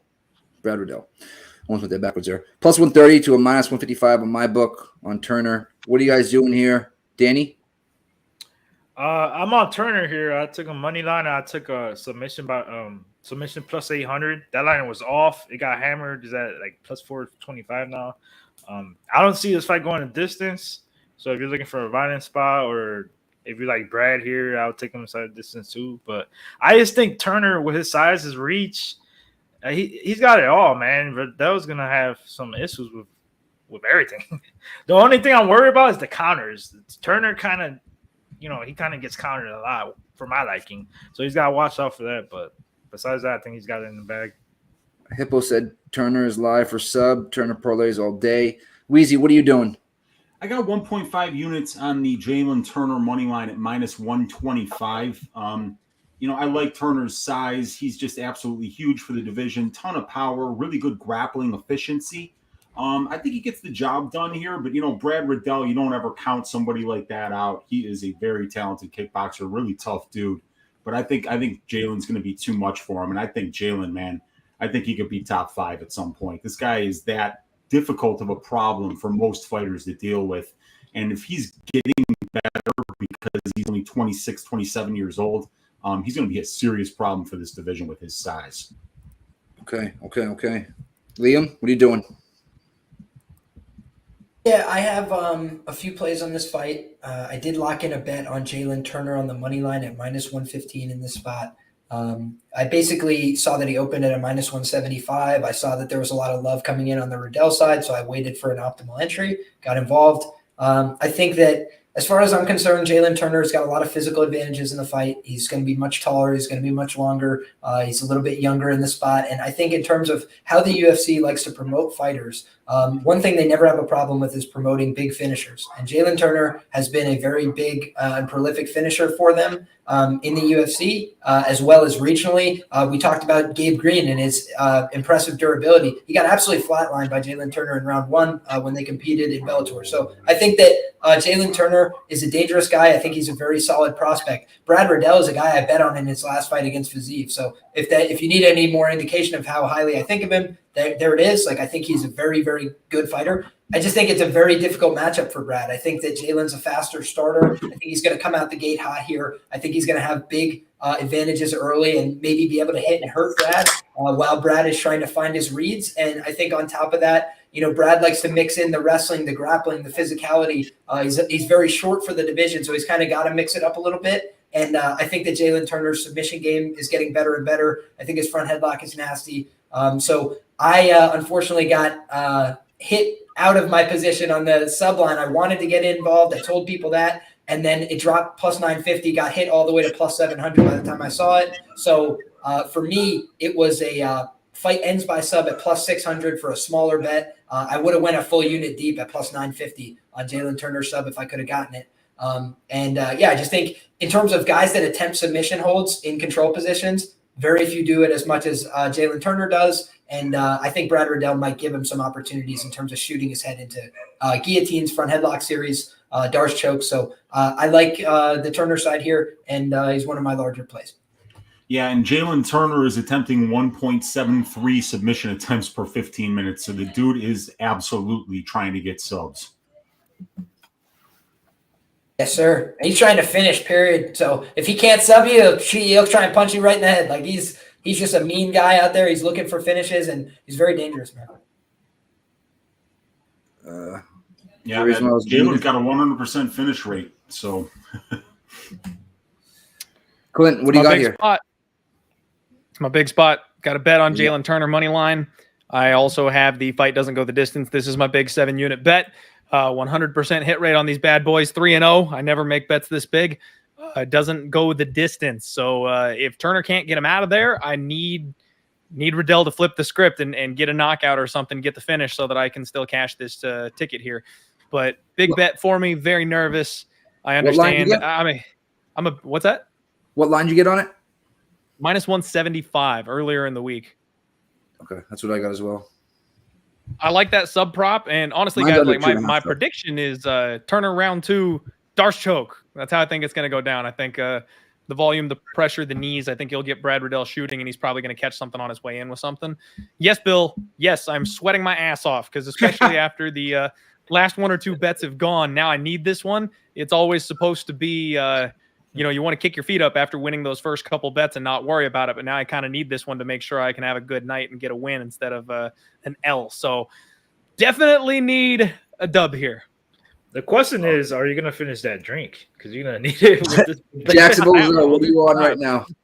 I have Riddell's tough, but I have Turner inside the distance. I think he's going to get it done. And then I have the fight doesn't go the distance with Sugar Sean as a parlay. Roger that. Ghost Rider Billy. I got the City Kickboxing parlay. Israel Adesanya, Volkanovski, Brad Riddell, plus 307, baby. Ooh, all right. And then again, I have under 2.5, minus 175. Rumor says Turner. Daddy. I was gonna say something, but never mind. No, speak your mind. I was gonna say AC word, bro. I'm like, that's somebody casual would do. Kickboxing, City Kickboxing and parlay. City Kickboxing parlay. Hey, he can't win though. I give you that. I'd be mad as fuck if I bet Brad Riddell and didn't cash the other 2. I'm on Volkan Izzy anyway, so. Yeah, that's I loved the CKB parlay back when these boys were less known, man. Yeah, I did that for his first fight, actually, Billy. Yeah, Bill when they were like plus 125. It was confident. It was France. 30. It was If you hit your 7 units, he sees a fireball. I remember he did it the one time and faded Jake Matthews on that shot. Jeff says, I'm tailing the guy that's wearing the cash necklace with diamonds. This is for the Sugar Show. Who's that guy? Wait until you guys come down to AC. We got to get cash one. I when I saw it in the store, I was like, oh, I got to get it. It says cash across, isn't it? Who's got a cash necklace with diamonds? Billy's wearing it. Bro. Billy's wearing it. What? Oh, okay. Hold on a second here. There it is. Oh, you got the fake diamonds. All right. You get the fakeys on. Like it though. A little silver piece. Makes dreams a little bit better. A lot of diamonds. Larry Dallas Turner, too big, likes for the good mojo, man. Mojo. He's been doing a lot better betting since wearing it. All right. There we go. I guess that's what we were talking about yesterday or today. I think it was yesterday about superstitions. Superstitions. You guys got any superstitions in the chat? Let us know. I knock on wood. That's why my knuckles are fucking. Yeah, we're talking about this actually. I was shocked. Nick said no superstitions for him. Well, I said if I was a fighter, I would not have any superstitions. Throw it out the. Do you guys have any like betting superstitions? Like on the day of the fights, certain shit wifey can't say. What up, G? I ain't moving no dishes on fight day. I like to drink out of my odds mug, or I like to drink out of my underdog mug. I feel like it gives me a better chance. That's all I'm saying. TJ Big Boss says Nick hating on the bust down diamonds. You know it, boss. Boss with the sauce. Let's talk about that real quick. What, Drake? Yes, he's fucking betting on Adesanya. I don't like that. No, let me argue about this. $1 million on it. They always talk about Drake's bets, but they don't ever talk about the ones that he wins. I know, because they don't win a lot.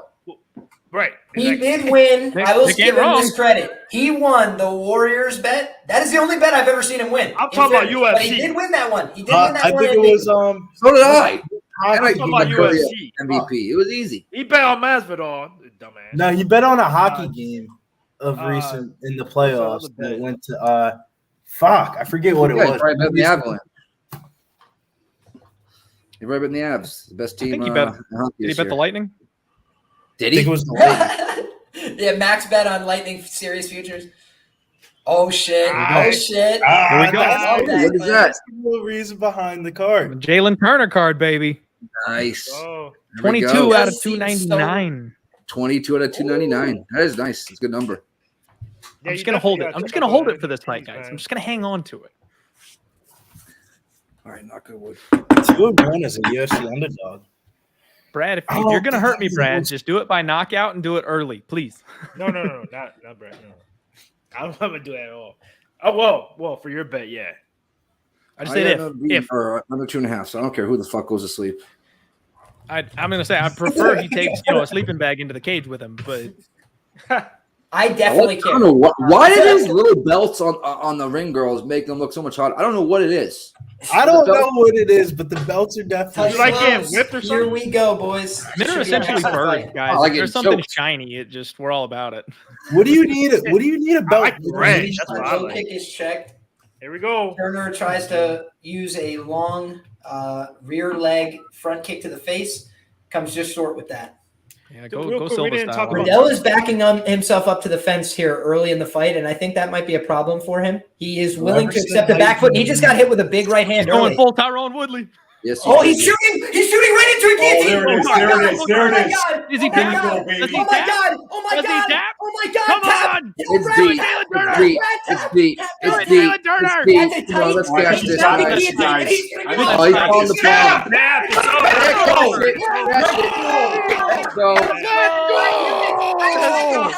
How many weeks in a row? Let's go, I'm gonna tell you guys baby. Who's gonna Let's win go. by sub? Clint. And you're gonna do it. How Clint. fast they're gonna do it? Clint. Who they're gonna use? Stop Couldn't have lost playing that with me. ticket any quicker. Is that Jeez. clear? Yo, am I clear? Stop playing with me. go. Jalen Turner, 5.75 units. Fight ends by sub, plus 600. Jalen Turner, sub 1 or 2 at plus 950, and get that shit the fuck out of my face. That was good money. Jesus, Mary. Joseph. Easy William. bread. Easiest bread in the Jesus, card. Am I William. wrong? Go! Easy. Cash boys. Free bread. To win Free bread. forward, Liam. Free bread. and he Free cashes bread. on that Free off. bread. Free bread. Jalen And free as bread. well. And free bread. Liam. And free bread. And I said it how many times? Liam, I got to let you know, buddy. I had so much money invested on this fight already that I didn't go on that submission prop officially, but your boy absolutely put a unit Dude, on it personally. That Just line didn't tell was so anybody. off. I bet that earlier in the week. I'm like plus 800. That's Red. ridiculous, dude. Like that number was love way it. off. I'm like, Oh, he stretched that neck bad too. oh, that was bad, Jalen Turner is a fucking problem. dude. Let's talk Dude, about I it. said it on We your didn't bring show, it up. Clint. Turner. I said that this guy's coming for the belt eventually. If they, I mean, he keeps fighting like this, man, nobody's going to be picking up that phone to take this Oh, Jalen for Turner sure. fight, dude. I don't know how the hell he makes this weight. I just took FanDuel for I an don't know absolute either. bag. I have no idea. Round robin, Stoliarenko, round 1 or 2, plus 700. Jalen Turner, sub 1 or 2, plus 950. Yo, FanDuel, put the money in the bag and shut the fuck up. Oh my You're a bad God. man. Put the money in the bag No. and shut the fuck up. You parlayed plus 750 and Yeah, plus I did. I 950? took the round robin, and you know which one we missed on? Muniz, sub 1 or 2 at plus 120. But you know which ones we hit on? Plus 700, plus 950. Ship me the bag. Man, Nice. Liam, that is Liam, I got unbelievable. one better for you, my friend. I got the submission special live. Julija Stoliarenko sub, Turner sub. It anchors on Strickland sub. Oh, Get your bread. Let's Get your fucking bread. go. No bets Pete on that fight, Jenkins. Clint. So get your bread. Let's go. Let's get Everybody- it, Turner. Cash up. yeah, no. Finally starting to turn around. Turner was definitely the easy money. Turner's my boy. Guys, some Oh, shots are in order. Biggest bet of the night on minus 115 money line. That was minus 5,000. Yeah. I don't know what else You know, to say. Bill. He hit Nothing him, did he any hurt him, easier he than put him that, down man. and submitted him instantly. That's it. Turner and Stoliarenko, the easiest cashes of the night thus far. Oh, facts. Let's go. Oh, The 7 They unit bet literally moves said, Liam, did you undefeated need some 4 money? and Like, 12. Turner and DraftKings direct is optimal. deposit. Ching. Turner and DraftKings is optimal. Those first, I think that was first Oh, 30 seconds. I want to say, or Another 45 seconds. Clint with the 7-unit hammer. Let's fucking go. Let's The fucking hammer's go. alive and well, ladies and gentlemen. Let's go. Cheers. Down the hatch, where it goes, we all know. Right to the belly. You know what we say, Clint? Good guys rise. Good guys rise, Liam. Let's go. what? I still can't believe this. Why was that sub prop at plus 800? Like, They got to Uh, learn, Damien. I'm telling you this. They don't know about this man, understand, Jalen Turner. bro. They just don't get it. They gave it to me last time What, against Uros Medic at the same numbers. And I was like, guys, he doesn't grapple. I said, he's that's gonna get somebody's fucked up. job. Yeah. That's Jalen somebody's Turner job. is a That's somebody's black job, belt. bro. Like, I know this. I'm not like a professional or whatever, but like, I know this. I'm like, plus 800. You crazy. Somebody lost their job tonight, boys. I know. I that. want- Yeah, they set those I want lines that incorrect. Some moment. round one, I want 15 the to 1. My UFC man Dan strike Hamilton of just said it. Jalen Turner submitting Brad There's Riddell. the video. That's the one that I want. Dude, you know who lost his job? I think Jalen Turner just lost his job because nobody's going to pick up the phone to fight this guy. I wouldn't think he wanna might fight be retired now Yeah, because yeah. nobody at Yeah. 155 Video. pounds is taking that call. There you go, Well, Marvin. let's With hope the don't know. Let's Thanks, hope you're Clint. wrong, I tailed Weezy, the 'cause- under with you, man, buddy. There we go. Let's go. I had it too, Whoa. Viral. Campbellstein had it too. Jesus. Oh, good. You got to throw me in there. Mm. No, don't know. Yo, we all cash, man. We all cash. Let's for sure, fucking man. go. Oh, I'm looking at his neck right now and the way he's bending it. Oh boy. That's not even it's a pressure choke. It's not even like he And lost just air. the That's size, a pressure too, of choke. the man. You know, he gets on top of you. Where do you go? Nowhere, dude. That was No That's way. the problem. Hey, That's the problem. You go You one gotta of two realize- places. You either go To sleep, right? Yeah. or Yeah. you go to the excesses of your mind and say, Bro. I have to give up. If you're Fuck. fighting And then you Jalen do it. Turner, That's you're it. taking Two brain places to go. damage or you're tapping. Those are the only two options. We're talking That about was a guy. Oh, song Hey. you gone. We're talking about a guy that has a tarantula. Like, he messes with spiders Yeah. and shit. I ain't touching one of those. I know I'm not. yeah, that's fucked up. Fuck all that noise. I immediately Spiders bet scared the against fuck out of Turner his first UFC fight because he likes spiders and I can't stand them. Dude, I yeah, think- that'll freak me the fuck out. I got bit by a brown recluse one time. Oh, Oh God, yep. All right, boys. Nick, You know those what? things are like deadly. I aren't live to fight another day because I drink so many goddamn beers. they? Nick I is got not made of the same material normal humans are. No. No. A lot of other crazy shit. Then we're gonna have about 17 minutes this next Yeah, fight. we're Let's- good. I Go think ahead. we can open another pack. We got 3 Yeah, packs. let's fucking rock and roll, P. Right, so, yeah, let's do that. Ooh boy, here we go. Dojo pack. Dojo pack.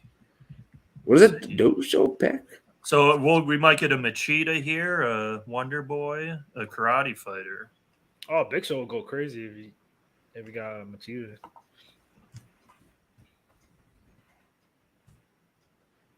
We got.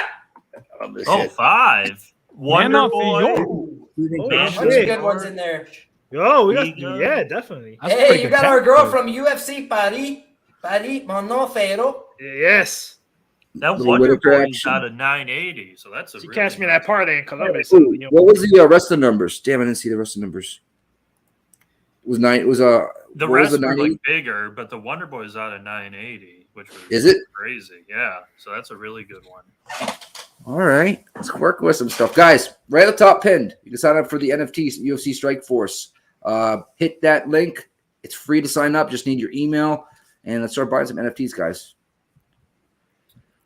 Yeah, make sure you're registered. Yeah, you get in, you register. Once you're registered, you're good to go. You can buy, sell any NFTs.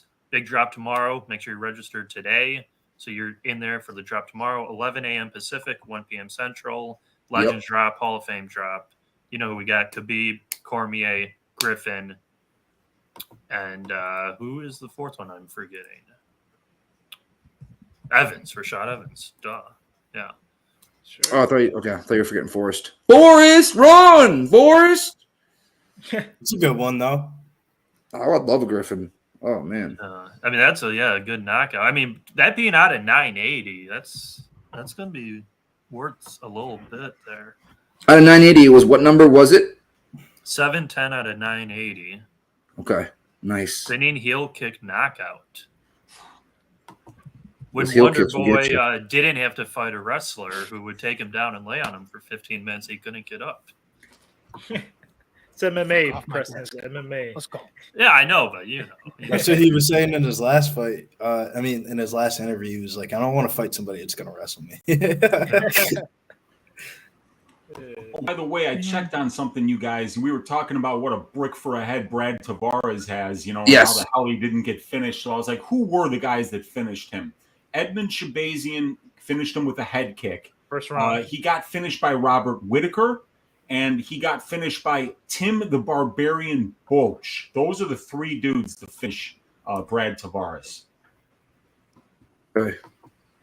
To Tim be Boach. honest, the Tim Boach one was the one that made me think Duplessis was going to send this guy to the realms and depths of hell. So God bless Brad Tavares, man. Fought his ass off, and like truly, there's a lot of Definitely people that fought would his have ass off. found a way out. Like if you're getting hit with those shots, most guys find a way out. They give their back. You know, they shoot a sloppy takedown, let him wrap up the neck and get him out of there. And Tim instead, Boach this is guy was driving like, a I'm truck gonna- somewhere right now. For sure, I think. He's definitely in the truck industry, I think. You think he's Here we go. Plus watching the money, fights at a $5 truck dono. spot? Okay, we'll Oh. read the dono. Respect Tim feedback, Boach was NFC such a just great scammy. moment winner. I'd rather you promote Manscaped to clean your junk. Here's the deal, Plus Money. This is officially licensed by the Yes. UFC. It's not licensed by Jake Paul, who's trying to sell you gorillas, you know, in fucking Kazakhstan. This is officially licensed by the UFC. We only Yeah. do stuff that's licensed by the UFC. So thanks for the donation, though. Yep. Respectfully. UFCstrike.com. Let's fucking go. Get on the wave, baby. Yes, sir. Chad Yeah, there's Hellinger's dishing. Don't you be Listen, if sleeping. you like cards, shit. It'll make it look, a little bit If more. you like card shit. Digital cards too. You got the friggin' the moments on them. Shit, your little baseball card ain't gonna do anything but sit there and stare at you. Just you know what I mean? short in the next fight, Sean O'Malley, Pedro Munoz, they'll start at 9:15, so 10:15 Eastern. Oops, Hell we yeah. gotta They're go definitely over that. lying on that, though. I think they're lying on that. Mine says 10:15 on my book as well. I gotta get going, boys. I'll see you guys. Dan, Yes, hey, sir. it was good to hang out with you, buddy. Me. Pleasure is always ours. Thank you, Great, brother. great Life night saving so far, me. man. Great Yes, night sir. so far. So keeps going. Yes, sir. Very Good fun. guys rise. Stay the Cash course, those my bets, brother. baby. Let's go. Everybody in the Let's chat. go. Love you guys. Let's get it. Hey, Enjoy the Daniel rest of Son. the night, brother. catch me on a Karate specific Kid. show on Monday. I'm not gonna tell you where it's at, but Clint might tell you. See you, boys. Yeah. Oh shit, that's right. That's right. We be popping. Let's fucking go, Torque. And I guess it's Plus, time for an that'd be announcement. glad. We can't leave you guys hanging like that. Monday, I was gonna tweet it tomorrow for the people, but I guess y'all tuning in live get a little extra sprinkle here. Live on Pub Sports Radio, the Die Hard MMA podcast coming to you on Monday night. We're doing the Pub Sports Roundtable, baby. We got Billy Briz, we got my guy Danny, we got MMA Locker room. We're going to break down that next card for you guys live on Monday night. And I would add additional people, but we only got like 3 spots. Otherwise, the show would take like 6 hours. So don't worry. We'll get some other faces in there next time around. But we got the Pub Sports boys on the show Monday night. Don't miss it. Let's fucking go. Let's go. 7 p.m. Eastern, right? 7 p.m. Eastern. Let's fucking go. 7:30. 7:30 p.m. Eastern. Got me confused. Yep. Fuck that one up. Pedro Muniz O'Malley next. Oh, the Pedro's at a 270 now. He's only up to a 360 on O'Malley. Fucking bad. Do you see the pink hoodie? The pink hoodie is not for a reason. It is for a fucking passing of the torch. Oh, pink hoodie. Okay. All right.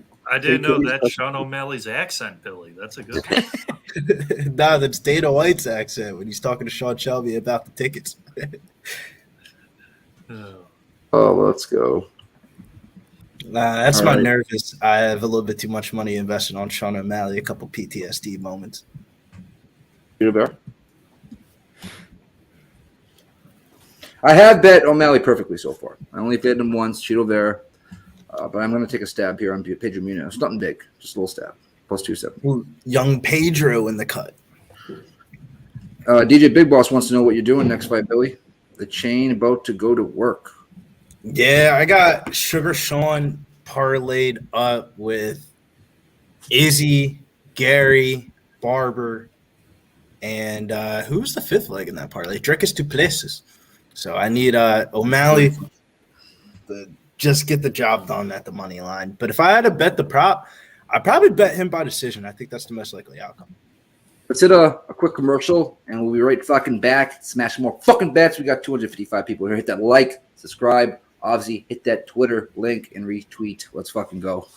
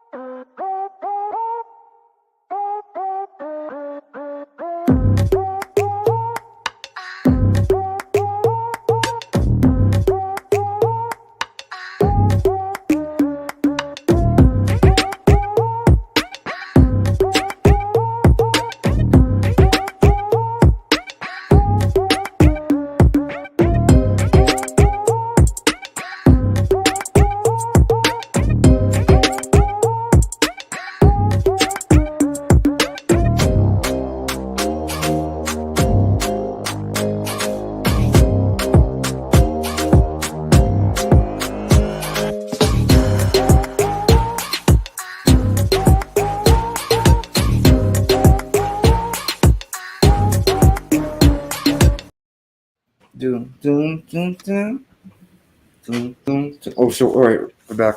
All right, let's rock and fucking roll. Let's rock and fucking roll. Hey, Joe Munoz, Sean O'Malley. Billy just gave his breakdown on what he has there. Liam, what are you doing?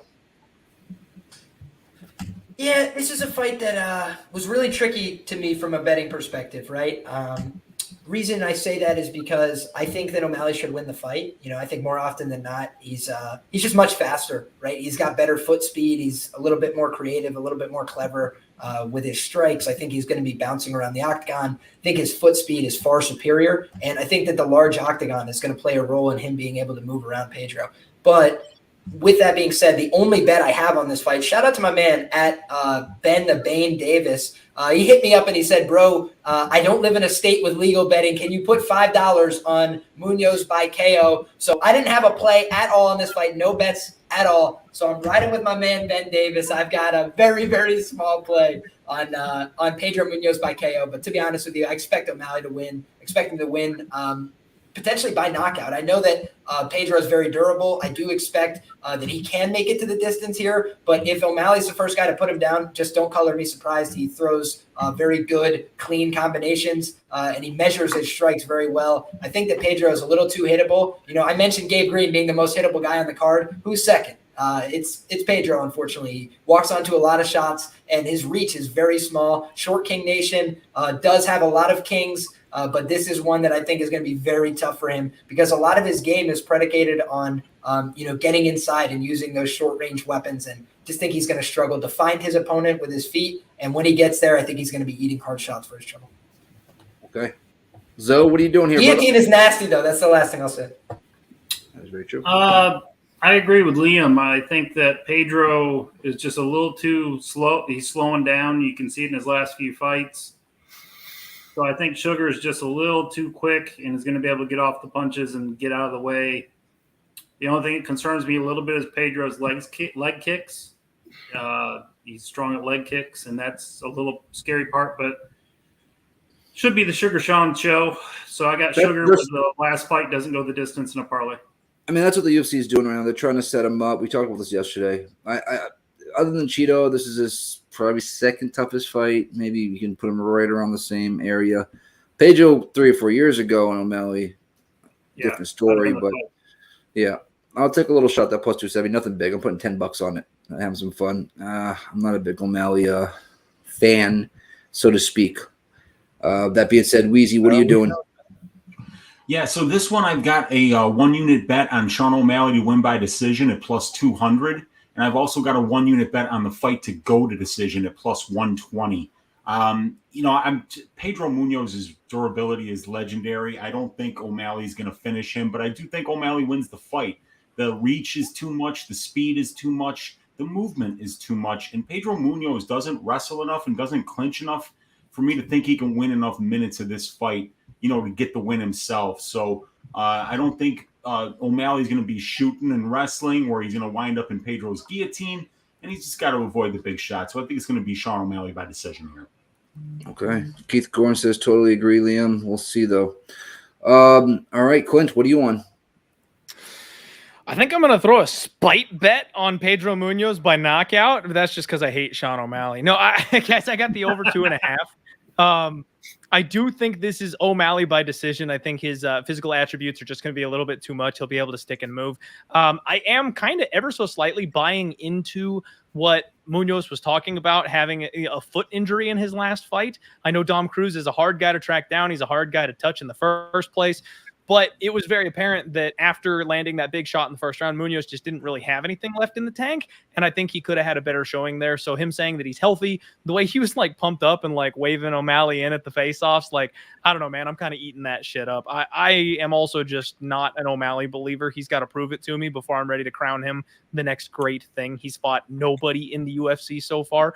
I do think he wins here. I think it's O'Malley by decision. I got the over 2.5.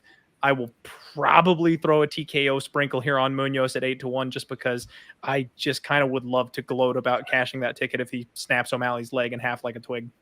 Yeah. Going back to O'Malley real quick, that guy will never fucking touch the belt. Ever touch the belt. Ever. Can we not have Billy on this one? Can we leave Billy out of this? Because we already know Billy got. You got O'Malley. We all know who Billy's got.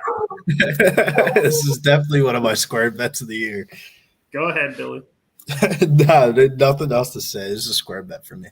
Billy is a Sugar Sean lover. Loves him some Sugar Sean. Oh yeah. Oh man, when he liked the TikTok last year, that was blessing. Who knows if he gets a knockout, Billy? Can we get a jig or some kind of dance if he gets a first ever Pedro Munhoz knockout? Oh man, you might see me jump in the Atlantic Ocean after There we that. go. There we go.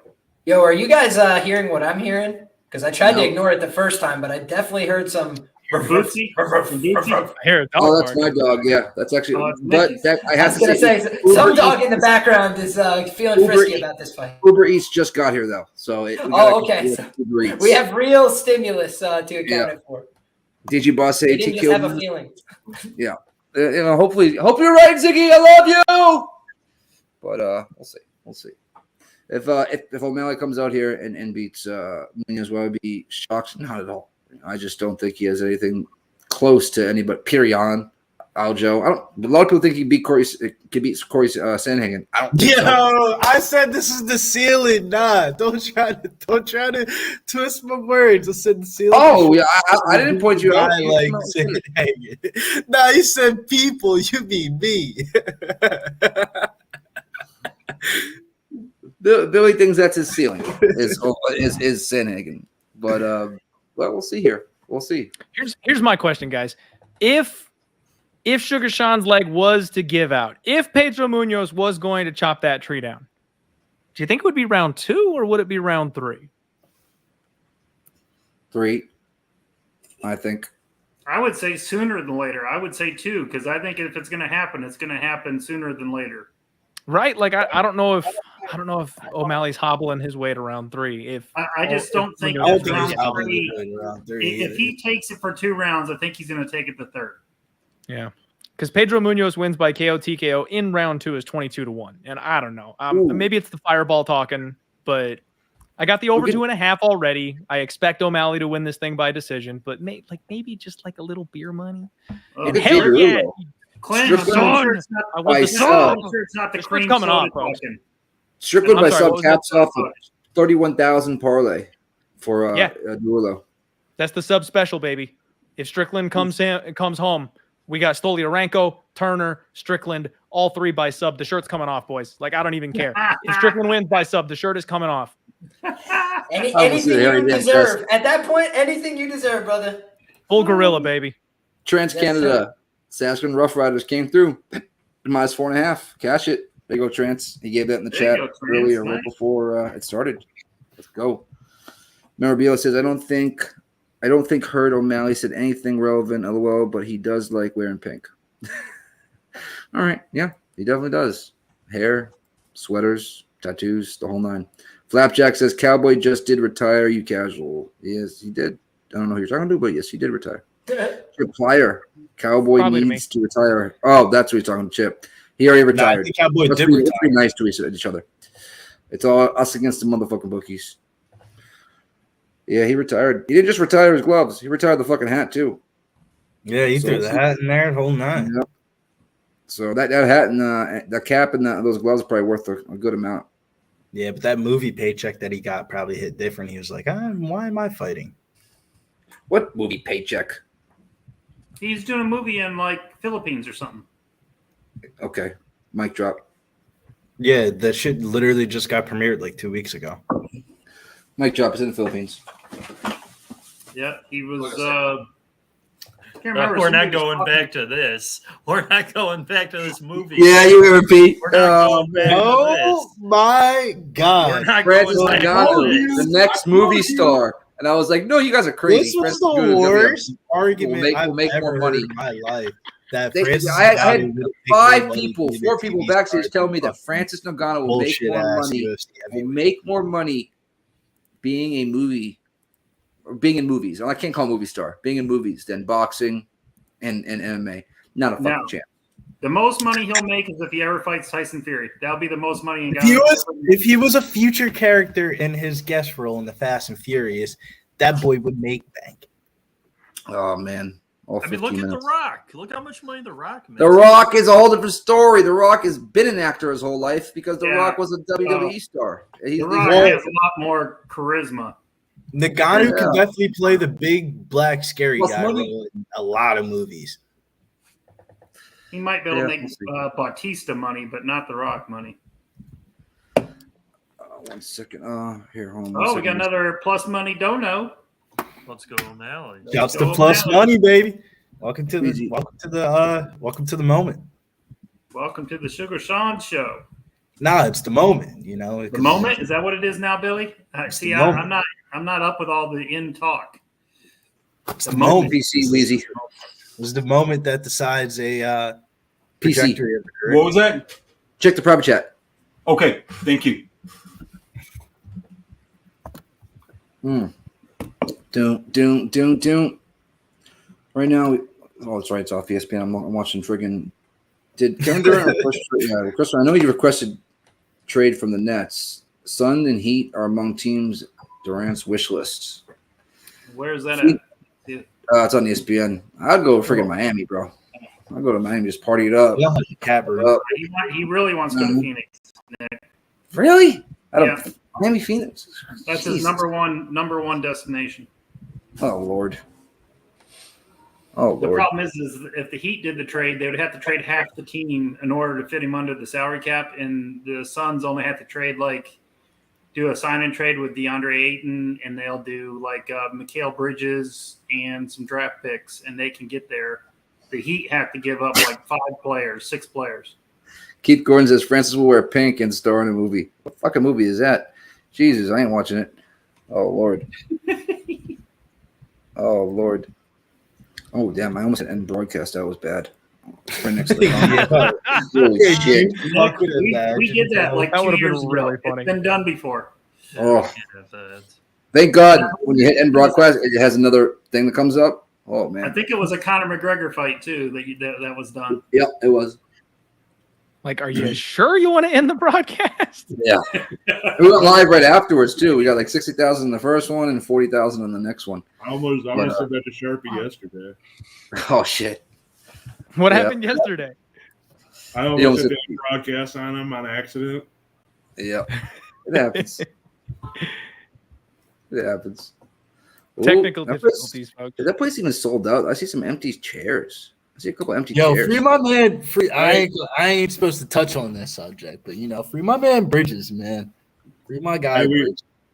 You know, the funny part is not hitting the broadcast thing like Billy did for Sharpie the second episode.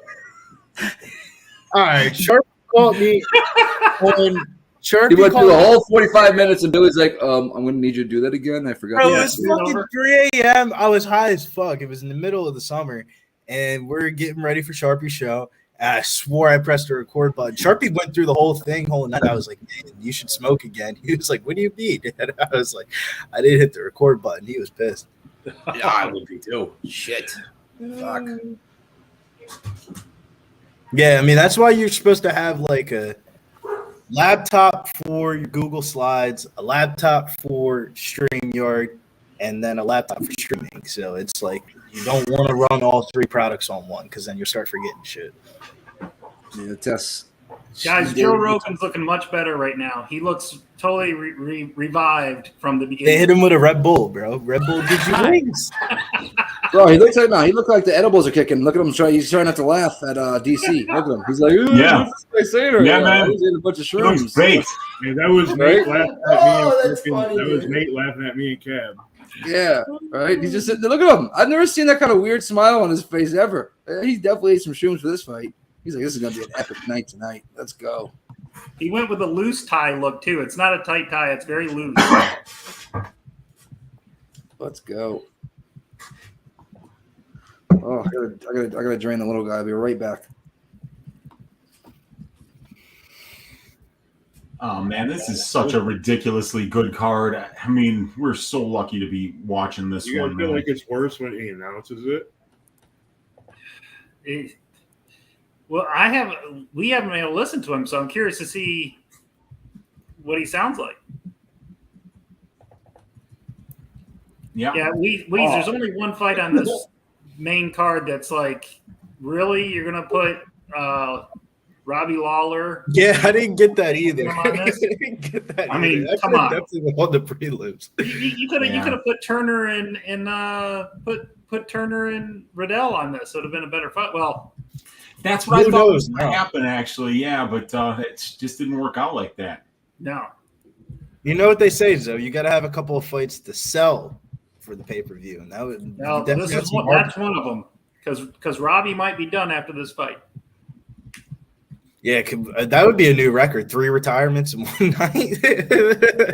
Oh, dude, and that would literally be like, that would be a big part of my experience, like growing up in MMA, man, truly. Because like Cowboy, absolutely classic. Like literally was there for all the fights when the guy's like 5 fights in a calendar year.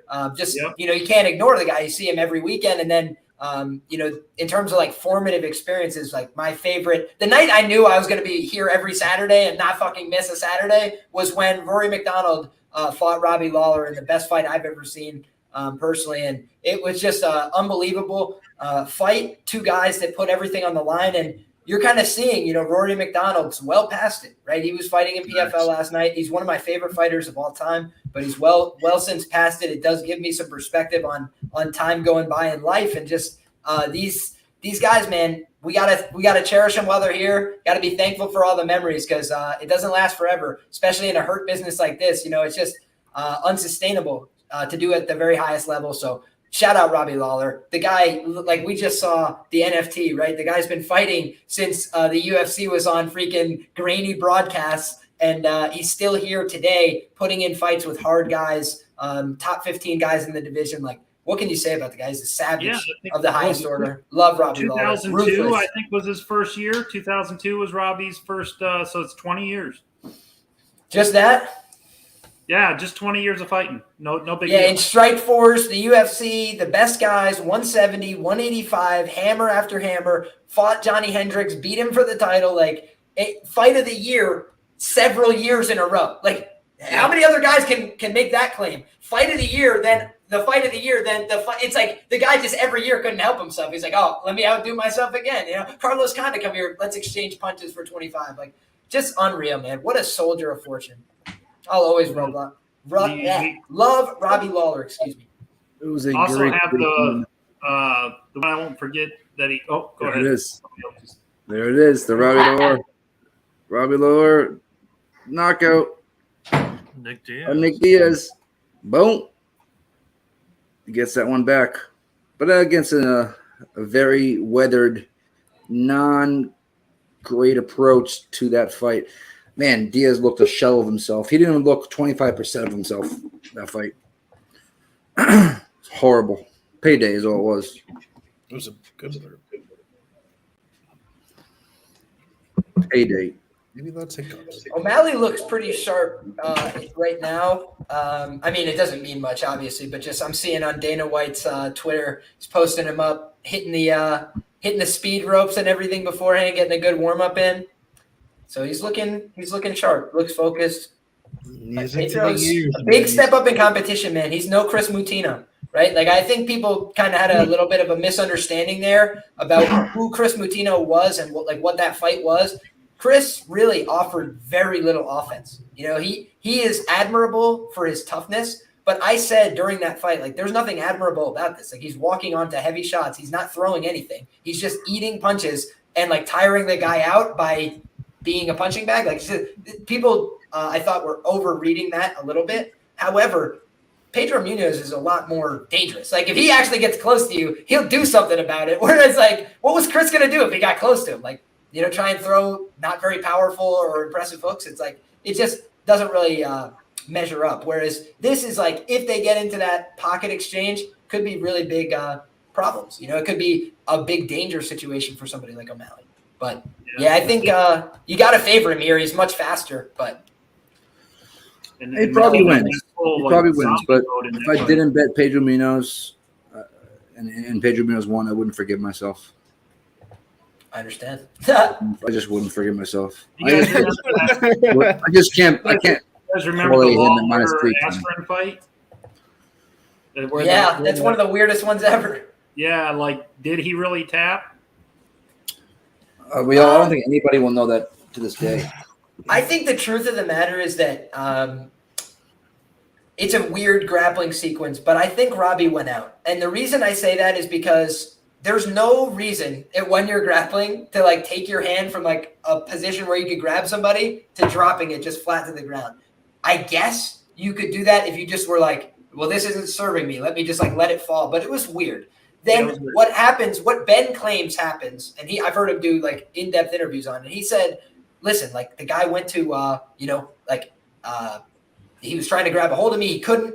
And he said, I start to feel him go limp. And I said to Herb, I was like, he's going out. And then Herb, like, grabbed his hand, stopped the fight. And if you've ever been in a choke before like that, first of all, I've tapped before and not realized, gone to sleep anyway, right? Or like, I was fully cognizant of the fact that I'm tapping and I still go to sleep, right? My buddy had me in a triangle once, couldn't unlock it in time. So I'm just, like, asleep as tapping, you know?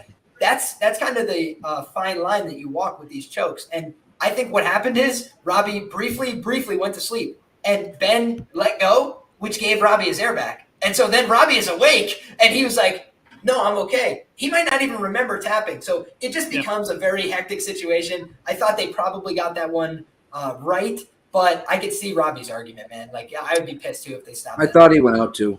I thought he went out briefly. I've never gone to sleep like that before. I've always wondered what that felt like.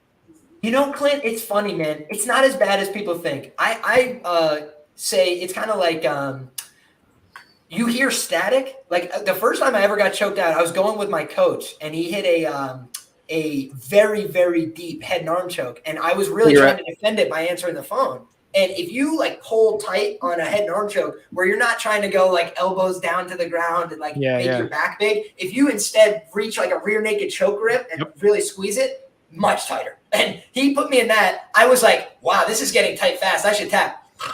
Like, and it literally was like that fast, the exchange. And then you hear like, and you go, and it's literally like you reset your brain. You like you wake up. I felt refreshed. I felt like I had gotten a nice nap. I've done a lot of jiu-jitsu.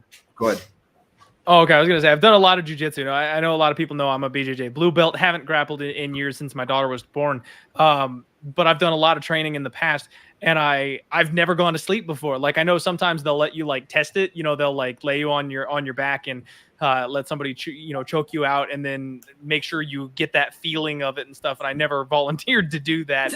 But I've always wondered. I've put a couple of people to sleep before, and they're always just so confused when they wake up. So I'm like, I don't know. I gotta try it one of these days. Viral video. The real argument is Robbie knocked out Askren round 1, which is true. Like, he was almost done there. I mean, they could have stopped that with that ground and pound in round 1. He was beating the brakes off him. So if it was 2022, you never know. They might have stopped it. You never know. Yep. Oh boy, this is when it gets sweaty.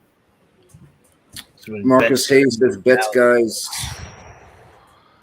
I can tell you guys, I love that Keuchel is back pitching again for the Diamondbacks. Such an easy first 5-inning bet.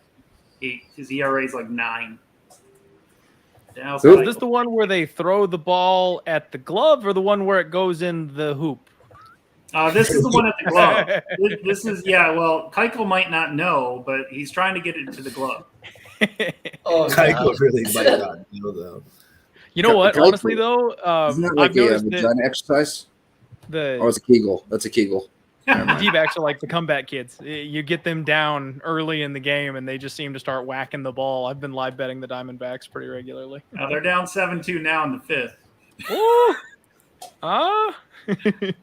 Yeah. Maybe some blind degenerate action on this 11-1 here. Don't even do it. Don't donate. I don't know Michael shit Brooks says Robbie versus Melvin Manhoff was crazy. Yeah, it was. 300 live, boys. 291. That's right. 291. 291. Hit that 300 mark.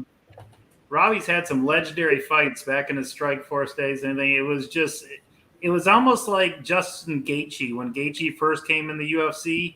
Like, every single one of the fights were all in the pocket, and somebody's getting knocked out.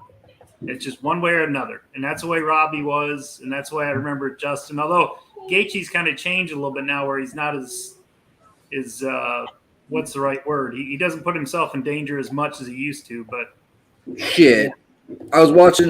He did a interview a couple days ago, and they asked him about the Oliveira fight. He's like, I have no clue what the fuck went wrong. He's like, I was feeling good, next you know, and I'm fucking tapping. Yeah. And he was winning that fight. You know, that's why I love watching Gaethje fights, because that guy's a wild man. The Chandler fight is the only fight where I was like, fucking no, I don't know. I don't bring up. I know peace. I aggravated with that one. That one was not supposed to go the distance. That fight. If it was a 5-round fight, I definitely wouldn't went the distance, but it was a 3-round fight.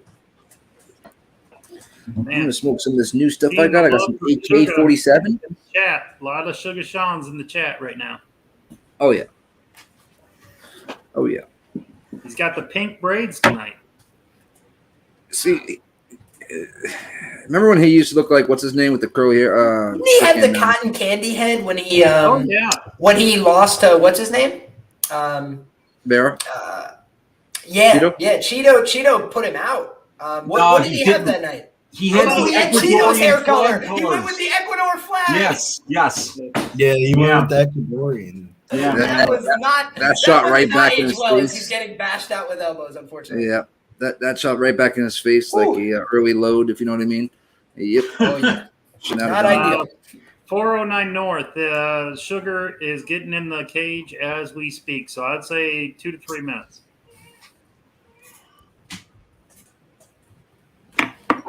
All right. It is pretty crazy. The line was versus 5, though. Chase Hooper.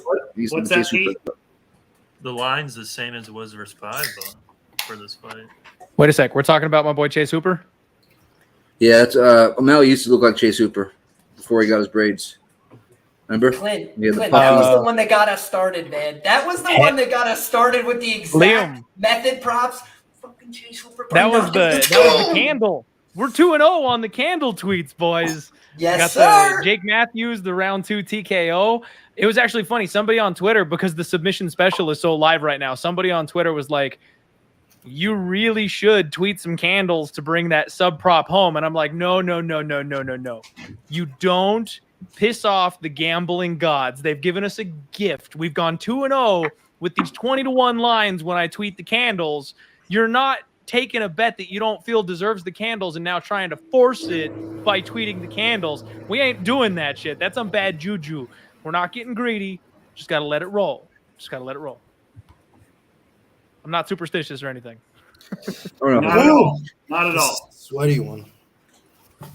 Billy, you turn Hey, that if you AC guys ever on get there? down here to Arizona, What? On the Border is You like turn that the most AC on amazing there? Mexican restaurant of all time.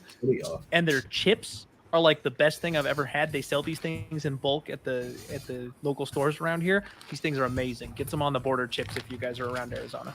On the Border. I think You know, that's a looking restaurant confident. on the border. Yes, it is a restaurant. Strip club. And also a very Strip hot club political near topic. me. Wait a sec, Billy, you took the pink off? Yeah, I got a little bit hot there. I'm not gonna lie. Pedro Munhoz bet. Yeah. Oh, lock it in. You know, it's real now. What It's real. I expect O'Malley to win. There's nothing I can really do with them at minus 300 and higher. I wasn't going to parlay him. The line is way too wide. I don't care what happens in this fight. I don't care if it happens in the first fucking 10 seconds. You sound like a straight hater. No, I mean, Billy, there is some truth behind, to me, the popularity of the fighter, and they put it in the line. If they have a very popular fighter, they know people are going to bet it, whether it's 310 or 210. So you might as well figure it in when you got a Sugar's got to be a top 5 popularity fighter in the UFC right now. If it's a close fight, it goes to O'Malley. We already know that. We already know what the freaking UFC wants to do with him. I get it. Well, I think the volume would go in O'Malley's favor if it hit the scorecards. Oh, he changed. Look at that. Look at he changed butterflies or this man can't be stopped right now. Bruce Buffer, the legend, bro. That's cool. I like that jacket. I like it. That is a fresh jacket. He's with the the fucking best. tuxedo white. Yeah, change it up. Oh, Danny's gone. P, does Michael Buffer do any more boxing anymore, or is he done? I've heard him. No, he still does it. Maybe. I can't remember. I'll be honest. Yeah. In the last year, I've seen one. COVID. No, I've seen one in the last year for sure. It's usually because I remember saying, "Yo, your brother's way better than you. He's the UFC." You know what I mean? I remember saying that like in the last year. Jimmy Lennon Jr. is the big one for boxing. Yes, now blonde, short guy. Ugh. Yeah. But I like Bruce better than I do Jimmy Lennon Jr. Yeah, me too. Yeah. And I would say Michael's probably the best of all time. Yeah. Yeah, that's the only one I know who does like the big events now is Jimmy Lennon Jr. Yeah, and what Jimmy Lennon used to always do the Showtime ones, right? Yep. And then he was Showtime. Yep. And then HBO was always Michael Buffer. ABC was Michael Buffer. Yeah. All right. Can I get no distance in yet? It's already too late. Yeah, I'm sure it's too late. They're introducing Pedro. Yeah, that's where I'm at too. Man, I'll tell you one thing. Bruce's tan is, he is dark. I don't know what he did, but whoo.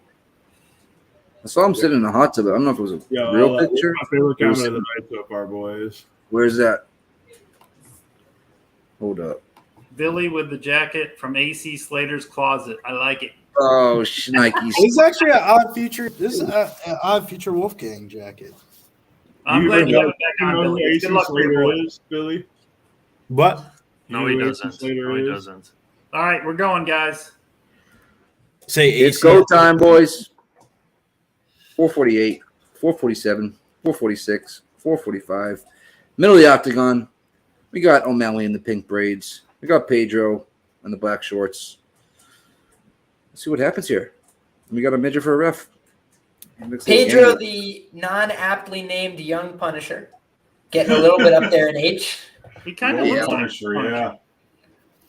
He's a great fighter too, man. I think that it's like a kind of awkward style matchup for him here, but I've always loved his game, man. Like, I think people might forget that this guy absolutely took out Rob Font instantly. Like, just hurt him to the body, forced him into a shot, and then finished him with a guillotine choke that was nasty. Like, I don't know. Like, we've seen Rob Font go 5 rounds with these guys, taking absolute hammerings, and he got hit with one body shot from Pedro that made him change his life evaluations. You know, he was like, it's time to be a wrestler now. Like, yeah, but Liam, if this was 4 years ago, Pedro, I'd have a lot more interest in Pedro winning this fight.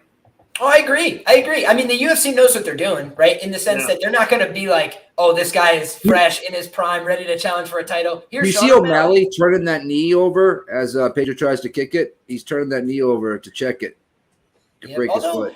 I think Pedro's doing a good job of mixing up inside, outside, lead leg, rear leg. Nice, like he's trying to kick him to both legs and create multiple targets here. Here come the fireworks. Oh, nice outside low kick from Pedro. That was a good one.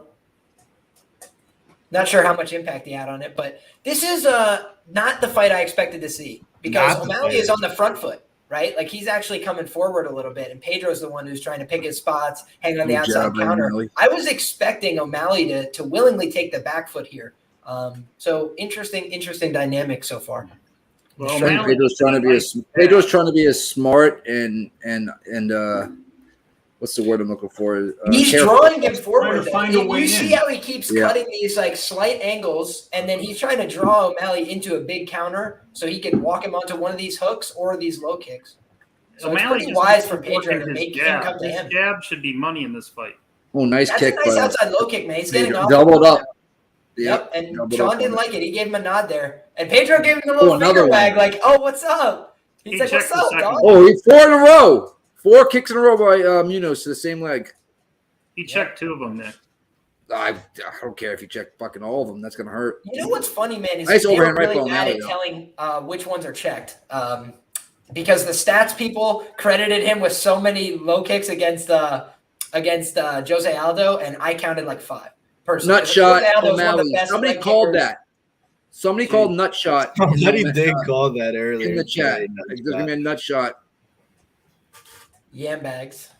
Nick, have you ever thrown a kick and have somebody check it? No. It hurts. I haven't thrown a kick in a street fight in my life. Well, Jim Miller signed a 4-fight extension with the UFC. What a dude, he's trying to get to UFC 300. He could. There it is. He just signed his retirement fight for UFC 300. He's like, just space him out between now and then. If we can do that, I can do this. Like, here we're back to it. 150, 149, first round. O'Malley, Pedro, Munhoz. Munhoz is going ballistic. Yeah. Inside leg kick by Munhoz. Another inside and outside. He's switching stances and creating inside-outside opportunities. Like Sean doesn't know which stance to be in right now to avoid these kicks. Nice jab from O'Malley, but he's not really putting his strikes together in combination like he normally does because Pedro continues to off-balance him and pull him forward by moving. So I've been really impressed by the approach of Pedro here. He needed to be tactical. He needed to be smart to win this fight. And so far, he's introduced, a couple different threats, switching the stance, coming inside, outside with the low kicks, giving Sean a lot to think about here, despite being so much smaller in stature. O'Malley keeps feigning. I've noticed a change, though, now. O'Malley's now on his back foot. O'Malley is not pushing forward as much. Head kick by Pedro, and he gets it up there, but it's blocked. Yep. I can't believe he got that high. It's going to be a close round 1, I would say. I think if you're Pedro here, you want to try and mix up these kicks.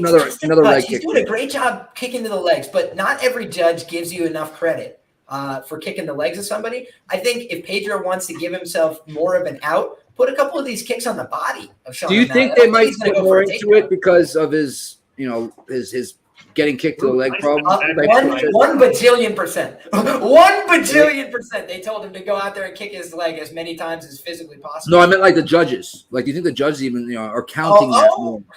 That's interesting. Depends on the I don't know. What are you doing? O'Malley is Jesus Christ. 6 seconds, 5 seconds. You have to give the first round to Pedro. You have to. He's on the front foot. It's close. Yeah, I thought that was a Pedro round. personally. And they got 275 on O'Malley, so it went down slightly. I think it's hard to judge that first round. Not a lot happened. Kind of wishing I would have bet the split decision on both fighters. Goddamn fireworks. I mean, if O'Malley's going to have to throw a little more. That jab, he was tagging him with the jab. He only threw it like he hit him 4 about times. 3 nice jabs. Yeah, I mean, that's what I would do jabs. the whole fight, P. I don't know why he's countered. I mean, he's got the link. Just jab 15, 20 times around. Yeah. Dominic's right. Sal D'Amato with a 10-8 for O'Malley in that round. So, good call, Dominic. What did he say? 10-9? Dominic Walton said Sal D'Amato has 10-8 for O'Malley in that round. Oh, yeah, for sure. Yeah. 10-7 maybe. Fucking Sal. All right, so Mills got the stats there. Doubled his output. But they were all leg kicks. I don't think he landed a punch the whole round. Yeah, but you got O'Malley that landed, 3 jabs? Yeah, Pedro well, O'Malley comes had out, his, man I on would say he fire. landed 5 or 6. The paper comes right to the center. It wasn't high output by O'Malley like you would expect. Oh, he's being very careful and calculated himself, just like Pedro is. His corner needs to tell him let it loose a little bit. Let it loose a little bit. At least some. Like you have to throw. Yeah, he doesn't. It's impossible to win a fight where you don't throw. You know, you gotta be attacking. A lot of fading going on here, boys. A lot of fading, not a lot of call. 428, 427, 426, second round. O'Malley could have cleaned his clock there. I feel like O'Malley is being a little bit too. Pedro threw that leg kick. It's like, did that hurt his own leg? That was weird. Yeah, I mean, he stood there like frozen. O'Malley didn't even throw at That jab did not land by O'Malley. Yeah. Just out of distance, Pedro. Nice one, too. Pedro O'Malley, is 4 on actually 4. looking like Spinning very middle kick, light on his feet. Raises 4 minutes, 3:56. He's Oh cooking. no! I just saw the wheel kick. It didn't. God, that would have took his head off. Well, that would have taken his head off. Yeah. Straight right lands 349. Nice. A little bit more volume here. Yeah, you're a little bit ahead of him. man. Sugar's picking it up a little bit. He has to. Yeah, he's starting to fire off some jabs and some. Oh, there it is. That's exactly what I was calling for from Pedro. That open side body kick with the lead leg. That's an opening, so he should continue to take advantage of that. I think pairing that with the outside low kicks would be a good switch up. Pedro hasn't even thrown his overhand right yet, which O'Malley hasn't been able to gauge or see yet. So I wonder if he can kind of throw Like find short one distance. opportunity to let that go. Yep. Yep. He's got to get inside. He's staying too far back. Another Well, leg kick. he's really trying to get him to plant his feet. So if you're trying to leg kick somebody, you need that commitment. And so he keeps stepping back, force O'Malley to take one big committed step forward to throw a jab or something else. Bank, outside low kick. That's kind of I don't care. We're halfway through this fight, just about. Yep. Oh, that was a nice right hand from O'Malley. Yep. One of his better shots of the fight. Badass inside. Picked him right out of his stance. Nice O'Malley's doing a good job starting to crash the pocket with these punches, though. He's finding the head of Pedro a little bit more now. I can tell you this much. Halfway through this fight, O'Malley has a long way to go. Long way. Well, he's definitely not making Pedro look as slow as he had the previous fights. Yeah, which is kind of surprising. Like Frankie Edgar was doing a better job, I think, of like cleanly outboxing this guy. Yeah, but he also was a little more willing to exchange the kicks. Like he was more willing to throw back a couple low kicks, then fire off that pop with the hands and get out of there. Yeah, Frankie made Munhoz look slow, and I would think that O'Malley should. Nice jab. Nice job by O'Malley. Nice jab from When O'Malley. he puts his hands down, he's very dangerous. When he pops his that ability to slip the returns is Eye poke. Okay. Who was it? That was a punch. Wait, who's the eye poke on? O'Malley just poked Munhoz in there. Oh my gosh, we got a nut kick and an eye poke now. Quit right now and get me my W. Quit right now, Pedro. Congratulations to Glenn Bott, cash the over 1.5. Nice call. There you go, Bot. What was that price at? I'm sure it was pretty heavy because. Yeah, that's leg 2 of the probability parlay was the over 1.5 in this fight. So, or no, I'm sorry, it wasn't. Its fight starts round 3. My bad. Yikes. What was fight starts round 3? What were the odds on that, please? Oh God, I don't have it in front of me. Okay. They're giving him time. He's complaining about it. Over 200. How bad is his poke? Yeah. Oh, he got him with both eyes. Oh God! Oh, Yikes! shit. He put the palm of his hand on his nose and got him probably looks like worse than the right eye. 2 for the price of 1. 2 for the price of 1. There you go. Steven, we're thinking that it's 1-0 Munhoz, but I would say Sugar's winning this round, second round. I don't think Pedro looks like he's hurt here. Holy shit. We might get a fucking win over for Pedro DQ. What? No, that'll be a no contest. That was a really ugly eye poke, though. It would be a no contest, Bro. Even though we got a nut kick. Round 2 TKO. No contest, Clint. Round 2 DQ. No. Come on. Clint's reaching. Why would it be a no contest though? Because I'm not disputing it. I'm just curious. Liam, it's ruled accidental. If it was ruled as a purpose blow, then it would be a win for Munhoz. Wow, they called it pretty weak, and they're saying O'Malley won. They're calling a punch and say O'Malley won. What do you mean? O'Malley's dribbling the basketball and celebrating. How did O'Malley win? O'Malley's an idiot. By knockout? So did I just No! 2 minutes? This should be a no contest. I mean, it should be a disqualification, is what it It's should gonna be. be a no contest or DQ. O'Malley doesn't get If a fight ends by a foul, it should. Well, I just don't know why he celebrated like that. I know. It's either no contest or DQ. Like, again, there's no way Sean O'Malley gets his arm raised. No way Sean O'Malley won this fight. What? The status of a fight goes to decision and a prop bet. Do they get refunded? This is crazy. No. So that's a good question. I don't know about fight goes to decision, what that will do. No, because they already have the out for it. You got to pick the out in the option. If this was the third round, this would have hit the judge's scorecard. Yeah, so if it was it's in the definitely third a round. Oh, he does get him. Oh, right in the old eyeballs. Oh God! It wasn't on purpose though. He was backing up because of a fucking eye poke. Oh my! No, but multiple fouls still should be like he should still get disqualified after multiple fouls. You know what I mean? Like, unintentional or not. It's just the way the rules are right now. Billy, the man just dribbled and shot the ball like he won something because he poked his opponent in the eye. Yes, I can't stand him. Fuck O'Malley. I think now looking at O'Malley, he's come to understand that he has not won this fight. Yeah. Oh, if he didn't, I don't know what he was thinking before that. That's what I'm saying. Like, oh, I got him. You got him with your finger, dipshit. Look at him, he's jumping up still, screaming out to everybody. Contest. Well, the fans I'm 90% sure it's a no contest. What a dreadful way for that fight to be called. Awful. Yeah. Some would call that completely unclimactic. Nothing to celebrate there at all on either side. I feel bad for Data and the boys. No contest. No contest. That's what I thought. And Sugar's raising his hand like he won. What is wrong with him? See, and that's like, bro. Well, theoretically, he's the first person to Pedro Munhoz. There's no theoretically, Billy.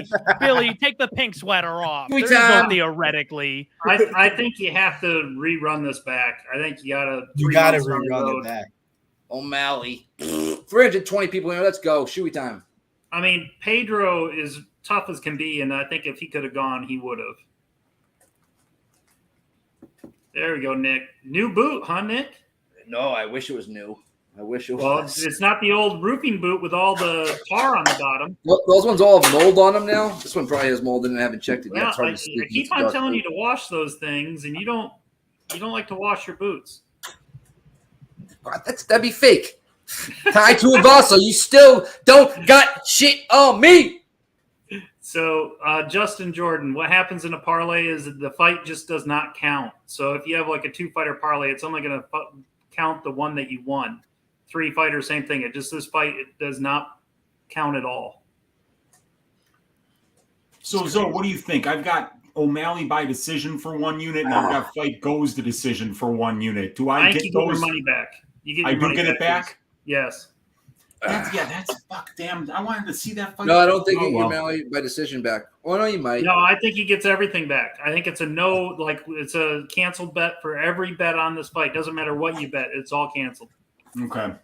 Fuck, maybe- You know the bookmaker loves that too. They're not happy about that. Yeah, they're not. They just have to. They were like, "Oh, we're about to make a killing on this fight. We're gonna get to back." O'Malley. They were like, "We were keeping it warm for you, folks. I hope you guys enjoy The that." only thing I would say that you would lose, people are asking about prop bets, is if you had a first round prop bet, you would probably lose that because it was in round 2. Or a knockout prop. Only thing you'd lose. Maybe, yeah. I don't know. Yeah, they voided me and Ben Bain Davis's Pedro Munhoz KO ticket. So Yeah. Oh, they gave Got me a the win money on back. Pedro Munoz. No, I'm just joking, guys. Just joking. Joking. I was like, I'm about to be rich then. I did put in a small play on him before the fight. Well, Now he is Israel Adesanya. that was one round in what, 4 minutes in, 3 minutes, whatever it was. How did O'Malley look in you guys? Let's just real quick, 15 seconds each. Slower than I expected. That's all I'm going to say. All right. Billy. Definitely didn't look that good. He didn't Everybody look else? great, but he didn't look bad, and he didn't look good. He was just a little too patient.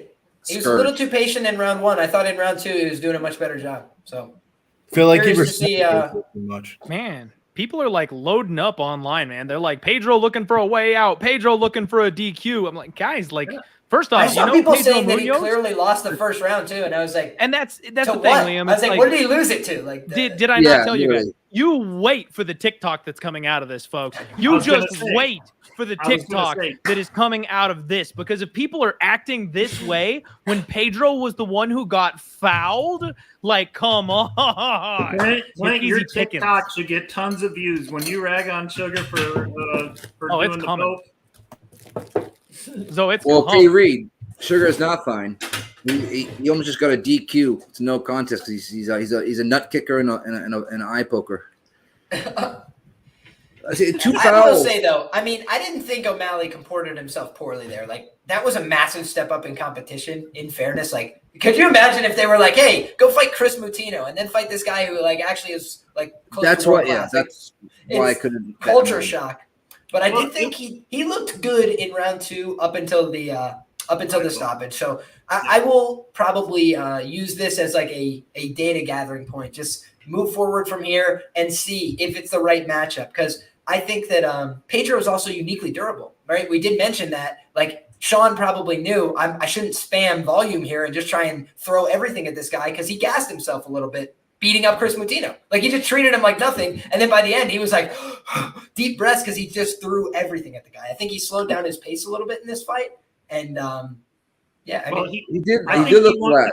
I'll agree I'm with with that. Liam. I think he was winning the second round, and then more than likely he probably would have won the third if he was getting back to more volume. That first round, he was too tentative, and Munhoz ate up his legs. But No, Brandon Paul. Even still, though, I did think he had it's some of the too right foul. answers. He was Not checking. an He eye was poke. retracting the leg. He was like offering back some leg kicks. So I don't think he was like completely just getting blown out in that portion of the fight. But I do think that, Pedro was also kind of limited to that. Like he was being forced to take just leg kicks because he couldn't get in close. And so there's a lot that I'm going to have to almost see again before I can really take in what we saw there. I thought it was a good fight, though. Both guys were out there competing hard, and like you're not going to get a whole performance out of Pedro Munoz in this spot. Straight up, like the guy came out there and fought hard because this is like his chance to stay in the top 10. And frankly, look at the guys he's been fighting. Like he's been fighting world champion, former world champion, It's like he's not been fighting anybody who's like a fresh young prospect that they want to see how he's going to do. So it's like they showed some respect to Sean by putting him in this fight, and maybe they're just going to give him like a little half step back. They're going to say, hey, let's look at somebody in the top 15, top range there. I can see that. I don't know that there was much promotional buzz behind this though. So if they moved on to another booking, I wouldn't be surprised. all right, All let's right. go on to the next one, Yeah. guys. Robbie Lawler, Brian Barbarena, two legends. Robbie, bigger of a legend. What are you guys doing here, Zoe? What are you doing? I want to hear what everybody says. I had a lean towards Robbie coming into this fight, although I've seen money coming in on Barbarena. So I want to curious what everybody else says. Right now, I have no bet on this fight. Me too. I was going to go Barbarena at plus 105, but the odds have flipped. Robbie is now the dog, and Bavada is deciding not to work for props. Liam, what are you doing? Yeah, this is a clear pass fight for me on the card. Big respect for these guys. Tried to fade Brian Barbarena his last fight with Matt Brown. I actually thought I won that bet. I was in person there. Watching it on television, definitely didn't win that bet, but the Columbus faithful rocking with me. I thought that we had that one for our boy. They didn't even get – how can you not get a robbery for your guy in his hometown? It's like, come on, what are we doing? That was a close fight too, Liam. Yeah, can't we at least rob the guy? Like, can't we at least rob the guy in his favor, in his hometown? Like, what are we doing? But either way, Brian Barbarena gets the win, propels him forward. So here he is. He's got another guy, similar age range. And the reason that the UFC is putting him in these fights is because Brian really has taken a lot of damage in his fights.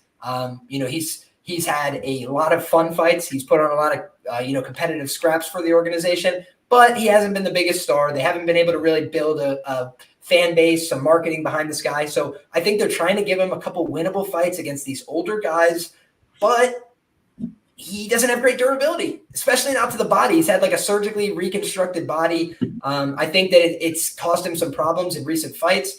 His takedown defense is virtually non-existent. I don't think Lawler will shoot, but if he does, can't say he's not going to take him down. So for me, it was just a clear pass. And Robbie doesn't really let's go, Robbie. Bang to the body too much. It's more, Well, he was banging Diaz to the body in this last fight, man. He mixes up his shots. You could have banged Diaz anywhere. No, you know what? But he was wide open everywhere. I think the smarter bet here, frankly, is obviously on the Barbarena side. And the reason I say that is just there's a massive age gap here. Robbie has looked a little washed in recent bouts.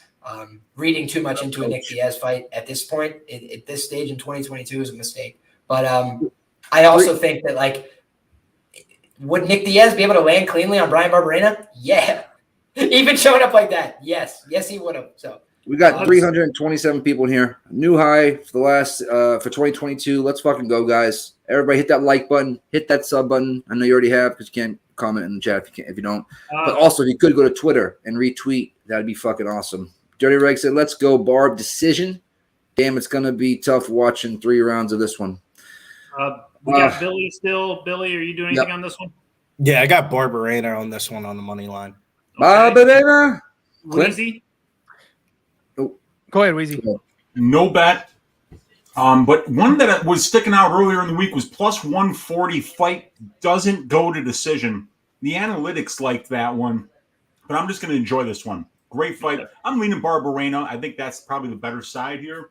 He's a little bit better of a minute winner than Lawler is, but staying away, going to just enjoy. All right. Lawler says Barber's going down from a body shot. Exactly what I said he wouldn't. Okay. Yeah, I got a Hail Mary parlay with Lawler in it. That's it. Nothing real, nothing crazy.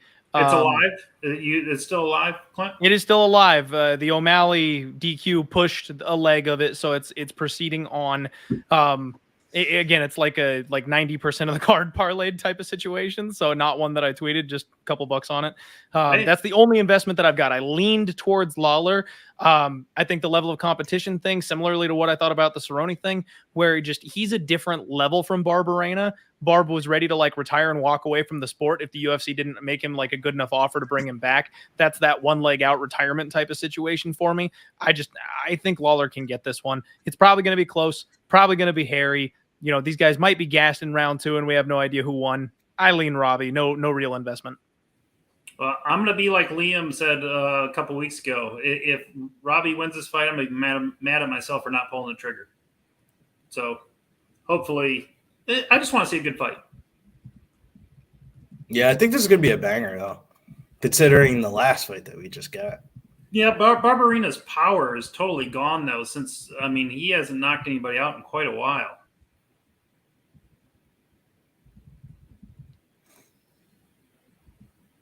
Man, Bruce Buffer's still fired up for this one, guys. He's still on point. Gotta be. That's what the paychecks are for. You gotta stay on point. I'm tailing a sharp friend here. just fired live on the under 2.5. I didn't realize it was plus 160. I mean, you got two guys here whose durability is certainly questionable at this stage of their career. So saw one sharp guy I know on it, saw plus 160. Say no more, fam. Now I have a reason to watch. Yeah, it's gone for me. Otherwise, I'd tell you with a little sprinkle on it. What's good, boys? Right in time, man. Robbie Lawler. Room. Couldn't be with nobody else except the Pub Sports Ballers. What up, Preston? What up, Wazy, Liam, Zoe, Billy Briz, Clint? What up, Millsy? The biggest, dopest chatting out there, man. What's goody? What's up? How you doing? Oh, Mills. Enjoying these fights, man. Enjoying these fights besides the sugar show. But can't So what complain. was your rule? The no contest or what? Yeah, no no contest. Cool. Well, not cool, but I'll accept it. Like, hey, it's better than a loss. All right. I thought he was about to I cruise got to a Barbarena decision. in this fight, y'all. Just to let that be known. Hey, I'm with you on that, Mills. I got Barbarena. You got Lawler? No bet, but Yeah, I lean Lawler. You know how we do. Usually. Yeah, I lean Locker Lawler. room and I we never hit agree that, on we hit anything. that Jalen Turner though, plus submission, Yes, we plus did. 800. Come on now, inside the distance, plus 110, minus Yeah, 120. y'all are savages for that. Gosh. I thought they learned the first time when they posted that one proud. 440. I think so. 439. I like. Cash. I know it was only a feint by Robbie, but he just looked a little like his twitch muscles a little bit faster there. But we'll see. The head is greased up like a sumbitch, though. You No, can they're going to fucking have see to it. get closer than 6 feet away. You can see a reflection on that head, though, right, Zo? Yeah, I can see myself. I can see the guy on the nosebleeds right now, picking Oh his yeah, nose. no, he got the Mr. Clean going. He definitely got the olive oil on top of his dome. Yeah. Oh, something going on there. That thing is shiny as fuck. Oh, nice. all right, nice dig with the body there. Shit, right, digs right to the body, Jeff. He's out there. See what I mean, Nick? Body shot. And I mean, this is the thing. The thing that I couldn't ignore about this fight is like, imagine they were in their absolute prime physical condition. Like Robbie Lawler would mop the shit out of this. Mop the shit. Oh yeah. Oh Like, yeah. he would have beat his Bobby ass. Lawler when he had the belt. Oh yeah. Oh yeah. Dude, one of the biggest going to savages the of all body time. already. Round 5, Robbie Lawler is a urban legend, dude. The guy would literally just be like, "All right, I'm gonna take these couple rounds off and then come back and kill this guy." Like, Hey, All right, boys, I got Yes, something Rob fun alive. for you. I got I got something it. fun for you. Round 1 judges scorecards. Mike Bell, 10-9 Munhoz. Doug Crosby, 10-9 Munhoz. Sal D'Amato, 10-9 O'Malley. Of course. Stop Sal D'Amato! I hate you! You suck! You're the worst ref ever! I mean, judge ever! Come on, he's got the door Robbie right now. Lawler's landing some good shots. Let's go, Robbie. Fucking bullshit. I would So we expect know nothing without a less doubt than that Pedro Munhoz won round 1, and the only judge that scored it for O'Malley was Sal fucking D'Amato. So Yeah, I don't want to hear it from the Nice O'Malley 1-2 fanboys. right there from Barbarena. 30 Oh, Sal in the shit. gang was Oh, ready. shit. Was ready. These boys Uh-oh, are throwing. someone's 2 on minutes Elm and Street. 48 seconds for Uh-oh. Oh, big uppercut by Robbie Lawler! Robbie. Robbie, put this guy away for taking my Matt Brown win away. Like, come on. I got F mine this for guy. 25 He on Robbie. beat Matt Brown in Columbus, Oh. so as much as I like Brian, Oh, big laugh by Robbie! he's going to have to take this out. Barbarino does have a big head. Yeah, you know what he does have too, man? He just has an ability to take it. He has an ability to take a lot of Nice damage elbow and keep over the throwing back. top by Barb. Now he's just popping that jab out there. Yep. Popping He's it throwing out so there. much Jumping it volume out as there. Brian yeah. Barbarena. That He's was a throwing tight a lot elbow. of You know, on he's the just inside. popping that jab out That there. elbow Yeah, is get nice. those strikes, baby. Yeah, mount those strikes right now. Barbarena. Don't throw is- out. Rolling. I'm with Slaughter on that, though. Says it was a no contest because Pedro quit. Bro, he had 2 fouls. I mean, you can't tell Bro, man. Pedro said, fuck it. I lasted 2 rounds. Let me grab this paycheck. I'm out. What do you mean Barbarena's last? got a nice He won throwing. the He's first he's round. doing a nice little jab combo. Nice Yeah, little 1-2. Now he's Lawler going to thinks the he's body. doing like a Floyd Robbie Lawler Mayweather trying to defense, duck and the he's just punches. getting pop. Like, Not able to duck Those the were punches all right here. pillow Lower tests, leg Mills. kick There from was no Barbarena party right there. That's a those- Oh! nice short elbow from Barbarena. These guys are throwing right now. Robbie Lawler Barbarena's is about to fuck around and knock him 1-2 out, bro. with a left hook. You didn't see that? Remember, you heard it here. Nice both body. look- Barbarena's doing a ton of body work. Then he goes low, then he goes to the top. Nice short elbow. Then he doubles up that jab again. Yeah, I'm liking the output that I'm seeing Lawler's right not now. throwing a punch. Lawler hasn't thrown a He's punch. just being in 30 overwhelmed seconds. with the volume of strikes by Barbarena. But He was doing a great Barbarena's job at punches first. are much harder. Yeah, Of course. Lawler's throwing But some power. Barbarena definitely needs to slow down before. Oh, that was a beautiful uppercut by Robbie in a On second. Barbarena, he ate that like a grilled cheese. He did. He did. Yo, Barbarena is eating these big shots. His by Lawler. fight is everything we were promised. Oh, nice body shot to a right hook by Robbie. Lawler hit him with like 3 good An body uppercut. punches already. Robbie is just so much better at He's got that striking, fight from a IQ. technical standpoint. Like his punches look so much more mechanically proper. Yes. And he's like rolling and moving. Everything. But I do like these This is his type of fight. Ooh, He fights in a huge phone one, booth. too. You don't like getting no jab and shit like that. This is how he fights. This might be fighting tonight, folks. Oh, Yeah, 1-2 it's right by on pace. Robbie. It's on pace to be. Robbie These guys is are fighting standing like in each other's Joel face, Romero. swinging and Body shot by Oh, nice body punch again from Lawler. But Barbarena, Wow. Oh, Brian's bleeding back. Oh, 1-2 by Brian. Yep. Oh, look at that left hand from Robbie Yo, Lawler. Barb. Screenboard. This is awesome. Bro, the way that Robbie Oh, rolls there he in the goes. pocket. Keep off balance, but nothing hits. Nothing hits. What Robbie's was that? taking a Lawler breath was like- here. Look at Robbie the Lawler clock. literally just had to think for a second and went, "Oh shit, I'm 40. Let me take a breath." Like, Yeah, what we got here? Live minus 130, plus 130 Barbarena. I actually think that's a decent line. Yeah, I thought Robbie won the round. He landed the much harder punches. What's the live line? Plus 130 to a minus 170 for Robbie. Just went to a plus Robbie's- 120 for Barbarena. A lot of money just came on Barbarena. Minus 155 Yeah, I would for bet Robbie. Barbarena here. Shout out. I got a weird feeling here that Robbie just showed out, and that's going to be it. But see, Robbie, like I said, I think he's fighting like Yoel Romero. He's fighting in like short burst, and then he'll take a break, and he short burst again. He's not. You guys know what I mean? I do, Yeah. and I'm loving that because Yoel Romero only won 1 fight in the last like 4 fights, and he looked like a slow old man. So if he's That's fighting true. like that, let's go, Barbarena! It's true.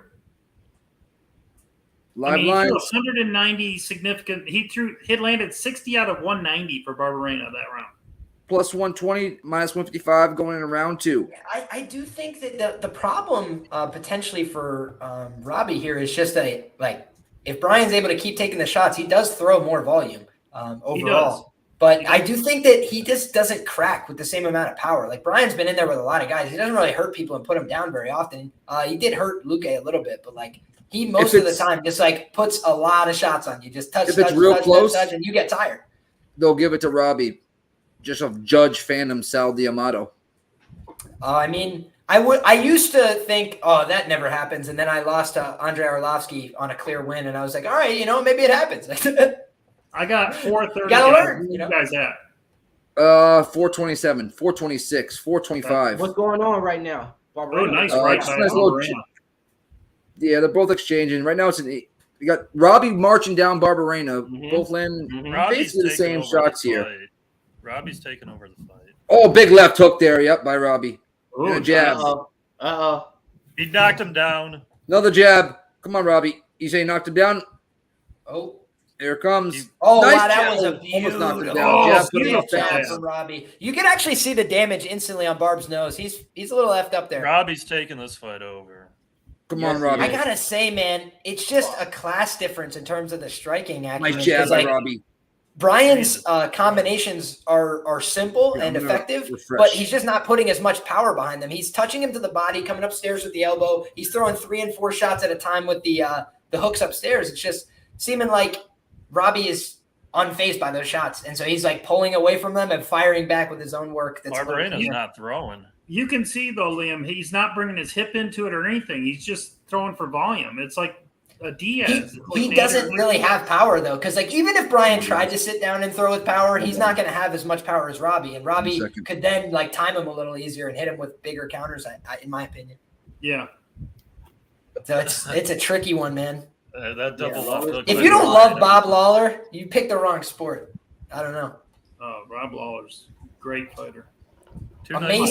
Amazing guy, amazing fighter. What his win when he has the split lip and he yells with Nice jab by Robbie. after beating Rory. It's one of the greatest moments in fight history. Thank you, I Razor. said on the champ, I keep coming. I was trying to knock people out. And his face Razor with a hanging out dono. open. Razor. Happy 4th Thank of you, July Razor. weekend, everyone. We be pubbing. Yes, Razor. sir. Cash it. Razor sharp. Let's go. Choo, motherfucker. Was that hillbilly enough?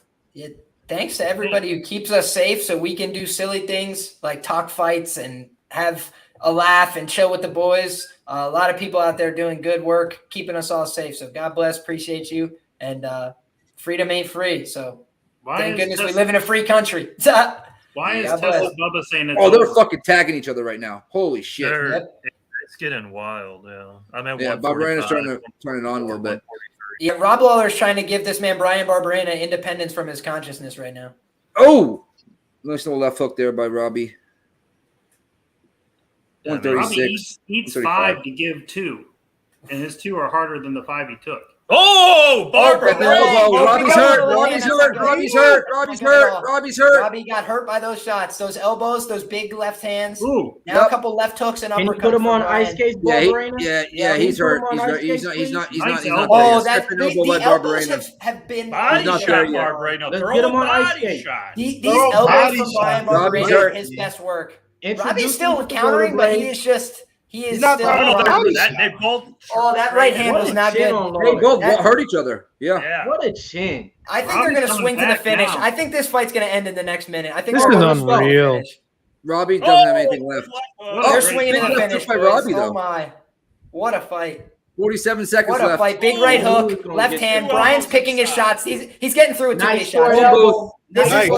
is a problem. Barbarena with a nice straight.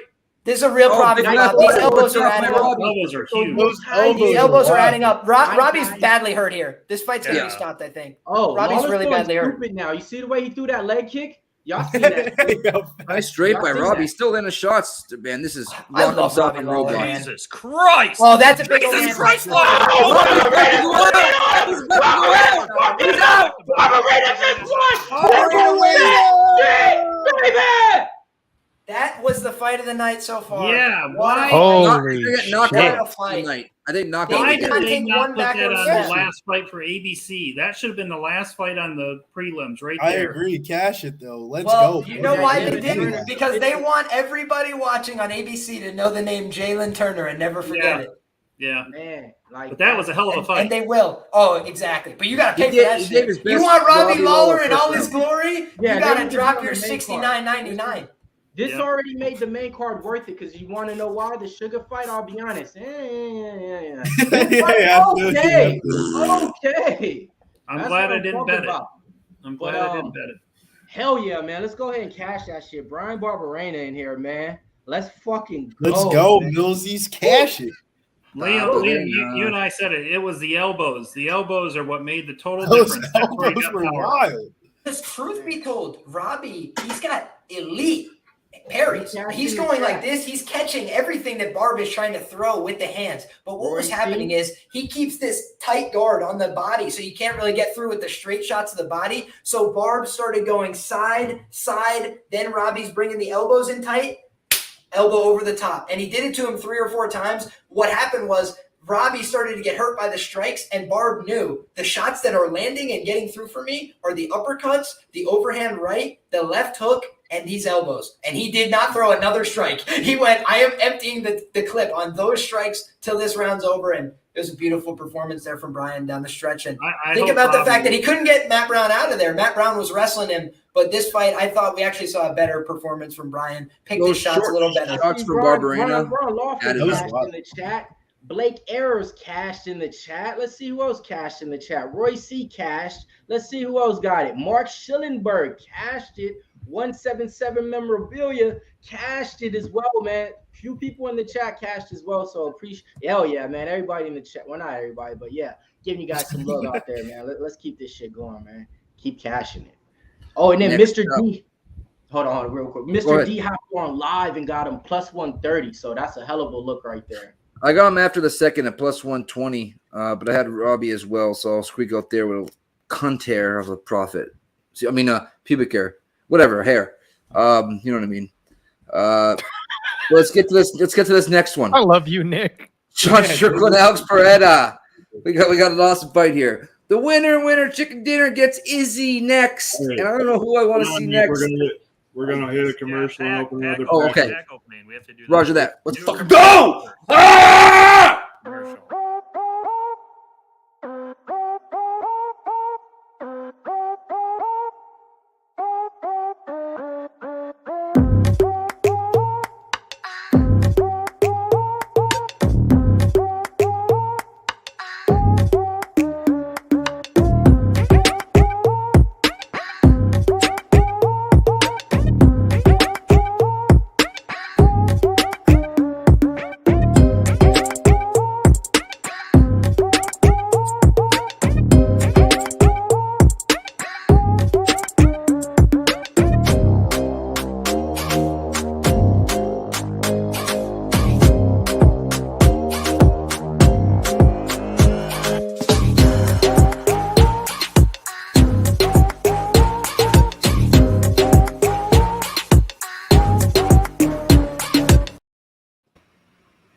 Let's go. All right, let's see, pack 4. What we got? UFC 274 Fighters Elite Pack. Let's see who we get. 274. Let's go. This This is Give like me something Christmas. good. That was Oliveira, right? Oliveira Gaethje, 274. Oh. Yeah, I think it was. Oh, you might get your boy. Yeah, let's get a 1-1 Oliveira. Knock on wood, everybody. What do we got? What do we got? Amanda Ribas, Randy Brown, Serkinov. And Double two Kutalabas? Oh, Yeah. fuck. Oh wait, that's the the Randy Brown though is a 36 of 12,000 though. Yeah, the Kutalabas are at 1,500, so that's not too bad. Kind of. I mean, the rarity on those is pretty good. Yeah. Yeah, kind of weird to get 2 Kutalabas though. So Yeah. still. A Hulk smash. Isn't it funny though? Because Jeff fucking hates Cootie. That's why they dealt him 2 of them. They were like, hey, It's behind like the one of scenes. Jeff's like least favorite fighters is Cootie. What up, Sabino? Definitely Guys, Lava the GOAT? He fought Sign Jared up. Cannonier. Now I remember last time I bet on Cootie Alive, he was like, "Why the fuck are you betting on that motherfucker?" That probably Do me a favor right now, y'all. Anybody in the chat who just cashed something right now, all you got to do is sign up right now and tag one of us on Twitter. Just show us that you signed up for that, man. We got 300 live people right now. All I need is about 10 people to do it, man. That's it. We're going to keep giving you guys the best live bets, the best live commentary, and everything like that. We don't want to buy yourself a coffee. None of that right now. It's all appreciated, but just hit that link and sign up and tag us, please, man. We appreciate it. Like I said, you'll be like the VIP sign up club of the day type shit or something. Like Mo said, it's free. You know what I mean? Why not? You get a free card when you sign up. Use the link above, right at the pinned tweet. Click that, and just an email. That's all you need to sign up. This NFT thing is the new age when it comes to cards and stuff like that. And if you love And to be honest, this is fun. You got other people doing this too. So this is like where we need our pub sport army. We need everybody to be down with this. So if you're down with pub and you want to see us big and grow, this is how you do it right here, you know. So this is what we need from you guys, you know. So it's like you guys are fucking our soldiers out there in the army, you know. And hey, these are the orders right now. We need to execute because everybody's going to war and they shooting. So let's go, man.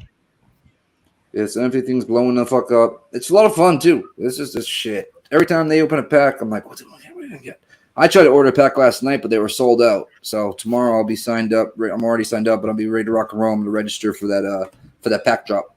Hey, P, Nigel's got a question for you. Yeah, Nigel. So it's going to be UFC Strike. It's pinned in the chat and it's in the description. UFC Strike. Use those links. Sign up, register. All you need is an email. Once you're signed up, there's a pack drop tomorrow. Icons pack. Evans, Griffin, Habib, Cormier. 11 a.m. Pacific time, 1 p.m. Central. Grab a pack, $10 tomorrow. So Remember, really good stuff. Cormier just got inducted into the Hall of Fame. Didn't Khabib also? Did he get it also? Khabib, yeah, with him. Yeah, with Khabib. Yeah. And to let you guys know, they're doing an exclusive pack tomorrow. All the packs usually go for $50 to $150. This one's only going for $10. It's the lowest pack of all. So you sign up, you get a free Izzy NFT already. Then you go on there tomorrow, buy you a pack worth $10. Guaranteed, if you get something in there, the value could be triple that, quadruple that. Who knows? You know, like I already opened up a few packs. I got a Kamayev in there that paid for my whole pack by itself. My second pack, I got a Nasio Bahamas Silver Series that paid for his pack by itself. So yeah, man, these NFTs, they're cool. I got about 18 of them, and it's just something to do. So you know, you get on there. They got their own Discord too. So you go on there. They drop all their events on their Discord as well. So let's get it going, y'all. Yep. Yeah, Bill, you can buy them and you can sell them right on the marketplace, right on there. So no need to worry about anything else. And yeah, exactly. Jesse, next fight, we'll go right to it. Sean Strickland, Alex Pereira. Nick, go ahead, take it over. Let's rock and fucking roll. Who do you got there, Wheezy? I got Sean Strickland, his Uncle Weezy's ass shaving of the week. It's a very bold call. I realize that he could absolutely wake up looking at the lights, wondering what happened. But, you know, I think he's going to be competitive on the feet. But I think if it goes to the ground, he's going to be leagues better than Alex. It's a mixed martial arts fight, not a kickboxing fight. And I'm looking for Sean to get the job done. All right. Clint, what are you doing?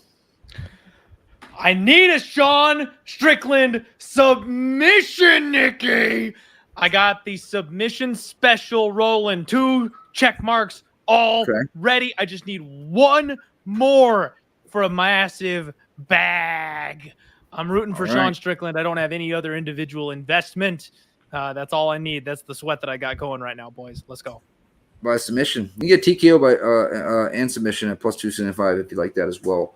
What are you doing there, Liam? Yeah, so pre-fight, I have very small exposure on this fight. Tiny quarter unit parlay that includes Pereira money line, and the other legs have so far come through on that.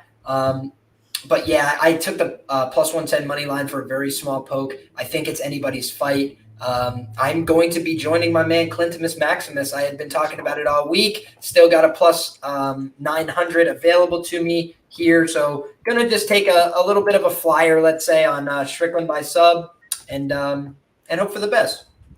Okay. Zoe? I have Strickland on the money line. I just think Pereira, he's only had a couple fights in the UFC. Strickland has a lot more experience. And I think they gave this fight a little too early to Pereira. They're kind of rushing the Izzy Pereira. They're trying to rush it. I think they should have gave him a couple more fights in there before they gave him this step up in competition. So I got Strickland. I think he ends all the hype with Pereira. Sean Strickland for Zoe. Mills, what are you doing? Yeah, so the fight opened up pretty much a pick of minus 110. Now, you have Pereira money coming in at a minus 120, stayed at that price tag. So I think like the weigh-ins and shit in the press conference, once they seen Sean Strickland talking, money started coming in. Now you got money on Sean Strickland, closed out a minus 120 favorite, stayed off of it, only got Strickland in a parlay. Think he's the better fighter. Also got round 3 to start in this. I got that at a minus 145 as well. And since it's the main card with the main events playing and shit, I played both fighters to win in round 3. I got Pereira at plus 900. And then I got Sean Strickland to win in round 3 at a plus 1,000. Billy, what you got? You best recognize it's Alex Pereira season. We're on the money line plus 110, and we got Pereira by decision plus 550, baby. Okay. I'm gonna stay off this one myself. Staying the fuck off. This is more of get some insight and see who these guys really more are. insight are you gonna want? Because whoever wins this fight, we're probably gonna auto bet them against Izzy in the title fight because it's gonna be such high dog odds. Fight doesn't go the distance for this fight. Is I would bet minus Pereira maybe, but no. I got 2.5. Liam is minus 130 for me. If they posted a plus 600 like Sean Strickland money line, like you wouldn't take a little stab at it. No. It's Izzy time. Israel Adesanya, the last style bender. No, sir. I don't want to. One does not simply auto bet against Israel Adesanya. Whoever wins this fight, I'm auto betting again. I bet Jared Cannonier. So we'll see what happens. I'm not mad at that. That's one of the line's out of control now. Plus 400 in a stand-up kickboxing match between guys within 5 years of age of each other.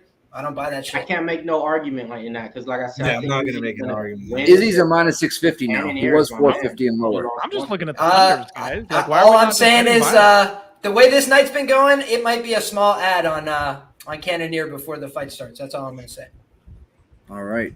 So, Big Show, you got anything back there for this one? I know you were Sean. Sorry. Sean Strickland. Alex Pereira. I mean, I want Sean Strickland to win, yeah. I don't have no bet, though. I might make a live one after the first round if it makes it that far. Yeah, it might be the smart way to go there. Strickland to win, and I think the DFS, too. Okay. Rock and roll. Ooh, my internet's going. Yeah. Hold on a second. What's everybody though, man? Let's see, man. You got round props for us? You got something to read out special like Pierre wins by short elbow in round 3 plus 50,000. What y'all got for me in the chat, man? Put it out there, man. And yeah, if you guys have BetMGM, like the sharpest books in the world right now. So I'm talking about Bet Online, for example. Just like offshore sharp markets, plus 475 on Strickland to win the fight by submission. It is plus 900. Almost fully double that price on BetMGM. So if you have BetMGM, I would encourage you to take that price. That's all I'm going to say.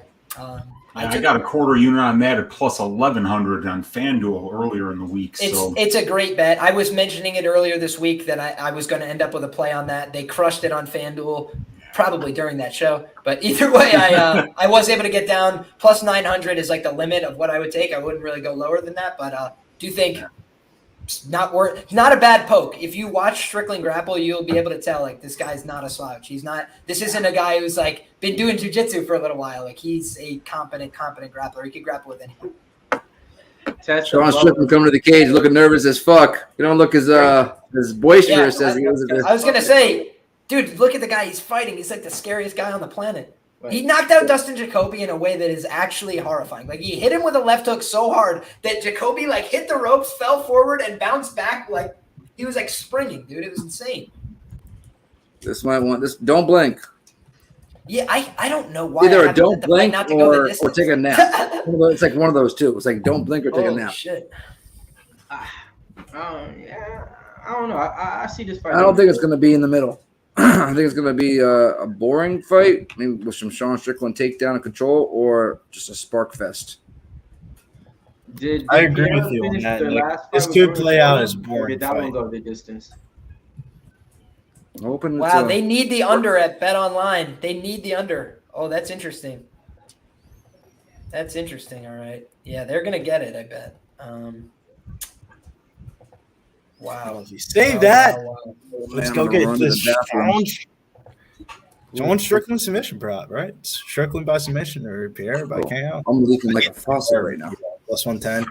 It's crazy to think that whoever wins this fight gets a fucking title shot. Yeah, that is a little wild. Nobody left in the division. Like everybody's fought. Like, that shit's really wild. It's just wild to think about, bro. That like Sean Strickland's on like a 5-fight win streak. It's not really too crazy if you really think about it. On a 5-fight win streak and beat pretty much everybody who don't got a fight schedule. So I mean, that I see. Alex Pereira, that's just the hype. So it's like, yeah, if you beat the guy, it's like if you beat Kazmat, you gonna skip that line, So same shit, but.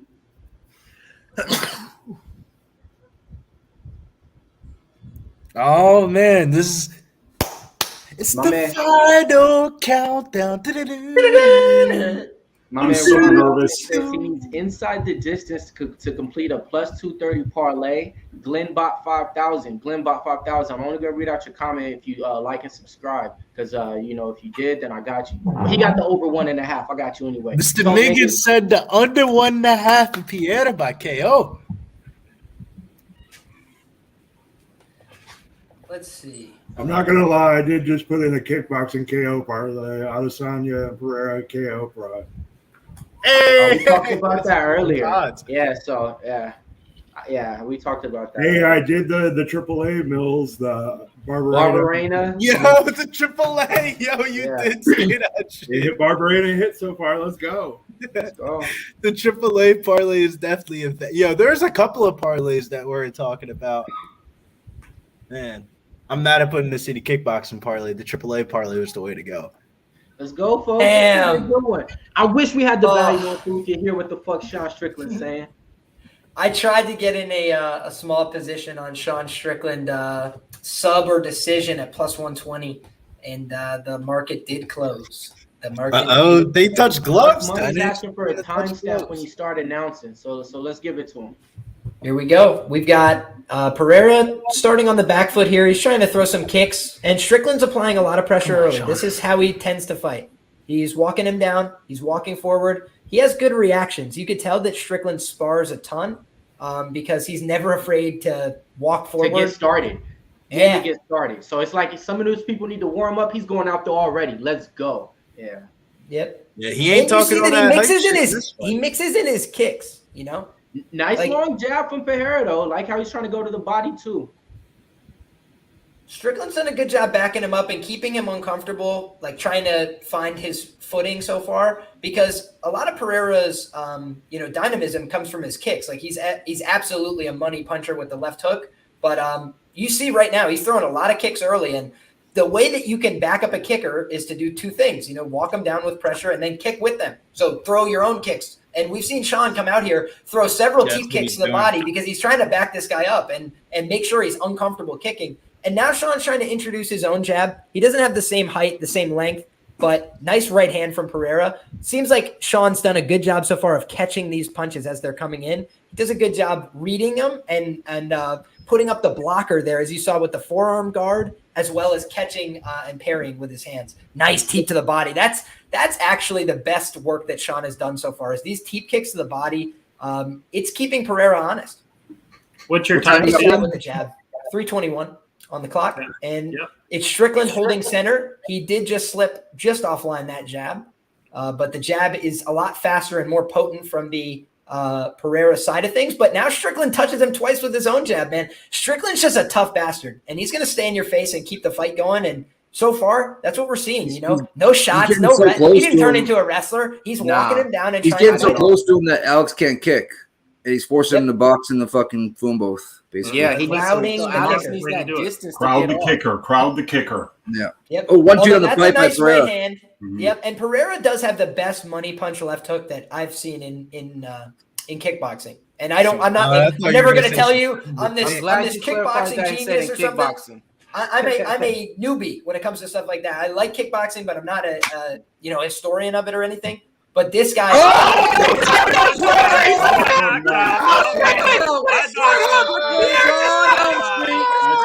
happened? What happened? He falls down again. Pretty stupid game plan, Sean Strickland. Pretty stupid game plan, Sean Strickland. I just walked you through it, guys. You Wow! It was a jab. It was a jab. You're crazy. It was a short No, that was a left hook. That's a left hook, my brother. That was a left hook. That's a left hook money punch. That was a left hook that he had to watch out for.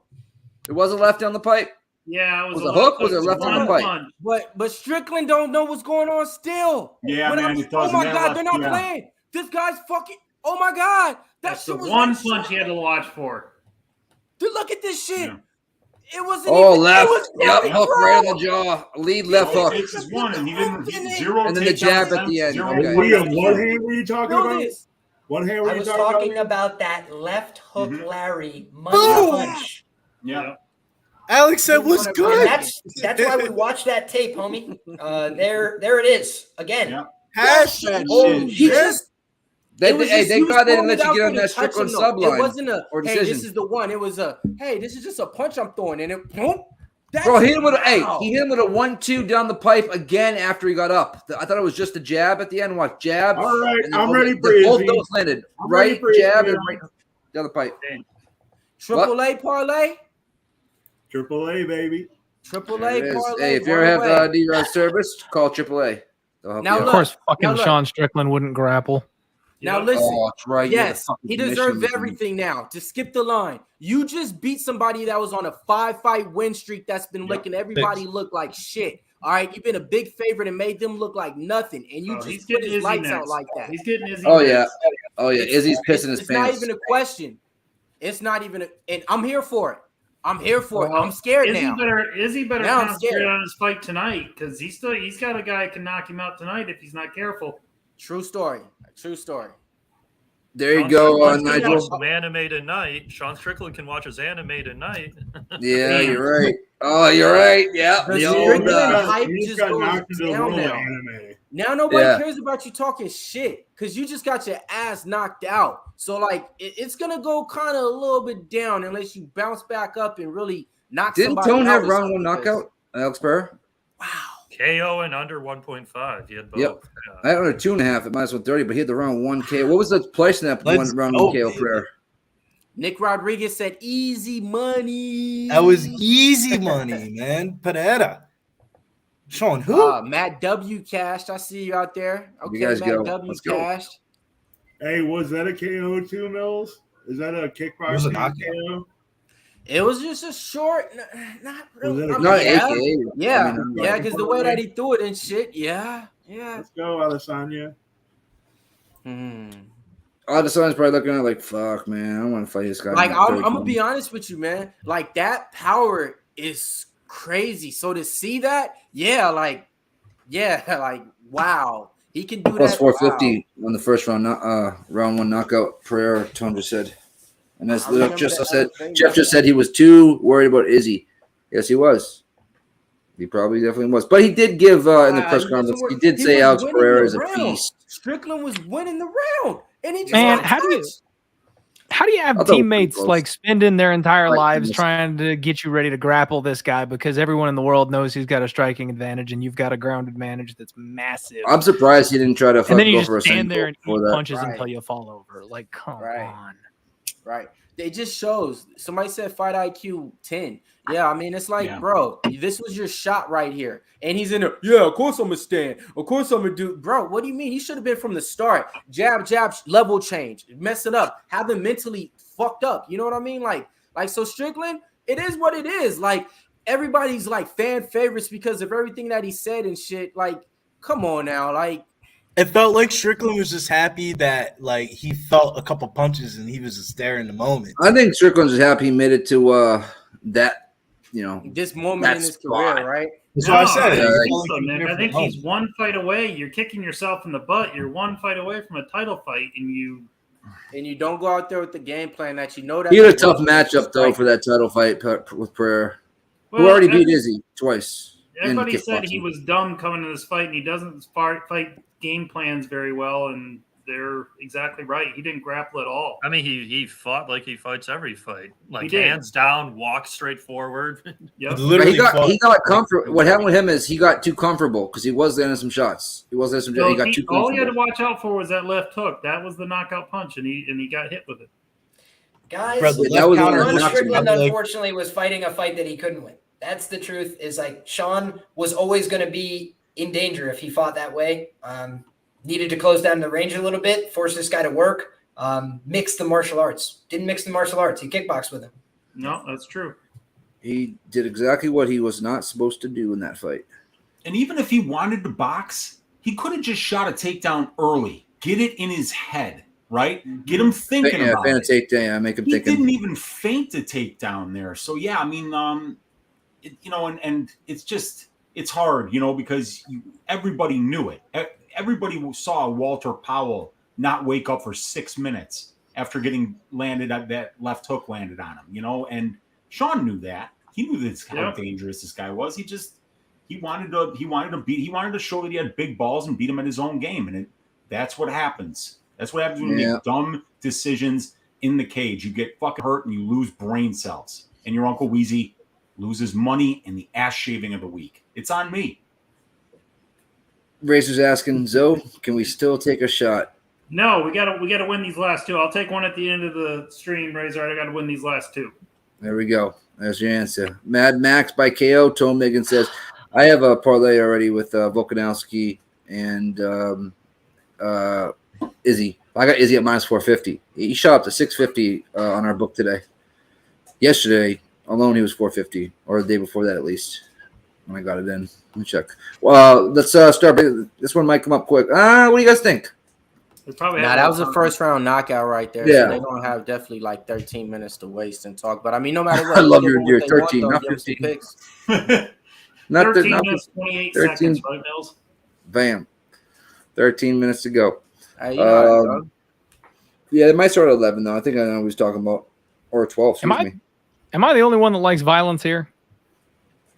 They have I don't like this going the distance. I don't like this going the distance. But I got fight starts around 4. Close out 3-leg parlay. I like going the distance. I have split decision on both fighters. I got the split on both fighters, and I doubled down at 12-1 on Holloway. Yeah. None of you guys believe Max when he says it's not going to get to round 3? I remember him saying that. Yeah, I was telling the boys that. He goes, I'm not leaving it up to the judges. Who said that, Clint? Holloway. Max did. Holloway. He basically said we won't need to see round 3. Is that what keep Volk watching said? the highlight of Strickland getting knocked out. His hands are at his side as he eats a left hook. Right. He's not even blocking. He's just walking straight. He kept his head on the center line. I mean, he does not move his head whatsoever. And then he's just like this. What are you going to do? You're going to punch me? Punch me. They might be bringing them out. 41 seconds, it says, for next. He usually rolls with the punches pretty well. He didn't roll with that punch at all. I mean, I would hate to see Sean Strickland fight Roy Jones in like 2002. Jesus Christ. Oof. Both players have their hands down the whole time. They do. Razor's asking if you think Volkanovski loses.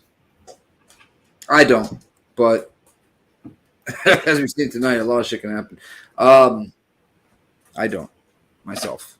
I think I might just take the chalk parlay here to end out the night. Man, I did not think that was going to cap like that, though. Shouts to my boy. You missed $2 on it. Razor. Izzy went up $2 on the money line. I kind of want to bet Max by decision, but it's just not the most advisory bet ever. I think he's taking a lot of damage. No, I don't want to be testing my luck with that shit either. Well, I know the last time he was finished was what? Conor McGregor finished him, right? The last time he got finished. No, I thought they went to this. The second one. No, he probably did. Were you talking about Holloway? Yeah, Holloway. Conor won. Someone. It was not McGregor. Didn't Conor take him out? Dustin Poirier, mounted triangle. Yeah. Ooh. Oh yeah, you're right. They're on top of him. Yep. Long time ago, when he was still a featherweight. I thought Conor finished him too, though. No, he beat him by a unanimous decision. Remember, Conor tore his ACL. I know he dropped him. Yep, he wrestled him aggressively there, and actually just like wrestled the shit out of him. Like he did bop him though, and drop him. I remember that. And we do have one more UFC Strike pack to open after this Holloway Volkanovski fight. Just to let everybody in the right after this Max Holloway Volk fight, like Zoe was saying, we're dropping the next pack that we're going to open. Again, right above, pinned tweet, sign up. It just takes a simple email. It does not cost you a goddamn thing. Sign up for the NFTs, guys. UFC Strike. And when you sign up, like you can get NFTs as cheap as like $2 to $4 on there. You know, shop around, get your favorite fighter. That's what I do. So after I get the packs, you know, I don't get the fighters I want. I go in there and I collect the fighters, you know, that I actually look up to and want to collect. Like, and you want to get them before the fight comes out, because after the fights come, the value goes up. Shout out to Glenbot 499. Hey, over 1.5 in the last two fights to close out a 10-fight parlay. Any thoughts?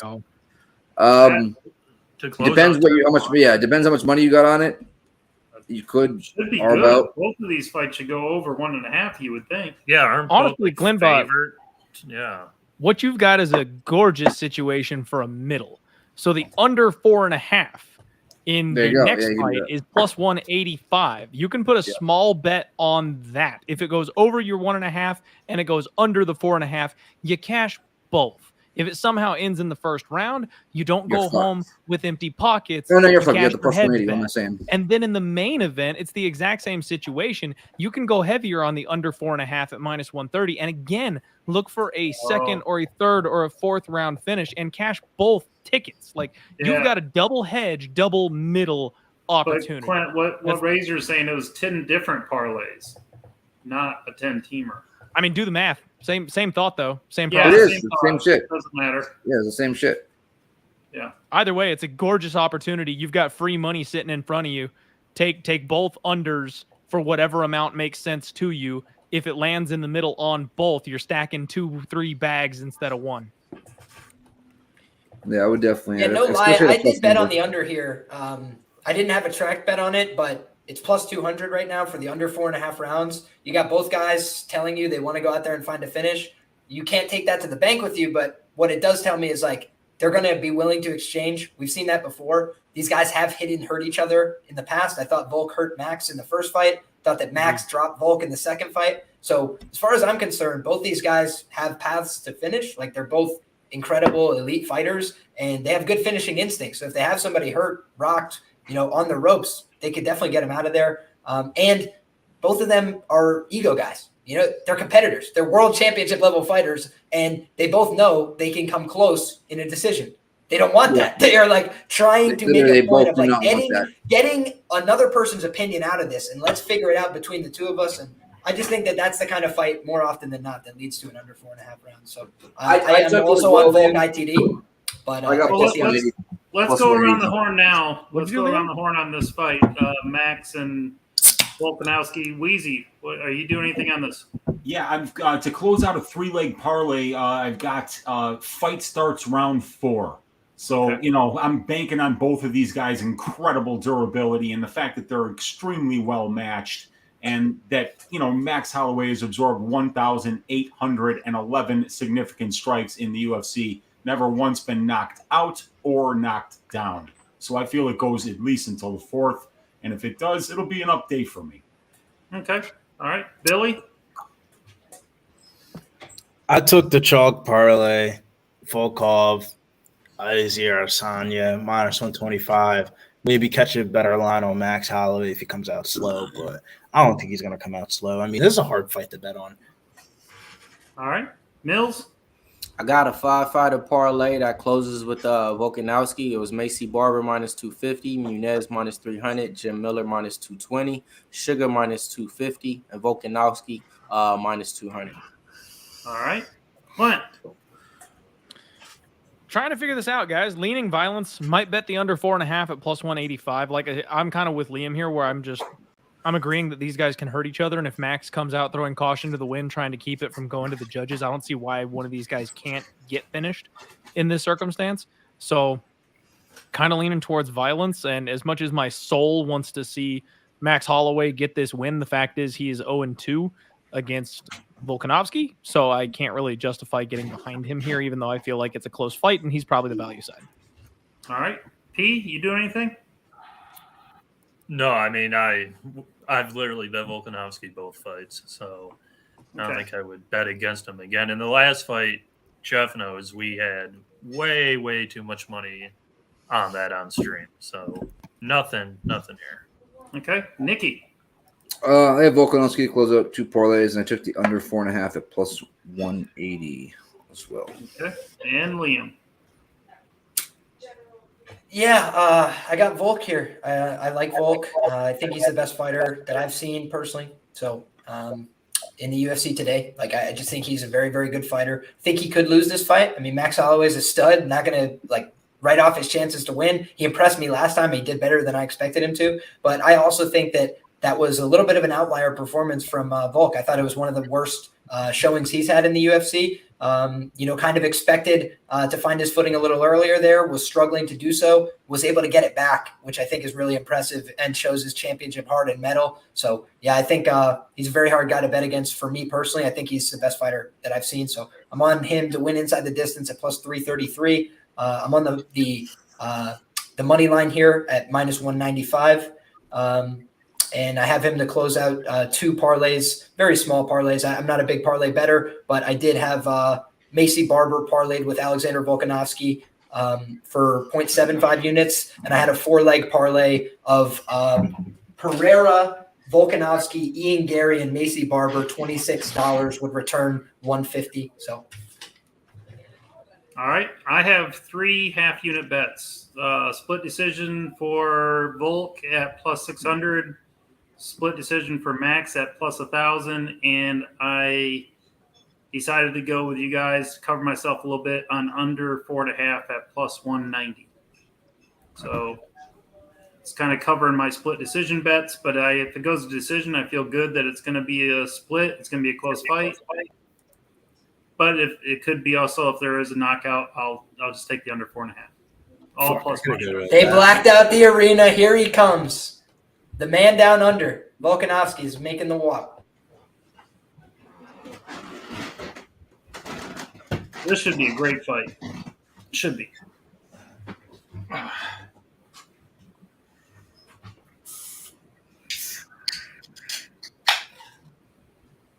What's everybody on the chat on, man? Let's hear it. I want to see so I can shout it out. Max Migs on Max got 4 units plus 516 or some shit, or is on the under or some shit. I couldn't read it right. Who knows? But keep it going, man. Let's see what else we got out there. Who knows? Bill says Steve James Messiah, Alexander Volk. All right. We got Just Jordan on Volk. All right. We got Blake Ayers on Volk. Memorabilia 1777 on Volk. Ron Lofton, Volk inside the distance. Hey, right now, Billy, Chad has a question. Why does Volk get so much hate from fans? I love watching him fight. Well, this is the 9th island, and the 9th island is an extension of Hawaii, meaning this is kind of like a home event for Max Holloway. He gained his title here, so the fans in the T-Mobile Arena are a little bit more familiar with Max than they are with Volkov. Volkov usually fights overseas. But I think if anything, though, that might be a detriment towards Max's game plan because Volkov said he needed something to hype him up. Never had so many teammates on a card. So I think that the crowd booing him and stuff like that is going to be extra motivation for him in the long run. Yeah, I don't think it's that Volk gets hate. I just think he's underrated. I don't think that people – I would say other than Usman, I would put Volk as the second best pound-for-pound fighter going today. But I don't think so. Who would you have behind? I don't know. I would probably have to look at a list. I kind of like that guy Charles a little bit, But I get it though. Volk. I just look at it like this: Volk defended his belt against 2 people and had the belt for like 3 fucking years, bro. So like, I don't know, man. Maybe I want to see him fight more people instead of fighting 2 people. He fought Ortega and Max Holloway and had the belt for like 2 years. So is that his? He knocked out the Korean Zombie brutally. Just saying. I only seen him really defend That's bad disrespectful, bro. I just want to see him fight more people, and that's the thing. Then let him fight 2 different people. Then I'll be kind of like, all right. I have a feeling, Mills. Do you want to see him beat up Josh Emmett? You've heard the talk, Mills, that he wins tonight. He's going up a weight class and trying to get double belt. I've been hearing guys, that. I got something stupid for you. I got something stupid for the crew. DraftKings has same game parlays now for UFC fights. They can be incredibly lucrative if you can figure out how the fight is going to play out with your crystal ball. I went under 4.5 rounds. Fight ends by KO, TKO, or DQ. And Volk and Holloway tied for the most takedowns and tied for the most knockdowns. So I'm saying they're going to score the same amount of knockdowns. They're going to score the same amount of takedowns. One of these guys is getting knocked out. It's 45-1. So just some beer money, just some fun money here for this one. Gives me all the violence I'm looking for. Have one guy get knocked down, get up, have the other guy knock the other guy out cold. We cash a ticket. I'll tell you one thing about those same game parlays, Clint, that I'm not aware of a book that gives you the same odds as if you did that same parlay amongst different fights. It's almost like NFL, Clint. If I did if it correlated parlay. Zoe is so right on this. We talked about this. Oh no, it's a sucker bet. It's a sucker bet. Fucking much, bro. Yeah, they want that bet and then they don't give you the odds that you normally get. They want I like the Bears to cover, and if they're going to cover, then the under is going to hit. That kind of stuff, and they say, okay, we'll throw it out there and let them do it, but we're not going to give them the odds that we would. If you're ever looking to bet a double-double and it's a big man, if you manually put it in there, like Zoe said, it's just higher odds. But with the MMA stuff, you don't get these other stats. You're not going to get tied for takedowns. You're not going to get tied for knockdowns. Like, that's where I like these. Like, when you go back to the Wiley Zhang fight, I hit one of these for $700 off a $50 bet because I bet that she would land a takedown in the first round. She would land 2 or more takedowns, and then Zhang would win the fight by knockout. It was a 3-legger. Cash that thing easy. And again, you got to kind of be able to crystal ball a UFC fight. Don't go crazy, guys. Be careful, because if you get addicted to these things, obviously it's a sucker bet. You're flushing money down the drain. But if you do have a real strong conviction on a single fight where you're like, bro, I know how this is playing out. Yeah. Take a crack. It's beer money. They're fun. It's beer money. 45-1. Let's go. It's a fun bet. I got nothing on the main and the co-main, guys. I have no bets here. I got to throw something in. Volk's all the way down to a -170 on the books right now. I haven't seen him that low since he opened. Matter of fact, he opened -190 on my book. He's at a -170 here on right now. So you're saying Max is taking late money? Max is taking money right now. Max is taking money right now. Very interesting. Public fan money. Max was kind of dogging him in the second fight. He was beating his ass for those first 2 rounds and shit. I do want to say that. He had to. He was fun. I thought Max won that second fight, but beggars can't be choosers. So do I. Agreed. I had Volk both fights. No, I had Max first fight, Volk second fight, and I actually thought Holloway ran away with that 3-2. Yeah, I had Max first fight, Volk second fight. All right, here we go, guys. They touch gloves. Fucking. Should Does be Volk a look a lot These bigger two guys are stars, man. Love these guys. than Two before? of the best fighters in the sport, period. Period. I agree with that. Any weight class, period. Both of them. And I will say It's this, go time! We be popping. Let's go. Here we go. Fight started for you? Not No. yet. Okay. And away we Now go. it started. Touchdowns Okay, just now. good. Okay, good. Thought I was like 20 seconds behind. No. Good luck, everybody in the chat. Let's fucking cash. 450. Good luck, everybody. Get some tickets. Max is occupying the center to begin. Volk And is razor taking sharp some just short- because you asked. Yes, Fireball. Taking some short, choppy steps to the left, trying to measure distance. Nobody's connected on jack shit yet. Just finding their range first. Yeah, I think the first minute was going to be like this. Inside low kick, there's one. Volk got off on his. Max tried to follow, missed by just a hair. Tries to jab to the body. Not sure if that scored. Seemed to fall just short. The teep falls just short. Preston, the hair 7s or the hair 1s? No touching. Brings a I kick mean, out. so the ones are better. Sevens are more Quite powerful. get through. Good inside by Nice Volk. inside low leg kick. Volk is looking sharp in the early going, reading some of the offense that's coming back his way. Nobody's landed anything really punctuating an exchange yet. Just leg I'd say kick. the best. Just a leg kick for leg kick. That's it. That's all they're doing right now. Leg kick for a leg kick. Remember, Volk was Yeah, they talking both all keep that coming shit. just He's short on the fucking jab. into it. Nice Oh, right that hand and left left hook. Oh, did you see that look from Volk? He was like, "Yo, you don't He's want to like, be on the you other got side." lucky. of Volk is that, coming dog." Yeah, sharp, he's like, though. you're lucky your fucking head wasn't in the stands. Yeah. Somebody's- Yeah. Max That got away with a uppercut- nice that punch to the uppercut body was there sharp. and evaded those two hooks. Max is doing a better job mixing up his feints in this fight too. They're throwing like the same strikes at the same time. Oh, that's a nice clean right hand for Volk. One of the better shots of the fight so far. Got Probably the best. 316. Yep, exactly. Yeah. 14, So 13. through 2 minutes of the fight, looks Nice very combo from competitive. Volk right there. Volk is the one who's getting off a little more aggressively, I would say. He's throwing a little more. He's setting down in the pocket. Oh, harder shots. nice. Oh, Oh, the right big hand. That right hand is finding the mark. And a Yeah, big he's- uppercut and a left hook. Look at him Volk talking saying, to him. "Come He's on. calling him on. Come on. I play This guy rugby Volk for a is a living. savage, man. He's a fun Max fighter. doing that stupid skipping shit. Max is tricky with the footwork, though. He's That going to was try a that good outside Superman low punch. kick for Max. One of his better strikes of the fight. Yo, Mills is funny. Nice jab to the Fucking body from Superman Volk, punch and then a it nice does. right hand up top.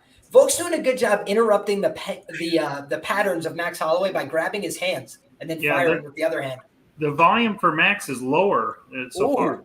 Nice left hook. Yep. And the Inside Nice strike. inside. Volk are so Well, sharp. and last time efficient. Max kind of started too hot and couldn't keep the pace going the whole time. Maybe he's trying to pace himself out a little bit better here. I'm not sure. Maybe. Nice hook to the Max- body from Max is Volk. just going to put Oh, big one too, and a left hook. Tater's face on Volk's face. Oh, Nice nice right right. hand, man. Volk is getting through with a lot of clean punches in this Yeah, round. Max Yeah, isn't Volk is looking landing. great. Max isn't looking great. I'm telling you, it's the damage he's taken these last 3 or 4 fights. I mean, you can't just take Yeah. those shots. And he's fighting the best guy in the world. And he always Yeah, fights. Left hook, right hand. Volk is talking shit. Volk is straight up talking shit right now. Volk, don't get too fucking snazzy here. Nice head kick from Holloway. That was Yep. blocked. Went off the double forearms guard, jab, and Volk I is mean, literally Holloway like, struggled Volk- with Jair Rodriguez, so this Volk is is big. visibly pissed at him and He was yelling like at a him. minus Like, 200. holy shit. Volk is aggressive in this fight, man. Big right Right hand over the there. top. Another. And another one. Wow. by Volk is Volk. on fire right now. Liking what I'm seeing. Me too. Good man. jab and a left hook, man. His left hook and his right hand are on fire right now. Volk got that little raptor type shit. You know, the raptors. He's got longer arms than Max Holloway. Like, Dude, you know, he is actually representing short. Oh, technique. Holloway ate that. Holy shit. Oh, big right Oh, hook. he's throwing jab. I heard Max about it. Holloway. That's I don't know how how Big shot. shots from. Oh my God. Volkanovski ripped him to the body and then went left hook to the dome piece. He is stapling him right now. And there's a reason Holloway's never been down. Oh, Big left hand Holloway's and a been right hit. hook. Max is getting blasted. Nice 1-2 from Max, but he ate the counter flush. This shit looks like a Good sparring knee from round. Holloway to the body. That was his best strike of the fight, but Volk is all over him with these hands in the clinch. Max is throwing like he's sparring. Like the amount of power and shit. It's just like, I'm not trying to hurt you. It's just touch the body. And Volk He's is a like, pity nah, crack bro. guy, bro. He's volume. Nice I'm the jab. new guy That was in a the better gym. 1-1-2 from Max. Max. The right miss, though. That right hand, left hook, right hand. Oh my God. Volk is trying to These fuck guys him are up. Slipped one in there. exchanging like Max wild. slipped one in there, though. That was a nice elbow by Max. It was either This is elbow or hell something. of a fight. He slipped it in there. What an Nice incredible leg kick. Lower fight. leg kick from Volk. Such high-level skill, such a diversity in offense. Brilliant. 6 seconds, 5 seconds, 4 Okay. seconds. 1-0 Volk. Definitely one of Yes, Volk. sir. Nice spinning back elbow in the round by Max. Yeah, right. Oh, did you see that? Volk said, like, nice shot, whenever, like, went to slap at him and then kept talking to him, dude. This is what I actually love about Volk, and I've always said it. He's the ultimate Well, competitor. Volk. The What's guy the live competes line? People, insanely. give the live lines. I Right got now nothing here. is shit. This making you scroll all the way the So fuck look, up. They have, Volk they have just a new closed at a fucking what's it minus called? 170. Keep that in mind. He is page not found. Minus Nice. 350. Minus On my book. 350. Warranted. I think that's warranted right there. Shout out everybody in the chat. Yeah, Valerie 325. Marcel, Just Jordan, Real Deal Prime, Ron Lofton, 177 million. Beria, the coach TLC. Hey, you cop any NFTs? Let me know, man. I know you've been cashing. Blake Ayers, I know you over there cashing. You sign up at least with the link. You don't even got to buy nothing. Just sign up. Terry Brown in the chat. Who else we got? K. Reed. Hey, forget a horse race, man. Hit the link. Sign up for this NFT stuff, man. That's what we need right now, man. Let's go. Razor Sharp Picks, my man. Let's go, man. Let's go. Let's go. Blake Ayers in there, too. Round Duce. I think there's some Volk. visible damage on the face of Max Holloway. Volk is just ready, like a cage fucking raptor. I'm gonna keep repeating that shit. Like he just looks like a little. Let's go, man. Let's fucking go. Cheering for My you, only Glenn. goal in life is to one day do something so well that somebody calls me a raptor. He's got long arms for a Raptor though. Him and Yes, Max yeah. reach are the same, or Volk's I think longer. No, he's got Yeah, a, he's Volk got a has reach a longer advantage. reach than Max. It's crazy. Nice right hand on the counter. Good stiff jab from Volk. From Max too, though, a little bit, but it didn't Yep. even hit. It didn't even hurt him though. He walked What right I've been liking from Volk is that when he's landing, he steps off and creates a new angle and throws again. Like he doesn't And just he- let you off the hook when he lands and watches work. He tries to keep adding, putting more layers behind it. And the good thing is he ends with the lower leg kick a lot of his combos because you're not prepared to block that. Yes, Over sir. time, that Slipping leg and ripping. Eat up because you're like, oh. I think the footwork battle has been very important for Volk in this fight. He's drawing Max into his attacks. Nicely done by Max there. Max wants to go third. That's his preferred way to strike. He likes to throw something, get you to throw back, and then go third. Oh. But Volk really has been anticipating his entries very well in that right by hand. Volk. Yeah, Yeah, they Volk both is rocking exchange that there. head But back. Volk's just having more impact, it appears visually. Mhm. No, Big I think time. his punches are harder. But this round looks more like Max's volume. I haven't Oh, seen he it. has to step it up. If he doesn't, he's gonna be down. 2 Yeah, no, rounds. I haven't really seen the volume yet. He's I see coming him He's in. walking definitely him throwing down. a little more, but I I'm see not him sure that walking it's him landing down. at this point. I in don't the see the round. volume though, to be honest. I see him walking him. He's throwing punches. He might not be landing. That was a all, but he's nice. That was a throwing nice more short hook from Max. Volk landed his own left hook in tight there, and now he's going to body lock him. It's a tight body lock. Max is big and tall. He's very physical. He's not easy to maneuver over, but Volk is going to try and control him against the fence here. Sap a little energy from him, it would seem. Nice right elbow in close. This is just Puts a him back on the grimy, cage. gritty, gutsy style from Volk. And I will say, this is what impressed me in his fight with Volk Jose works in Aldo. the back He here. brutalized him against the fence. Jose Aldo just holding Oh, him big there, elbow over the top moving by him forward. Volkanovski. Yep. These guys are scrapping.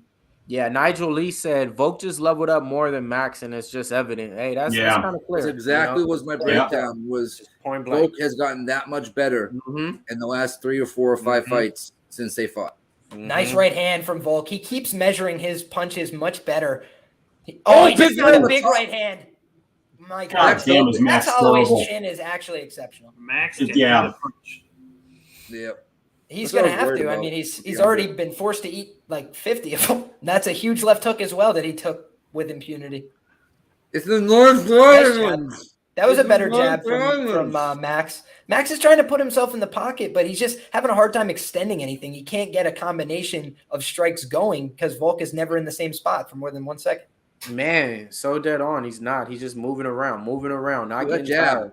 You know. And notice though, he sticks, then he'll throw, then he moves, then he sticks, then he throws, then he moves, and it's just like you don't know if he's setting his feet because he wants you to throw, and then he's going to make you miss. You don't know if he's setting his feet because he's about to throw a 4-piece combination, and that's deception. Deception is everything in fighting. Does Volk look like he's pacing a little bit more right now? Pacing a little bit more, like, you know? No, I think he's picking his shots. I think he looks patient. He looks focused. He looks sharp, and he's beating his ass. That's what I'm saying. Lower leg kick from Volk.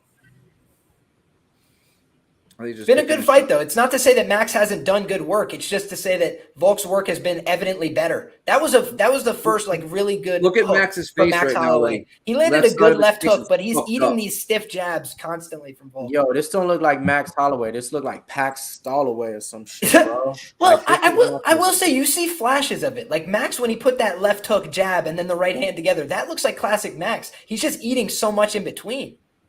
I'm not seeing the volume. Is what I'm saying. When you're used to doing the later rounds, and when you're used to being Max and being the champion, nice 1-2 by Max, being the champion and doing what you want with people, and then you get a little bit older, and you got somebody else in the division that comes up. This is kind of what I'm seeing right here. Well, it's funny. Volk is older. He's just better at fighting, and he's inside. I'm not going to mind. That I mean, he almost just kicked him right out of his stance. This has been an unbelievably good fight, though, because Max is still looking for his opportunities, and when he can find a way to land, he's putting it together. You know, he's throwing a couple good body strikes. He's throwing a couple good, hooks upstairs, a couple decent right hands, straights have landed. But you could just see that Volk is not wearing as much damage at all, and he's making Max miss with a lot more consistency in this fight. Beautiful performance. That's 2-0. That's 2-0, and it's like mentally. Like Max Holloway, I mean, he's going to turn up. 550, minus 1,000 Volkanovski. Yeah, I mean, this fight's over. I'm curious to see what he does in round 3. I'm not going to call it over yet until I see this round. Hey, I could get out and make money every which way but sideways right now. Max Holloway. I'll be honest, this is what I thought Volkanovski would have done the last fight when me and Jeff bet so much fucking money on him. From what I'm seeing from Max, he just looks beat, and that was only 10 fucking minutes, y'all. Throw the towel in, boys. Throw the towel in. He's got a pretty bad cut above it. I know. Rodriguez. I need no touching for 5 more minutes. Okay. No touching. No touching. No touching for 5 more minutes, but then we need Max Holloway's corner to throw the towel in. No knockdowns, no takedowns. No, I need 1 second into round 4. I need 4. Okay. I'm gonna have to disagree with you here, Wheezy, because I do have is 2 inches. A untracked $65 wager to win $1,000 on Taurus to win in round 3. 2 inches. So, wow. Would like to cash that. Gut feeling. I was up big on the night, and I had Volk round 3 as my prediction, so I put a $65 bet to win the grand. And I can promise you, if it happens, Liam, everybody in the chat will know it. You bet your ass they will. Nobody will have any confusion. That's part of my brand. Round 3 is loading up, y'all. So let's go, man. Let's go. Co-main event. There was a decent high kick, but the double forearms guard has just been on point for Volk. He seems to know when the kicks are going to come up high, and he's always prepared. Somebody said it. After this, I don't agree at all. I mean, he just beat Cater and shit like that. It's just you just can't beat the champ. You're not going to be the champ right now. That was a good right hand from Max. One of his better lands of the fight. Yeah. He's not looking like he's trying to do any damage. Volk called him out in press conference and said, man, you can't take damage anymore. That's why you're not sparring, man. So, like, something about that is kind of like, I don't know. Volk is really trying to get him into a pocket exchange here where he can set him up for big shots. Like, Volk wants to get Max throwing a 2-piece, 3-piece combination, read the angle, and then set for a bomb. That's what it looks like to me. Nice inside low kick there. And they're exchanging them. Oh my God, Volk just went for a tomahawk and then landed a very crisp right-hand counter. This guy's mixing up his game tremendously. Like, he literally just went for like a downward tomahawk to the head. Now he's holding his hands down for the stances. Where are you at, Liam? I am at 334, and I'm seeing Volk landing jabs. Okay. I'm seeing him concede a little bit of ground here to Max Holloway and trying to find that right-hand counter, because Max kind of leads with his head a little bit. You know, he'll sometimes dip his head into range as a taller fighter, and I think that gives Volk some good countering opportunities. His hand placement is so disciplined, man. He has so many times blocked a shot that was about to hit his chin right here with a hand. It's gorgeous. Damn, man, I can't believe this, man. Max is parries and hand traps, man, making all the difference. 1-2. Nice 1-2. Oh, who would have thought that? This guy sharp. Sharp. Those uppercuts and the left hook, sharp. After those boxing shits too. This is crazy, man. Wow, Volk. I ran right. All right, Volk. I see Nice you. right hand from Max, but I think Volk. A nice jab of Max. That was the best jab for Max, but he ate a left hook and a right hand for his troubles. Yeah, gonna need more than a jab, Maxie. Max having a much better round this round, though. I would tend we have some feedback. Best round of the fights. Yeah, we've so had far, that for sure. like 30 minutes. All right, hold on a second. Come on, guys, no touching. Nice job here. And this is where Volk really has just options. You know, he's a good wrestler. Good. Very solid. He's very strong and physical. He can push people into the clinch. And even if he can't dominate you there, he can mix it up. If he needs to, he can change the fight in an instant. It happened last time when Max was getting off on some better shots. What did we see Volk do? He was like, F all this. I'm going to start taking this guy down. I'm going to start pushing him into the fence, and I'm going to make him work in ways that, you know, he's not as comfortable with. Well, Weezy, will you take some hugging in this round? Is the hugging okay for you? Yeah, it's I knew this fight was going to go the distance. I knew. Yeah, it. man, this is well, I mean, I don't know if it's just 3 Why did I rounds bet so the other far. I 4.5? mean, and Volk's landing some big shots, but you know, Max's durability is crazy. Yes. I mean, Volk might have slept some people with some of these shots already. Yeah. Oh, hell yeah. Definite. Nice left hook. Beautiful. Max just can't catch his rhythm. He don't know what to do in this fight. It looks like a boxer that just can't touch him in this fight. Really honestly. He's fully off. Nice. Oh, big body that shot. was a huge right to the body from Volk. Beautiful punching, man. Level change and ripped him to the body. Max thought it was going to be a ran right with a left hook by Volk. Yep. Volk is just popping Nice off right the man, and he's talking. Max to him. doesn't He's even want letting a him jab. You got to He's throw letting a him jab. know. Max. He's letting him know. Right hand over the top. Volk Left got his jab. hands Left down. jab. Yeah, Volk's showing. Volk a puts lot his hands of down and confidence. then switch stances. You know. lot of There you go. confidence Max coming out of landed Volk. knee. Didn't even phase him. Yeah, it seemed like it landed more to the chest. Yeah, I think so. Nice. Oh my God, that short left hook counter was so disgustingly tight. Yeah. Like, how did he even land? Oh, it? 1-2. Right in the left. This guy is so good, man. He's so good at MMA. Max's gosh. face is getting busted up. Max looks like he's been hit with a shovel 10 times. Like, This is the ninth oh! Volk is looking at all of minus 200. How is he? Oh, he's definitely looking at minus 200 price tag. Oh, yeah. How is Like Max more Holloway? than that. He has eaten so Yeah. many clean right hands to the jaw. It's insane. No touching. No touching. That was a good land at the end. You of the made round it through for Max. 3, Lees. Damn. Yeah, we're not getting it. We're not getting it in round 3, but I'd take that one again. Look at the shots that Max takes. Man, you got a dome on him. Yeah. Small dome, but it's a dome. Dude, by the time this fight's over, he's going to be damn close to absorbing 2,000 significant strikes in the UFC. We'll see if he winds up getting knocked down, but And that cut is about 2 inches long, and it's right through the eyelid all the way up to the forehead. it's a title fight. They're not stopping this shit. Oh, no. Oh, he hell can see no. fine. He can see And he's a fine. warrior. These are guys, yeah. Yeah. Man. This is their third fight. But after No, I this, didn't say we're going to stop. I'm just saying the cut is bad. Yeah, no, hell yes, hell yeah. it is bad. Oh, my God! That's way worse than I thought once he took his finger off of Yeah, it. that shit is Yeah, bad. it is. It is. Holy Tough fight.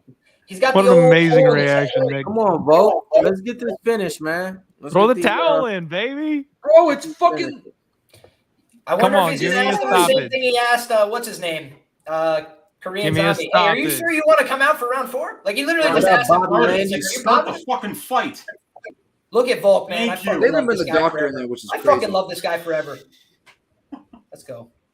But how He's long? down is 0-3. forever? You can see his skull. Doctor, stop it for me. Come on.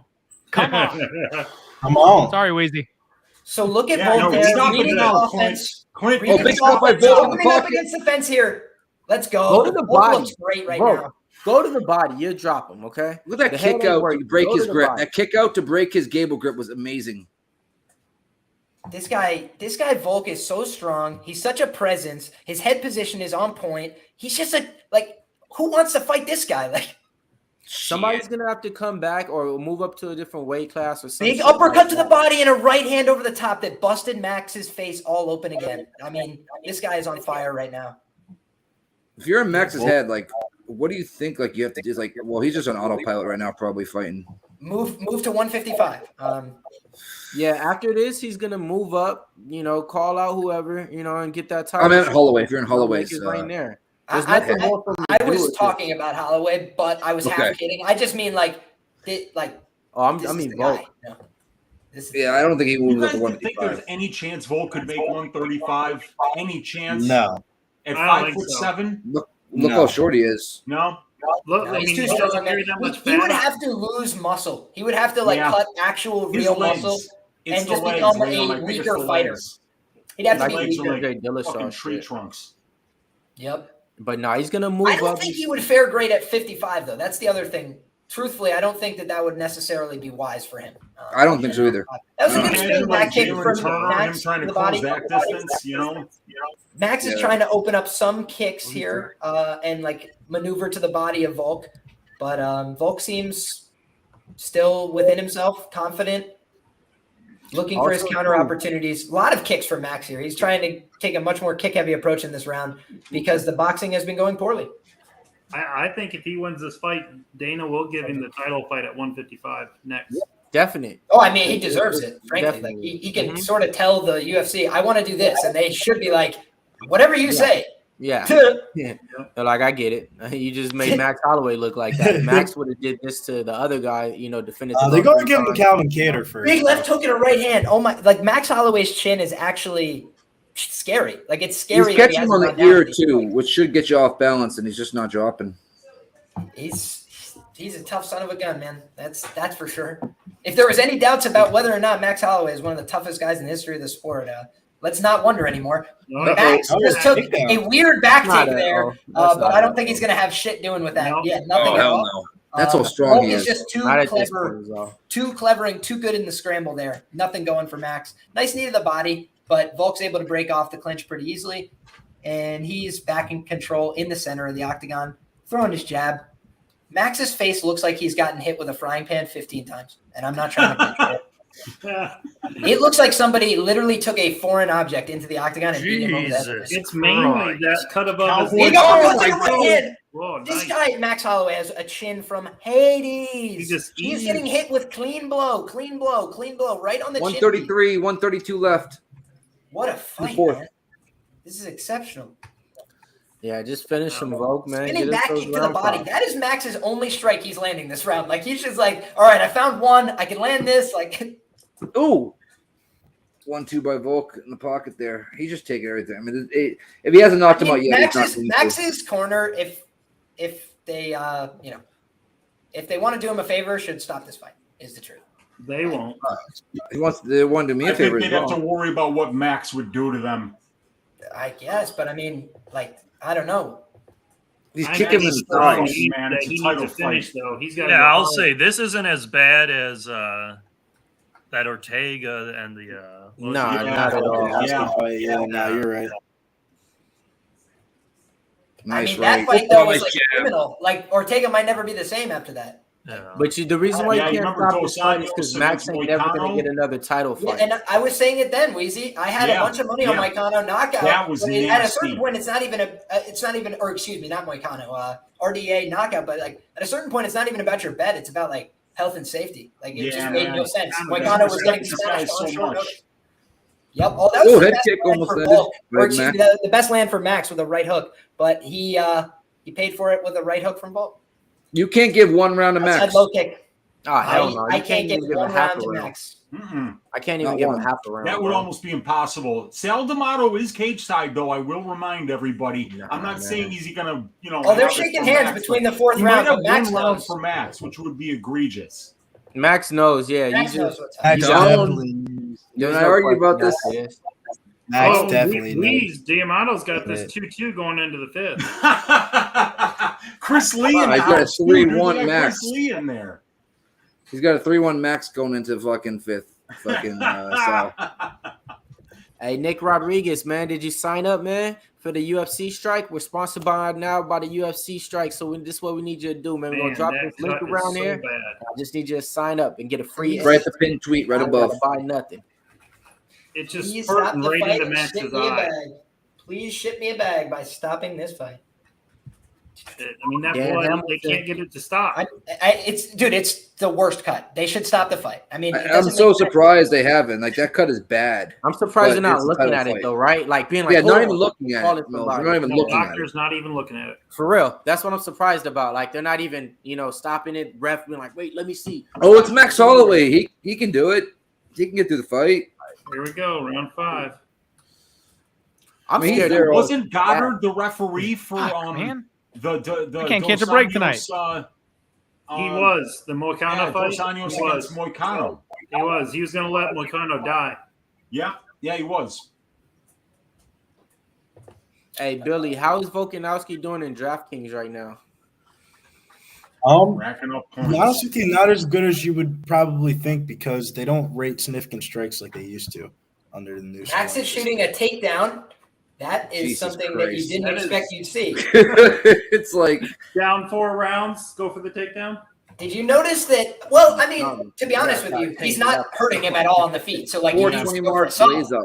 Honestly, like, I think it would be kind of foolish for him to not at least attempt something different. But Well, if Ortega can't submit him, I don't think Max is doing it. well, then what do you do to this guy? Because Ortega also got his head, ears, neck, face, and chest boxed into eternity. So that's exactly what's happening to Max. Unfortunately, this guy is There's too good. nothing that Max can do.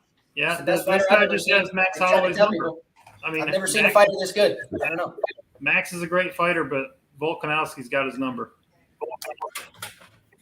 The literal king of Short King Nation, Alexander the Great. Holy shit! What? Did that Head land? kick? Hot kick. Yep. Yeah, it landed. Max That was a nice high kick. Oh my gosh. Max Doubles is up just with a jab, jab. jab. Like Another this jab. Is brutal, man. This is a brutal assault. The That 1 minute that under fight 4.5 is not going to cash, and No. it's going to be a-okay.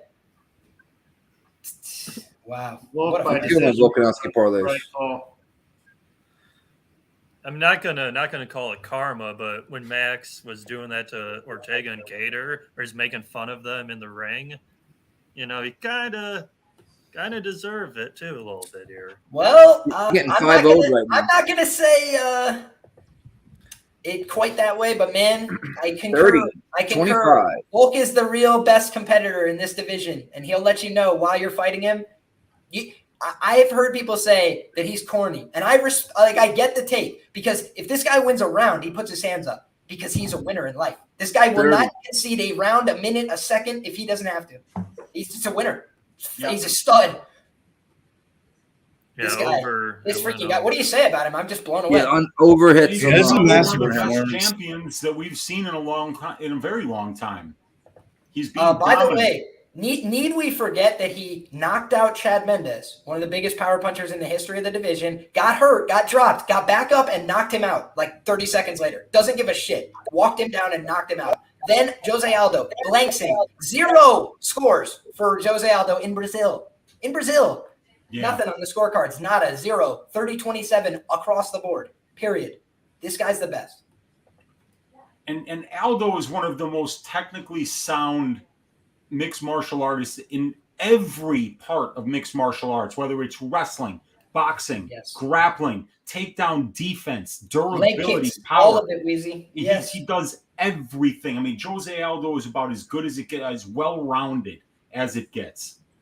Look at that. They got to change his nickname from Alexander the Great to Alexander the Butcher Volkanovski. He has butchered this man from minute 1 until the close. Butchering. Well, Max Holloway finally cut Butchering. Volkanovski on his left Butchering. eye. Butchering him. It's been a relentless assault. Oh my God! How has he not put him down with these? I mean, Yeah, this is the biggest no doubter of the 3 fights for sure. Yeah, I mean this is the best he's looked too. Like I was against saying it when I zombie saw him people- preparing for the zombie fight. I was like, "Are you guys not Yeah. seeing the best fighter on the planet?" Like, that's what I'm seeing. I don't know. Right now, pound for pound. I'm seeing the best fighter on the planet right now. Not Kamaru Usman, by the way. This guy here, right now. He's the best. I would have to say him and Izzy as of right now. No, I'd say him and Usman. Yeah. Izzy doesn't have a well-rounded game like this guy. does. This guy can do anything. This guy can do Who's anything. defending the belt more, though? Jan beat Izzy. But I mean, dude, they're different divisions too. Like They are. 185 is not the same. If Izzy was the GOAT, he would have won that. Fuck, I mean, like, In my mind. I actually concur with that. last time. The That was- Blachowicz fight- 170, you got Jorge Masvidal, you got fucking Conor McGregor still in the top 10. I mean, you got Colby Covington, obviously, Leon Edwards. Featherweight is literally just murderer's row. Like, who's the easiest fight in this division? I don't know of them. Like, Kazmat Giga? Chimaev. you know, it's like, and Giga's a stud. Like, would murk a lot of people. So it's like that was the easy fight for Calvin. You know, it's like. Yeah, Volk should have been minus Fight 300. is over, and Volk with an easy win. Yep. Clear. He didn't get the finish, but he did everything besides it. That was a substantial win, though. He stamped it, no doubt. I mean, the only good thing, the real good thing comes out of this is if you still think Max is decent, he might be an underdog his next fight after this performance. Yeah, now the way Max looked though, man, it's gonna be like you just all right. He's gonna play out his contract. He's a big name, stuff like that. He's gonna fight people, but I think the UFC is gonna start being careful with who they match him up against and be like, hey, let's just kind of use you as a name. We're not gonna put you in that top, contender type of shit, so you can't take that damage and stuff. You know, you're just gonna kind of go out there and fight the people with the big name now. You know, kind of like say that, Mills, but Volk is the one that has solved the Max Holloway puzzle. If you watch the Cater fight, Max just crushed him. Yeah, because that is when the last time people were doubting Holloway, and then Max turned it up. Then he got the Volk fight. And he just can't beat Volk. Nah, he didn't look good in the Yair Rodriguez fight. But what I'm saying is this. I'm not saying that like he's done or anything. What I'm just saying is kind of like him going against Volk and trying to be at that top level right now. It's not there. You know, he's not there anymore. Yeah, it's not there. You know, like it's just not. He took too many wars, took too many punches on the face when he shouldn't have. You know, the smartest guy doesn't want to get hit. He takes the damage, even though he hasn't been knocked out. You know, it's like all that shit just adds up, so. Oh, yeah. I mean, but I think you said on Stat Diggers, I think he lands 8 punches per minute and he takes 4 or something like that.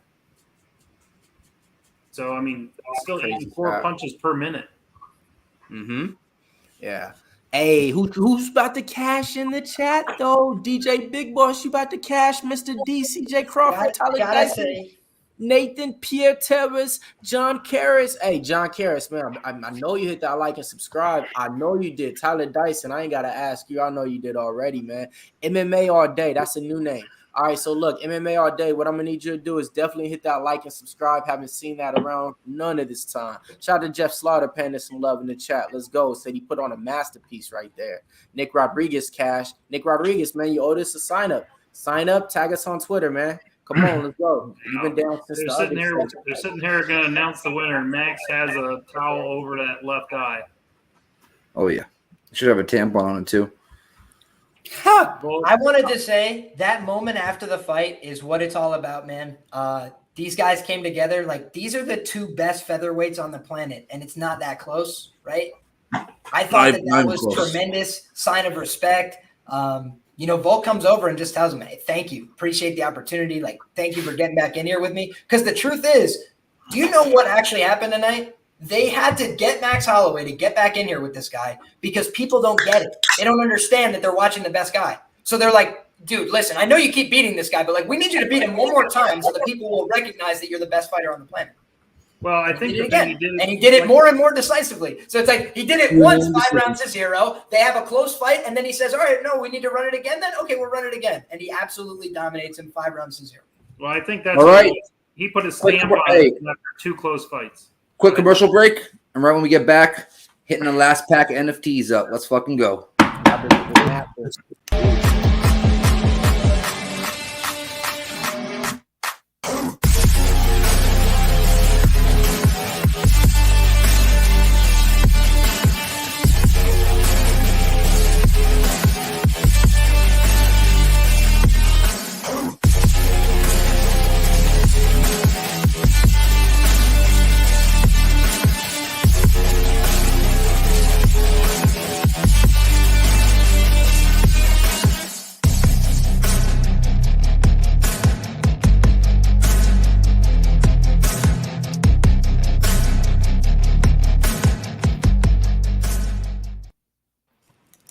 It's go time. Let's Last go. pack. Let's end it on a high note. Give us something good.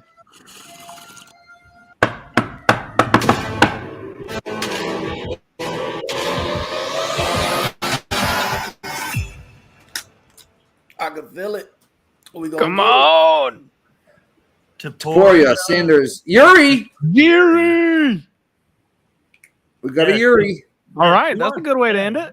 2 of them are really good. A little higher of the serial number, but still, I mean, good to have those 2 fighters. So the Illa Topuria, I copped that one before his last fight. All right, that's gonna be one of those guys. Like I said, I copped the prospects, the people that I think will be champion in the next 2 years or be in that top 5. That's how I kind of cop them too. Like the minute that Shavkat comes out, oh, I'm all over it. Hey, but shout out to everybody, man. For real, we couldn't do this without y'all. I want to say something, man. Y'all been giving us a lot of money on those buy a beer, buy a dono, buy a coffee, all that stuff, man. It's gonna be going down, man. We couldn't do this shit without y'all. Y'all made it here. Y'all part of the family, man. I love doing this shit with y'all, man. Let's fucking go, Mills. Let's go. Oh, yeah, right back. Oh, by the way, I just visited NASA too, so my bad. Yeah, you don't shit. Izzy, Jared Cannonier. What are we doing, guys? I'm gonna start with you, Weezy. What you rocking with here? Well, the last bet of the parlay was Izzy by decision, but that got ruined by Uncle Weezy's ass shaving of the week getting slept after 0 takedown attempts. So I've got no action on this fight. And I don't know, man. I got to tell you, I'm thinking about joining my man Liam right here and going with a little bit of the dog money. This line has just gotten super wide. Why not throw a quarter unit at Jared Cannonier here? I like that. Before you get to that though, because they are gonna play some little bit of time. Can you go back to that NFT? Because that NFT that you just showed right there, that Jared Picasso that we just got, that's one that you guys might want to get. So you guys might want to get on there and get that Jared Picasso. A champion. You can get him right now. It's not gonna be a lot of money or anything like that. So I'm trying to tell you guys, man, these NFTs is the way to go. Like, and look at this knockout. Why wouldn't you want this shit? Like, it's beautiful. And the value went up after that Glover Teixeira fight. Man, I got one of those in the stash. Jeff got like 7. So, man, NFTs is the way to go, y'all. It's the new baseball card. Well, the greatest thing about it is it's officially licensed by the UFC. So it's not some scam. Not at all. Yeah. Exactly. So they were at Jeff, the guys met them at UFC Austin. They were there handing out stuff, informing people of what it is, what it's about. Quick soon thereafter, got an email, talked to them. Maybe we might be there for a UFC Dallas. You never know. Let's go. UFC Strike. Let's go. Yeah. Get your NFTs. The difference between them, though, like how he's saying, it's officially licensed by the UFC. There is other sites out there that sell UFC NFTs, but they're not officially licensed by the UFC. So this UFC NFT Strike, what they do is they even create random NFTs and they create competitions out there. So if you got a certain collection and if you join the Discord, just by having a certain amount of collectors of fighters, they'll give you a free NFT. I'm trying to tell you guys, man, you need to get in tune, man. It's the new thing. You don't want to miss out on it. It's like having stock in the UFC. Literally, it's like some shit like that. So, and it's not too expensive. It's not too pricey. And it's my new habit. I've been doing it for a while now. So come along with me. Come on. Bye, Bud Becker. Troll. Yes. Reed, my guy. Who cares about half these people don't even know what the hell they're fucking talking about. Izzy needs a KO. G says, Steven Bassetti, NFTs are worthless. That is not true. You know that yourself. I already made a couple bucks off the one I just bought tonight with Pedro. You got certain ones that's going for like $2,000. That Vogue NFT, his championship one is like $1,500. If I was to go to the marketplace right now and show you guys the share screen and you guys would see the value of the Volkanovski, y'all change your whole different thing and be like, damn, how is this shit $2,000? So they be like, yo, where the link at though? Like, yo, I'm trying to sign up. we need to show them the value. We need to show them like exactly like when you get one of these UFC NFTs, this shit could be worth $2,000 and sell it. Yeah, Glenbot needs over 1.5 in this fight, and he cashes them all. Liam, what are you doing here in this next fight? Let's go, Glenn. Cannonier? Yeah, I have 2 different plays on this fight. I had taken the fight not to go the distance at -115. that's just short, in my opinion. You got two guys here that can crack, two guys that are going to throw a lot of strikes. You'd have to presume two stand-up kickboxers. After 38 years of age, people are more prone to get knocked out. Jared Cannonier is after 38 years of age. However, he also has a ton of power. He's got the same knockdown rate that Israel Adesanya carries around. So I think both these guys have a lot of power. Either one of them could finish. So I ultimately took the fight not to go the distance at -115. And then I also took 2 units on Jared Cannonier on the money line at +400. I just added a small position as well at +460. As far as I'm concerned, it's just too wide for a championship level fight. Jared Cannonier has competed at heavyweight. He's not afraid of any of these guys. He's gone with guys way bigger than him his whole career. So I don't think that means shit. And on top of that, Izzy is fast. He's clever. He's like, a guy who will hit you with nice, clean shots from the outside and make you look bad and make you look foolish. But he doesn't always hit and hurt people too bad. Like normally when he does that, he's catching people badly out of position. I think Cannonier might throw himself badly out of position trying to knock this guy's head off. So I think there's a lot of paths to the fight finishing, but either way, Jared Cannonier, there's no more title shots coming down the pike. You understand? He's 38 years of age and talks about crystals all the time. His whole life is built to this moment. So either he wins tonight or he's done with the title scene. It is what it is. He'll be fighting Sean Strickland in a UFC main event somewhere in Tuscaloosa if he loses this fight. But if he wins this fight, then he's got a really big bag waiting for him. And he worked really hard and changed his life at 38 to get this chance. So I'm taking the American dream. Jared Cannonier. Let's get it done. Okay, let's fucking go. Mills, what do you want here? Man, how could it be not, man? Izzy Adesanya, man. I got him to close out my parlays right here. Been on the guy ever since, but on the other side is Jared Cannonier. He's the guy that won me the most money ever on my bets. I bet him against David Branch, big underdog. Now I bet him against Anderson Silva. Been riding with him ever since. Only lost money against Robert Whitaker, and I thought he was the guy that was going to clean his clock on there. Tore his shoulder and shit like that, so he couldn't strike. So that's how he looked on there. Ever since then, bounced back with some more wins. I just got to keep it real and go with the guy, Izzy, man. So I got that. I got over 2.5. Then I got round props 4 and 5 as well. Okay. Clint, what you got here? I'm kind of leaning Israel Adesanya by KO. I mentioned it last time, though, guys. I don't have a bet on the main or the co-main event on this card. I felt like these were ones that I didn't feel overly comfortable with. I think Israel Adesanya by knockout makes some sense. I think that fight doesn't go the distance makes a ton of sense because, like Liam said, the challenger has a lot of power. He's older. This is his one shot. Go for it. I don't know how that last fight didn't get stopped. I thought I was going to cash my little sprinkle on that under 4.5 in the last one with that big ass cut. So yeah, I mean, I'm going to lean on violence. I'll say Izzy by KO, but again, no real investment from me. Okay. I got under 4.5 and Izzy to close out 2 parlays. Zoe, what do you have here?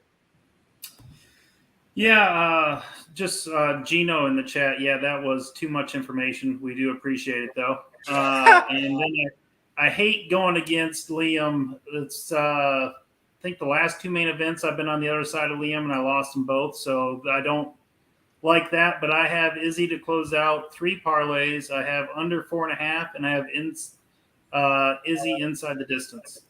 So okay, Wheezy. Yep, gotcha. Yeah, Billy, yeah. So no, I'm good. I'm good. Yeah, I'm not betting this one, but I might just put a little milk money here on the Cannonier money line at plus 460 because that's just silly. But yeah, I think Adesanya gets the job done here, but we'll see, man. Anything's possible. It's a fight. It is. It is a fist fight. Preston, any leans here? Anything? What do you think here happens here? Probably Adesanya by decision, but okay. Yeah, that's what I think. Yeah. Hopefully it's inside. Big Show, you got anything left here? I got the AAA parlay and the kickboxer KO parlay. Adesanya by KO. All right. Let's fucking roll. Everybody in the chat, what do you have? You got Jimmy the Bag. He tailed the Volkanovski and Izzy parlay at minus 125 or lower. I think we had the worst of the lines. Yeah, there. Izzy says, I'm sorry, Izzy. Murabio says, I never believe those celebrities. My book limits me at 500, LOL. Yeah, so they will give VIP accounts to people that lose money hand over fist, always. Yeah. Their favorite player is somebody that has a lot of money and never win. Let's remember, Drake does have $1 million on Izzy. $1 million on Izzy. Drake has. Yeah, That scares the shit That's out of I'm me. betting Cannonier. Fuck it, quarter unit. Oh gosh. More money's coming in on Izzy. Izzy's at a -700 on some books. I'll call that noise. Yeah, it's just I got his my fight to 450. lose, you know. But Cannonier hits hard. We'll see what happens, dude. It's gonna be a fun one. I hope it's a fun one. I just hope this shit goes to the third round, man. But yeah, this fight was supposed to happen. What you say, Bill? What do you got? Fight to start round 3 on this? I got so crazy shit is I actually got an over 2.5 in this motherfucker, and I got round 3 to start. I might tell you on that over 2.5 though. Round 3. Yeah, the over 2.5 to me, I was like, wait, what? I seen it on like 5 different books, and I was like, all right, let's. I think I might tell you on that, Mills. I think we about to see some scorecards come up. But this fight was supposed to take place, so pretty much, Cannonier was right there. If he would have got that fight with Whitaker and shit, Izzy wanted to fight him too. So it's one of those things to where he likes this matchup. So now he gets that opportunity to pretty much fight. It was supposed to take place a while back though. So yeah, it's been almost 3 months. Yeah. Let's go, man. What we got going in there in the chat? Appreciate everybody rocking with us, man.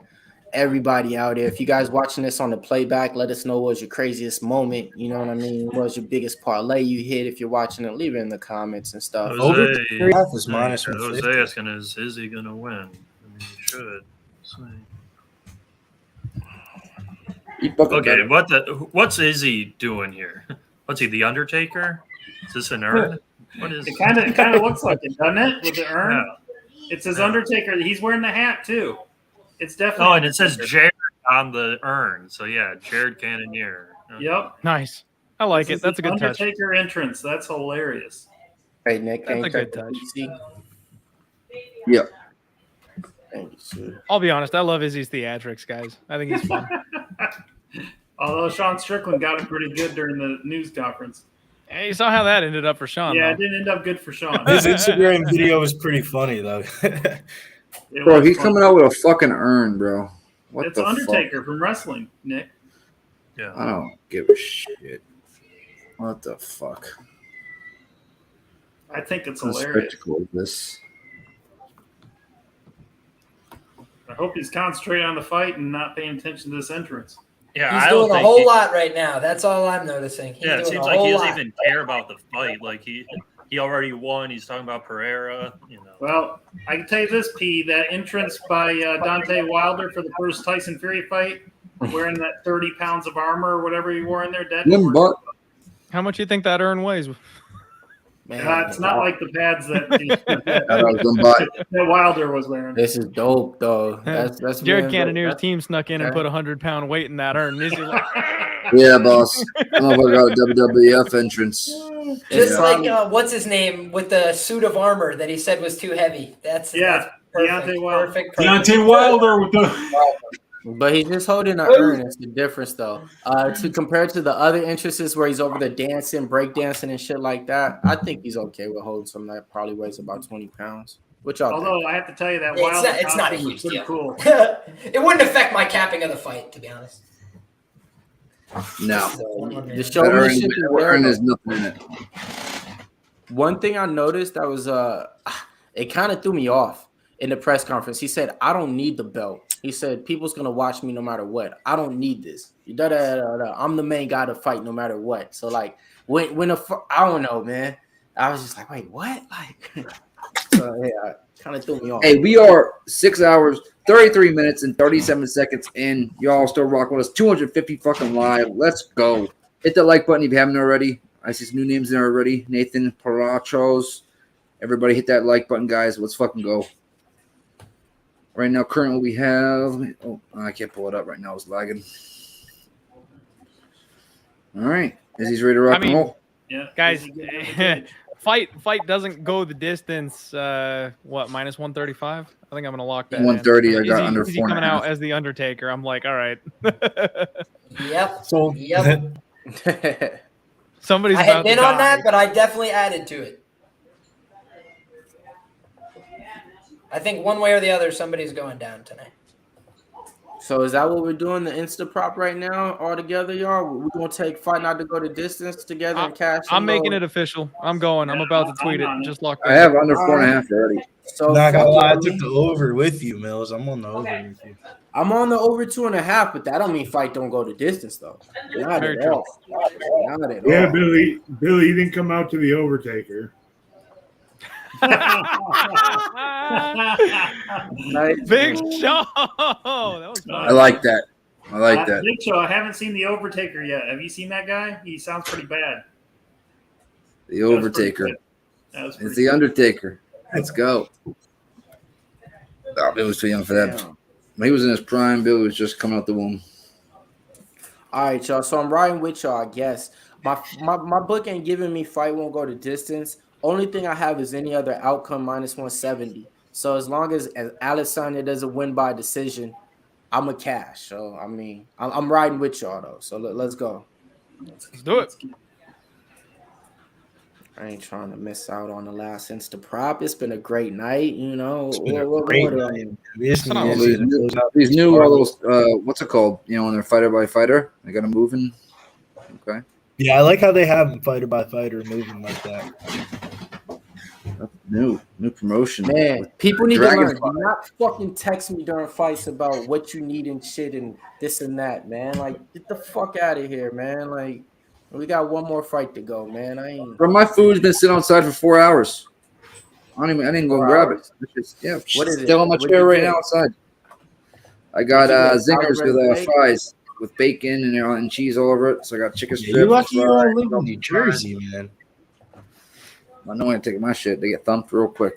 Oh boy, we got Herb Dean. Fuck people taking it. There'd be hella bugs crawling in there and shit. Nah, that shit's bagged up. Does Cannonier taste the I just put a notes? small bag on the under 4.5, so we'll see how it goes. Under 4.5, fight doesn't go the distance. Got him at variable prices, but basically minus 115 on the fight doesn't go the distance, minus 118 on the under 4.5. If Cannonier wins, I don't think it's by decision. So if Cannonier wins, it won't fucking matter if it's over 4.5, under 4.5. Everybody's doing backflips. I'll fucking make a lot of money. So that would be cool too. Not me. Well, by the way, and just in case anybody cares, 59.7% of 185-pound 5-round fights finish inside the distance. So just under 60%. Thank you, Weezy. With the arithmetic. With the arithmetic. I told people in my write-ups this is why, but this is the arithmetic. 59% on the division. Yo, What about 5-round fights, though? Yeah, no, the same percentage, actually. If you extrapolate just 5-round fights, 59% at middleweight. We're getting a discount. That's right. That's right. Last minute. Look at him, from the killer gorilla. Look at him with the crystal look in his eyes, dude. This guy. He's got a diamond in his butt cheeks right now, just clenched. Okay, what is he doing? Yeah, Jared, the American Dream, Cannonier. Yeah, nothing is more intimidating than that move. Nothing. You got that guy, and the other guy's wearing pearls. And he's doing an Undertaker bit on the way out. The other guy is literally the Undertaker. This shit, though. Don't forget. This fight got a little weird quick before it even started. Man, he fought in 3 different weight classes. Like I said, he came to this weight class and did his thing. You know, beat everybody. Only heavyweight, light heavyweight. 4-2 knockdown ratio. I'm a big fan. It's hard to ignore, man. 4-2 knockdown ratio. He got knocked down by what's his name? Derek Brunson, who's like one of the historical biggest hitters in the middleweight division. And what's his name? Came back. Freaking who's the other guy? Kevin Gaston. Robert Whitaker. Robert Whitaker. He's literally a former champion. So it's like outside of that, this guy is pretty damn durable at 185, and he's hurting people. Like he hit Jack Hermanson with an uppercut that made Jack go, "Yeah, you got it, bro." Like Jack's fought a bunch of guys, Strickland, whoever else, 5 rounds, go hard. Marvin Vettori, he fought this guy. He got hit once on the chin, and he was like, "Yeah, you got it." He just covered up like. I think Stylebender's gonna be able to piece him up and move around. Go time. That's what I think in this one, huh? But let's see, man. And we about to get a good fight. New blood. New blood. You know what I mean? I will say that. It's some new blood. Come on, Izzy. Do not be thinking about Pierre during this fight. Hell no, you got to fight right now. Let's go. Let's give them what they want. Last fight of the night. Here we go. Long low kick from Izzy. He took the rear leg to the lead leg of Jared Cannonier. Cannonier, he's going to want to compete with this guy at kicking range in order to keep himself competitive. Izzy's very deadly with those low kicks. So Jared is going to try and answer with his own low kicks. You'd have to anticipate. Beautiful movement from Jared. He's eaten a couple low kicks, but he seems to be measuring the distance pretty well, getting a lot closer to Izzy. Hasn't quite landed yet, but he has gotten himself into punching range more than once within the first 30 seconds. So that's got to be promising for his chances here. But so far, Izzy looks good. Smart footwork. Cheers. Big cheers, gents and ladies. Cheers to you all. Jared slipped and tried to rip with a big right hand. Izzy gets out of the way. Dealing with just a touch of buffering on our end. So if I miss a call, I apologize. Nice outside low kick from Jared. Yeah, and that's what Jared needs to do in order for him to win this fight. He's going to have to compete at kicking range. He did a good job hitting an inside and an outside low kick. He's switching stances on the advance here, trying to really push Izzy back towards this fence. Izzy's done a good job using feints, presenting his own stance switches, his own leg kicks, several looks to Jared. There it is, right? So nice job with the jab, and he fires a left hand that lands partially. Jared is trying to walk him down. Izzy's doing a good job parrying out with that lead hand, keeping him at distance. Then he switches stance as he retreats to the fence, throws an open side body kick. Doesn't quite find the mark. Jared tried to catch it, unable to do so. Izzy feints, fires an uppercut, appears to just miss, lands the left hand as he switches back to his other stance. A lot of beautiful shifting work from Izzy so far in this fight, where he's moving from one stance to another while he throws, putting himself back into a new stance as he steps backwards. It's a lot of good work in terms of footwork from Izzy. And you have to know he's a little bit more fleet of foot. He's a little bit faster. He's a little bit younger. So all those things kind of favor him in the early portions of this fight. But Jared's still here, still looking for his own shots. And he's found some good jabs. He's found a couple decent low kicks, but he has been unable thus far to put many strikes together in combination. And that's holding him back right now. Yeah, Izzy's keeping a lot of range for his leg kicks. Oh, that was a decent right hand connection from Cannonier. But he's taken one, like he's basically taken two to give one at this stage. Albender hit him with a nice one too, then connected with a body kick. Two with a body kick. Nothing really going on, guys. We're at the 2-minute mark now. Jab to the body by Izzy, overhand right misses as well. Nothing connecting. They kick at the same each time. Other, yeah, right in the kneecaps. That's brutal. Mm-hmm. 1 minute and 40 seconds to go in this first round right now. Cannonier sticks him with a jab to the chest. Yeah, nice little jab to the chest. I ain't mad at it. Nice jab from Izzy to the fosse. Off topic, though, I ain't gonna lie, bro. Mills, your boy Keegan Murray shipped it for the boys today, yo. He's legit. Oh yeah, all day. I tried telling people. Shout out. I seen him at college in Iowa. Let's get this to fight though. I couldn't quite tell what happened there in that exchange. Is he just keeping him at bay right now? Yeah, he's trying to keep him at the end of his reach. Left hook, yeah. Nice jab from Cannonier. Cannonier's best punch is actually his jab. He actually hurt Kevin. I just sounded like a casual. Kelvin Gastelum pretty badly with that one. 42 seconds left. Yeah, very lackluster round. No, perfect round. Izzy's winning the round. Yeah. It's, you got to throw somebody out. He ducked that high kick. That was kind of cool. Oh, yeah, that was. Jared read that, ducked it. Nice little right hook there. Yep. Lazy. Izzy's just a little too fast for him in the opening clip here. Nice leg kick, Izzy. Doing a better job getting to his offense. But Izzy, of course, never been one who's accused of, stepping on it. Nice little right there by Izzy. End of the round. There we go. There we go. Round one. It's gonna go like that. Jesus, Mary and Joseph. No. Mary, They're gonna turn up. Izzy's gonna turn up. All right. You have to fill him out. Once he starts feeling himself, he's gonna start seeing the strikes. I mean, guaranteed. I like what I see on that, So guarantee as this fight goes, Izzy's warming up right now. That's it. Downloading his opponent, seeing what he got to deliver, and let's go.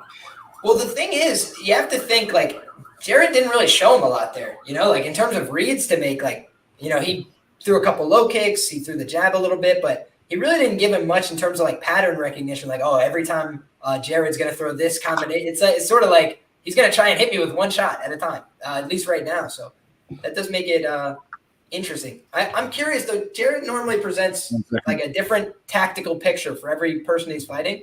So I'm curious what his game plan is for this fight as well. And if we see some adjustments as the fight goes on. Because right there, I couldn't really make out what his game plan was. Just seemed like he was trying to like find his way into the fight, feel comfortable out there. Jesus Christ. What is Cannonier doing here? What is he doing now? You trying to hype himself? He's a nut. Oh, man. But if he wins, it's going to be all worth it. Facts. Nobody will laugh at him then. Let me know if it's still lagging.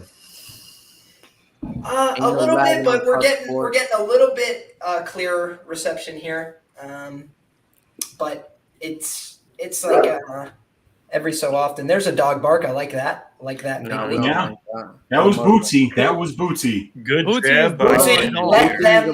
Let them know. Yeah, dude, he loved Tavares, man. And Tavares came out like a house on fire, and then it just all fell apart like a Chinese motorcycle. Bro, I was watching that shit, and I was like, what is Duplessis trying to wrestle for? This shit was I know. That was weird.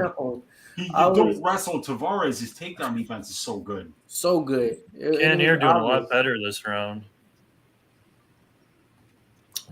Not a lot going on though. This is so boring. What's your live lines out there? So if Izzy closed at a minus 650, 700, what's it at now? Look and see. There we go. 650. They both throw leg kicks. Yep. Cannonier falls down, gets back up. Adesanya. How many times do you guys think Henry Cejudo and Aljamain Sterling talked on the phone about hyping up the fight at this event? How many phone calls do you think they had about what they were going to do? I'm sure a few. They got a video from Gilbert Burns with them yelling like across 20 people at each other, and then they had that cringy ass face off like outside. It's all fucking bullshit. Yeah, it's all bullshit. What was that? The only real one was there wasn't even a real one. Nut shot. He's saying to Adesanya to pick him up. Boring. 3 minutes left. Leg kick Adesanya, 3-minute mark. Not a whole lot. Adesanya eats a jab, 250. Cannonier body kick, blocked, 240. I'm starting to feel like I'm going to lose money on Cannonier, this, 238.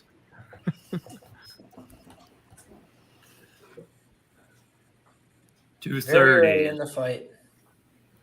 1-2. Adesanya blocked. Hashtag over 1.5 for those of you who had it. There it is. Yeah, Glenbot, 10 parlays, cash them.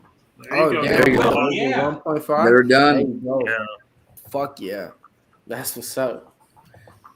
That was probably Nice like a body minus shot. 500. Izzy 210. Nice 1-2. Izzy 206. Another 1-2 misses. Cannonier comes over the top. Izzy ducks. 2 minutes left. Round 2. There we go. Cannonier trudges in. Izzy just evades him like a water buffalo matador there. I feel like I'm watching Pablo Costa fight all over.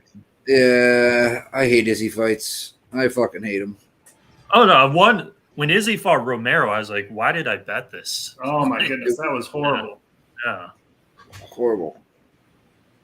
This is why he's not the best. Back. 127, 126. He stays nice safe. body shot. He stays safe. He doesn't. Adesanya might be the smartest fighter. He's picking up here a little bit, but Cannonier's not getting hit flush. 115, Cannonier comes forward, and Izzy avoids.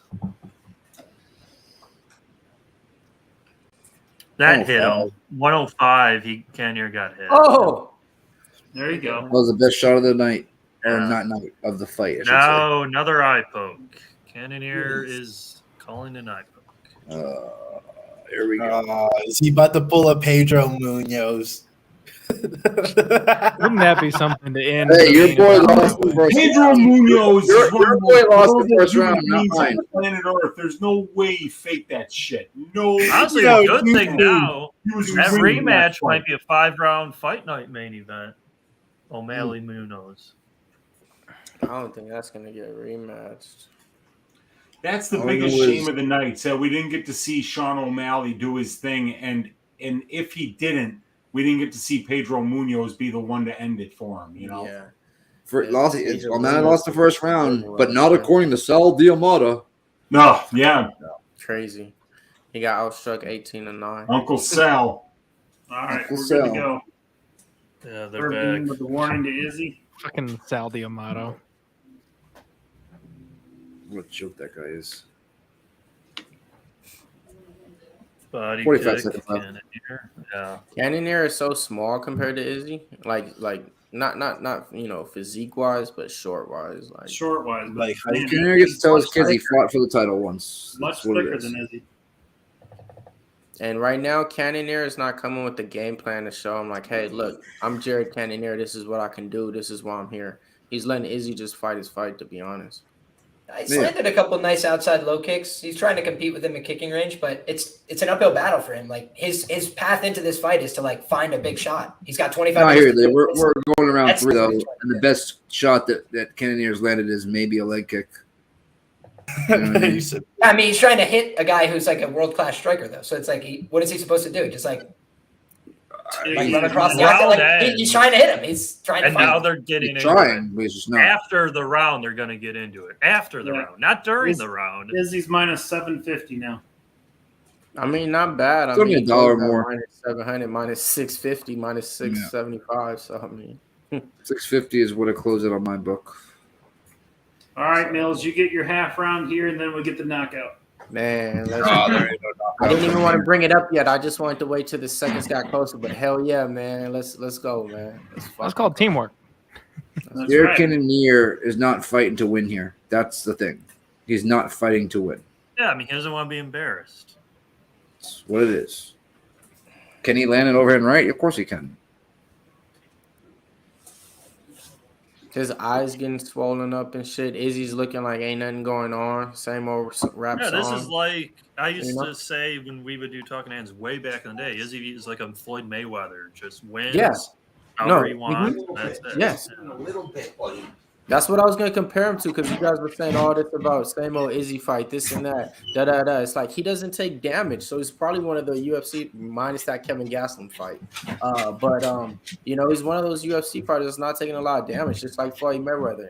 Exactly. That's how he fights. It is what it is. Ooh, Yeah. If you guys aren't used to hit this, for Izzy. Now he's picking up a little bit here, 445. yeah, round 3. Now Yeah. he's breaking a sweat. Now he's like, all right, Cannonier ain't doing nothing. I've seen exactly what he has to offer. He's not doing anything. So. Nice leg kick by Cannonier, but Izzy takes it. And a right hand and a left hand. I wish he would slow down just a Switching little. stances into the pocket. Now they're starting to exchange a little more. This is what Cannonier needs. He needs to draw him into exchanges. I like Izzy's kick on moving forward, Adesanya, 409. Yeah, Cannonier's trying to do a little bit of the Volk, but his footwork is shit compared to Volk. Like Volk is able to walk guys into him, and he's constantly switching, moving, rotating. He tried to level change there, wrestle a little bit. Now Izzy's putting hands to him. No, On the he's face. Nah, little homie. It's That's a just good not job. Jared's game. no. Nah, little homie. Nice jabs by Izzy. Yeah, that jab was good. 340, round 3. Another jab by Izzy. We're not Low going to get kick. knocked out with jabs, but Mills got another minute to go. Joseph. Yeah, I think I won't say Yeah, that. that over is money. Yeah. Not yet. I thought it was, and I was like, Good what? right hook. Yeah, I was like, I'm gonna tell you what, everybody with the Like I opposite usually end. don't get I was like over 2.5, and it was like lower. It was weird. It was like the same as like round 3 to start at lower or some shit. And I was like, this can't be right. That's why you need a lot of. Cannonier comes with the 1-2. Izzy swings a wild hook, misses, hits air. Yeah. Jab, hits air. Trying to counterpunch. Cannonier's trying to go third, but wasn't able to put one behind it there. He was Those able are to two draw good out the shots reaction by he wanted. Cannonier. What he's doing now is he's using his wrestling to get inside and then throwing hooks as soon as he gets there. That's a smart game plan from Jared. He needs to. Izzy pinned against the cage. Yep, he needs to take these shots and make the fight dirty. This is now a Jared Cannonier looking fight for him, and he's going for that takedown, man. He's strong. Can't get it. Yep. Yeah. But I like this, though. He's at least fighting like a bully now. You can't treat Israel Adesanya like you're afraid of him. You got to fight him like he's got nothing for you. And if you get knocked out, you get knocked out. Liam, I think he should have fought the first 2 rounds like that because that's the way he has a shot to win. I would tend to agree with you, but he's doing it now. There you go. It's not easy to talk yourself into potentially getting knocked out, which is what he's got to risk to win the fight. You know? Yeah. Nice jab from Cannonier. He's not going to win at kicking range. Oh, cash that motherfucking shit, right? There you go. You got it. All right, I thought I 30 got seconds the late, right. but you're there. All right, let's go. Let's Cash fucking go, man. Yeah. All right, okay. Big elbow. That was a good elbow from Cannonier. That shit was, I thought I couldn't tell how it connected because it lagged a tiny bit, but it looked like Izzy pulled away from it. Now they're fighting though. You know, this is what you want. That was a good jab from Cannonier and a good one too. He's finding his range with the punches now. Now they're fighting, you know. Jab by Izzy. Cannonier comes over the top. Nice. They're exchanging now. Yeah, Izzy with a 1-2 Becoming a and fight. leg kick. Yeah, 125. Another low kick, Adesanya. Chael Sonnen described this fight, and he said, I could tell you for sure that Israel Adesanya is going to win the first 2 rounds. He said, but after that point, it's not about who's a better fighter anymore. It's about who wants it and who's going to come forward and swing and try and win the fight. And I think that right now we're seeing the better fighter is clearly Israel Adesanya. The first 2 rounds, he made that clear. But now we're seeing Jared Cannonier is not coming here to just sit down and be like told that he's not the best. Like he's going to try and put a hurting on this guy and come forward. He has actually outlanded him in round 3. Yeah, and he's pushing him up against the cage again. Think Cannonier won round 3. He's shooting takedowns. He's just he rounding out the game. Even if he's not a wrestler, he's working in the clinch. He's working for takedowns, and it's making Israel have to be a little more defensively responsible. And think about somebody like Marvin Vettori, who was trying to like grapple. He was literally like trying to take the back and like go for a sub, like something like that. You see Jared do that? No, he's trying to beat this guy up by holding him, squeezing the life out of him, and ripping shots onto him into the cage. And this is where he's a mean guy. stronger. Yes, Yeah, sir. I think it's 2-1. It's going to be 2-1. Cash it, Glenbot. Ja. And people told me don't play Cannonier money line, play him by KO because like he has no chance of winning a decision. And I was like, no, I think I'm gonna make my own decisions. Izzy is minus 450 live now. Yeah, round's over. Oh shit, that's so weird how he went from being minus 750 back to where he started at and below. Oh, that's fucking.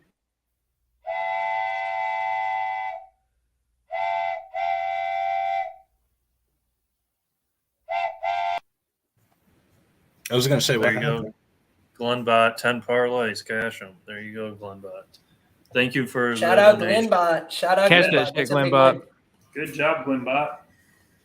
Hey, cash that shit. Round 3 to starts and shit. You already know we're on the same vibes and shit. So let's keep those shits going, man. Yeah. I thought this one was a made one for that one. All right, we need to finish in this round. Now I need to finish because I need him not to win by decision so I can cash that other insta prop. So let's go. Man, I just need some violence here. I need somebody to let loose a little bit. Round 4.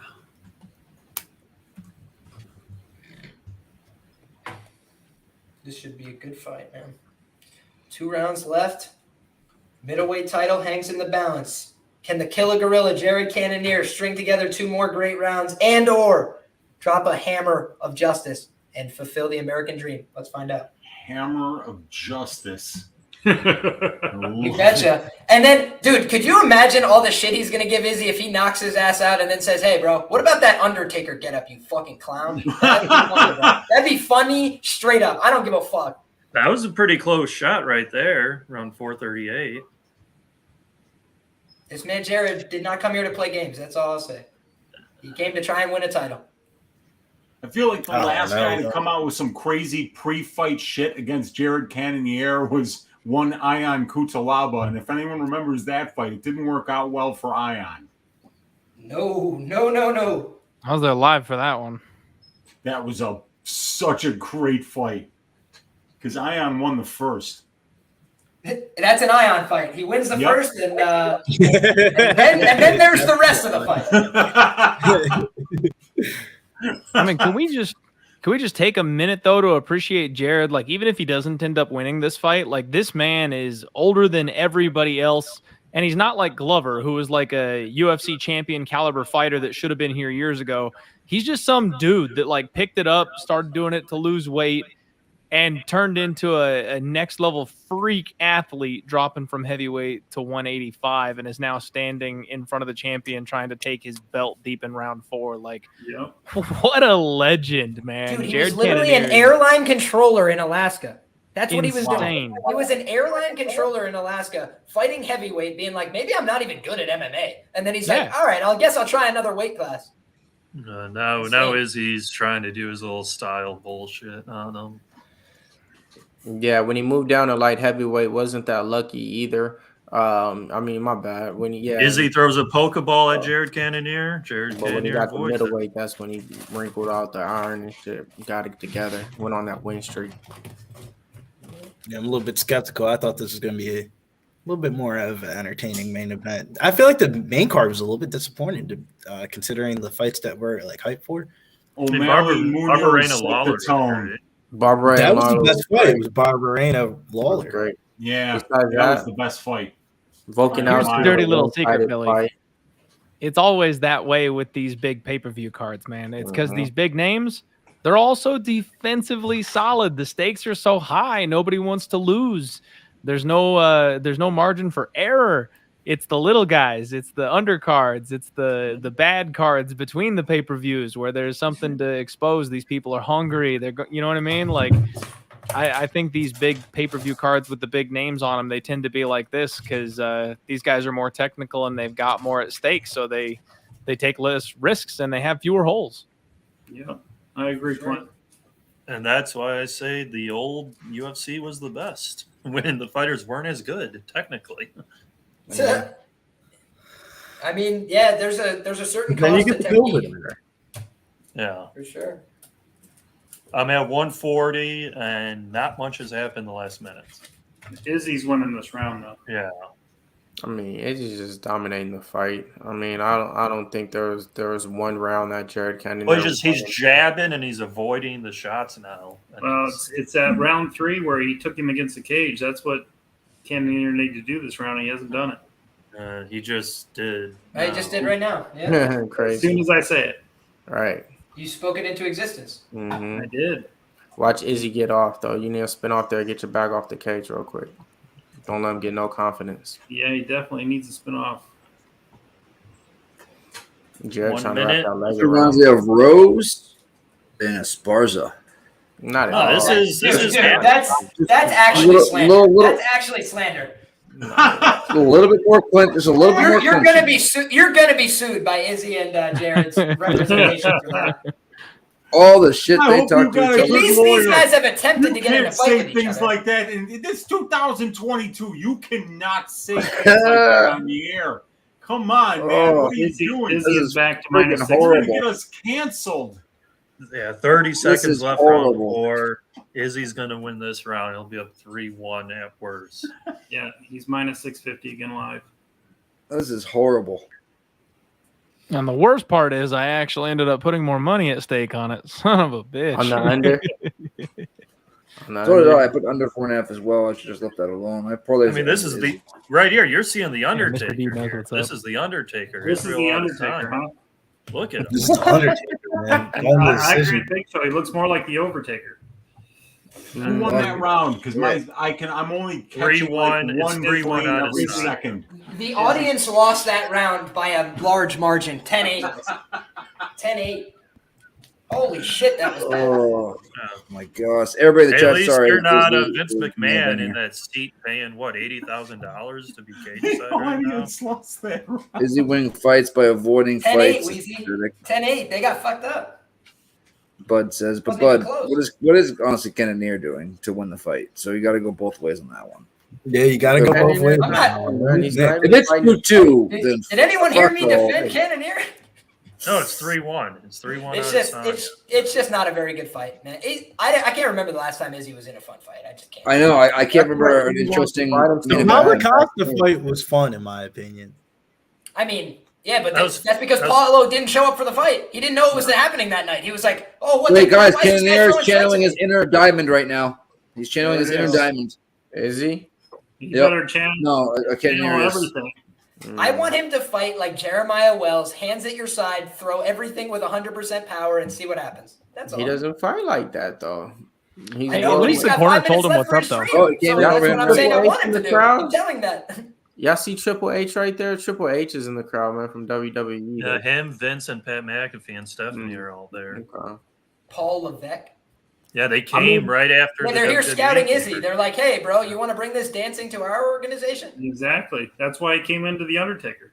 Yeah. Yeah, I guess so. Oh, that's funny. Paid homage. Yep. Let's show Maybe he's a WWE signing Izzy showman. next. I I mean, mean, they they got got, Valerie what, Loretta. I Logan gave her my Paul. wife for a little bit. 420. Izzy 420, blaze up, please. left, straight Blaze left. up. This is a landed. wonderful night. 410. Yeah, blaze up and reminisce about all the other good fights that happened tonight. Yeah. Oh my lord. My gosh, this one. But sometimes epic you guys stinker gotta behind know you. though when you see Izzy fights, like sometimes you gotta know what you're gonna expect. Like I would see if this was like his third, fourth fight. I think he has like 8 fights in the UFC, and a lot of them sometimes go this way, right? So I mean, this ain't the first time we've seen some shit Yeah, like it's not that. As a bad champion, the he Joel hasn't fight. really. It's not far behind. The Whitaker fights were better.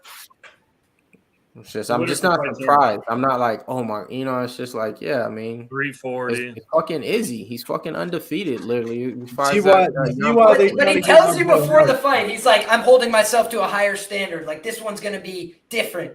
No, it's fucking not. Like That's why I don't listen to interviews. These dudes don't do anything but lie. Mm-hmm. Yeah, you're right, man. You are know? straight up right about Tell you that. what you want to hear. The only honesty you ever see from these fighters is in the cage. Nah, unless you get Yo, an interview by Weezy, that's MMA straight Locker up Room on true. Pub Sports Radio, we get down to it. You know what I mean? Shit. That's the only Yeah. other place you wanna get your information from and trust. I mean, Cannonier has nothing. Like, he's done.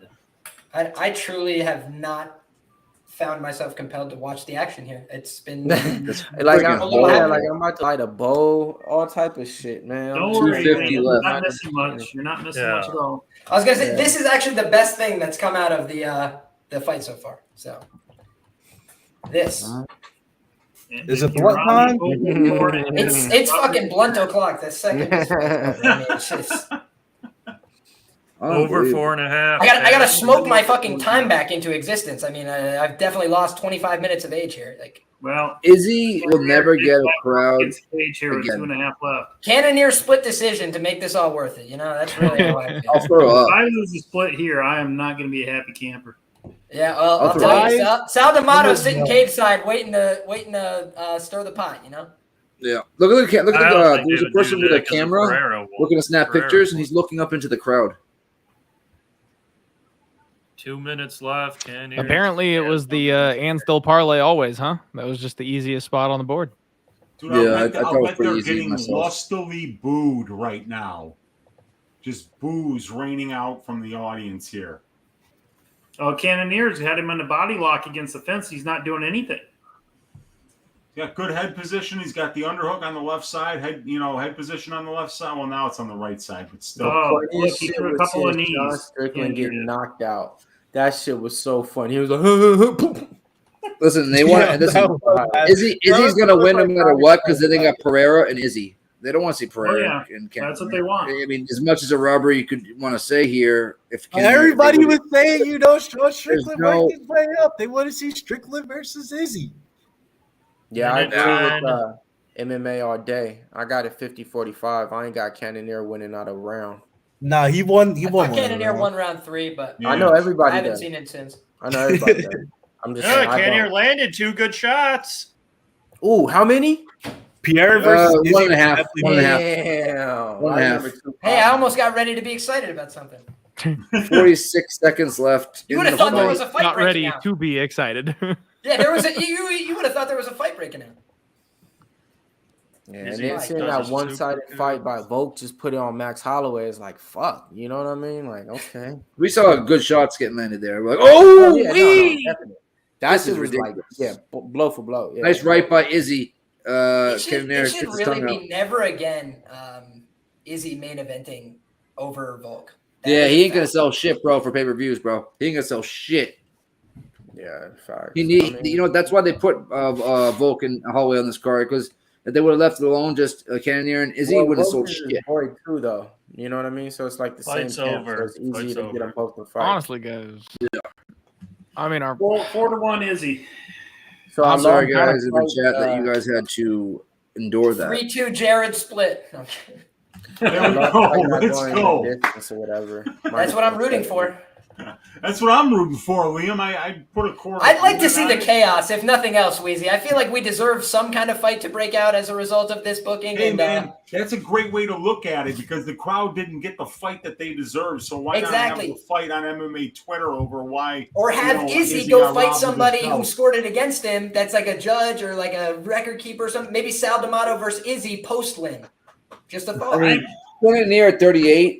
I mean, he should have known this is his last chance at the belt. Like, he should have gave it your. I mean, maybe he did. Your all. No, he should have gave it your all. Exactly what I'm saying. Like, I gotta rewatch the fight. Game plan. It was so delayed for me that I really couldn't. Yeah, it was me too, Liam. It was the same thing on my computer's a piece of garbage, and it was just I couldn't see what was going on. I could see we got the landline internet today, and just Cannonier was just getting his ass whooped. So I could tell you guys exactly. It was just a domination from Izzy. So I mean, slow or not, I could tell you clearly. You know, they're showing a lot of Cannonier replays on my television screen. I don't know. I saw a lot of Izzy replays. Really? I mean, Adesanya won the decision. Liam has no bias, Nick. He's not biased at all. But they did show some Cannonier stuff for sure. They did. I'm disappointed though. I'm just reporting what I'm seeing.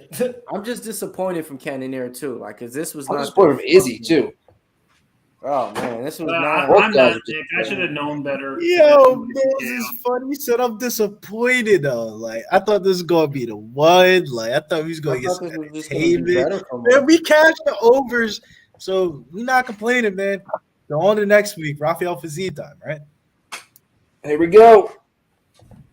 Announce the fucking decision. Cannonier split. Actually have Sal D'Amato walk out with like the mask and the 2 sacks with the dollar signs on them. This better be unanimous. This better be unanimous. 50-45, 49-46, 49-46, Israel Adesanya. There we go. And Drake cashes his $1 million bet versus Drake Cursat now. Congratulations, Drake. It's about time that guy finally caught a break in life. Thank you very much. I won a UFC bet, yes. And they're sitting there shaking hands, talking in each other's ear after this fight, and man, that was a terrible fight. Yeah, I know, but congratulations, man. Shaking hands.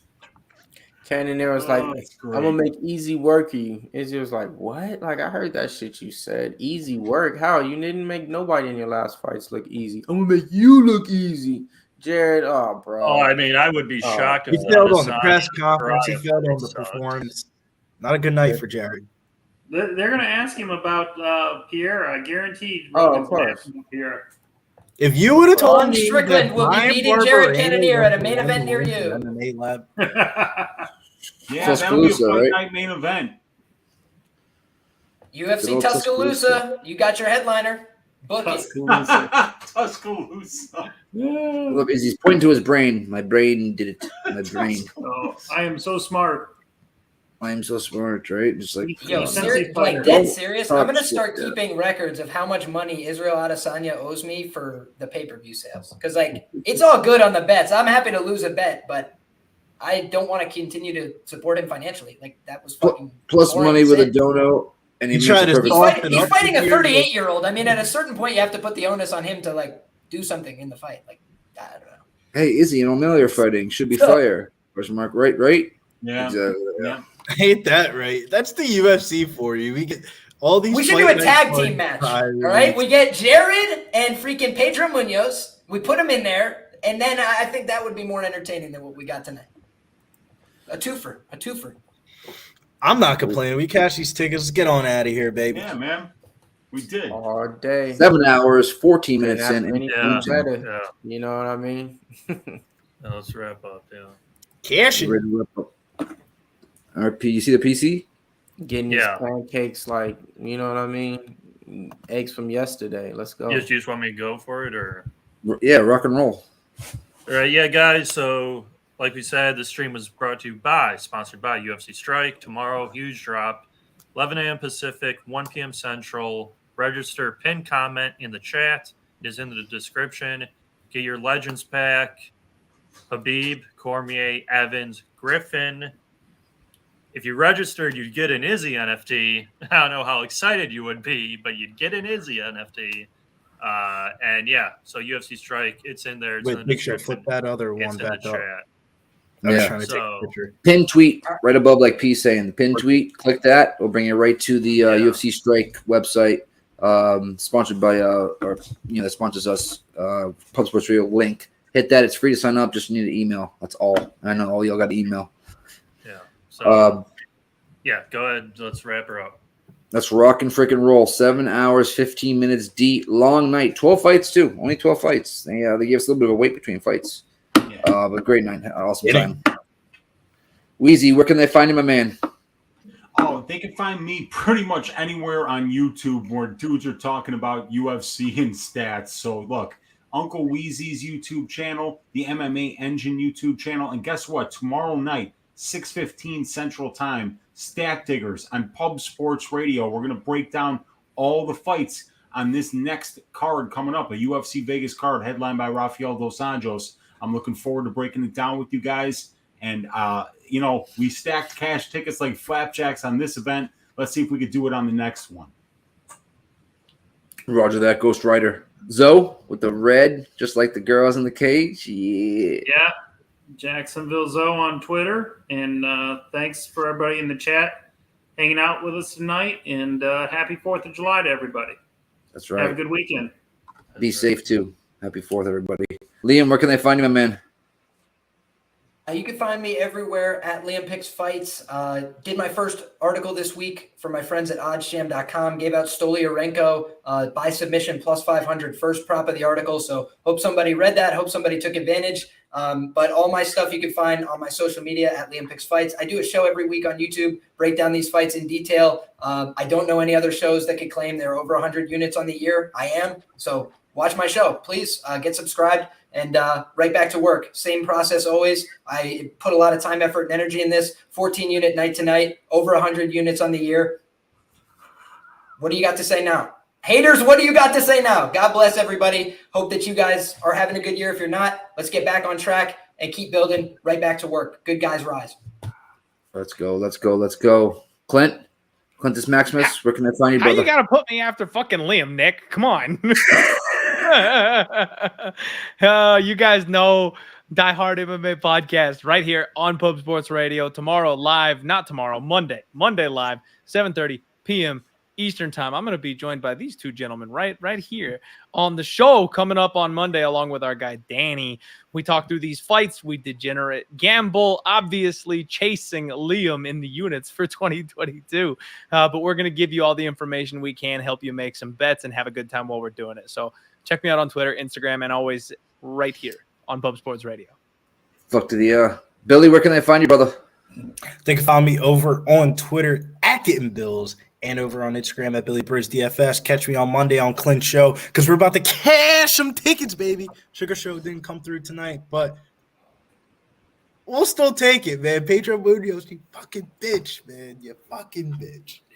On the first round. Millsy, where can they find you? Hey, yo, man. Besides behind your shirt. Fireworks is going down. So this is what you need to do when you hear it first. MMA Locker Room on everything. Twitter, Instagram. Put out my plays and picks. Gave y'all Duplessis at plus 115. Oh, yes, I did. Gave you Jalen Turner at a minus 120 early. Yes, I did. So just go ahead and follow me, man, right there. MMA Locker Room, man. Got your favorite fighter stepping in the winner's circle as well, too. Check out our interview with Jalen Turner on Pub Sports Radio. F the rest out. We the best now. Yes, sir. Big P with the NFTs. Where can I find them? Yeah, everything. Pub Sports Radio. Check us out, guys. We have shows every day, literally Monday to Sunday, 7 days a week. UFC Strike, that's the big thing right now going for us. Hopefully we get to do this more often, more frequently. Oh, yeah. Next pay-per-view, we're hoping to do it more again. Maybe we'll be in Dallas. You never know. It's awesome. Thank you guys in the chat for coming through. Huge stream. Love it. Hopefully everyone won a lot of money. We'll be back next week for sure. Hell yeah. And I'm up 102 units for the year. No, I'm just joking. That being said, though, you can find me at Mr. Fat Fist on Twitter, BostonNick_UFC and IG, Tuesday, Thursday nights on the nightcap. Next week, we got Dos Anjos and Rafael Fiziev. I think it's going to be a little bit of a banger right there. And Armin Petrosian and Carl Burrell. And we'll see you next Saturday, guys. All right? Peace. Adios.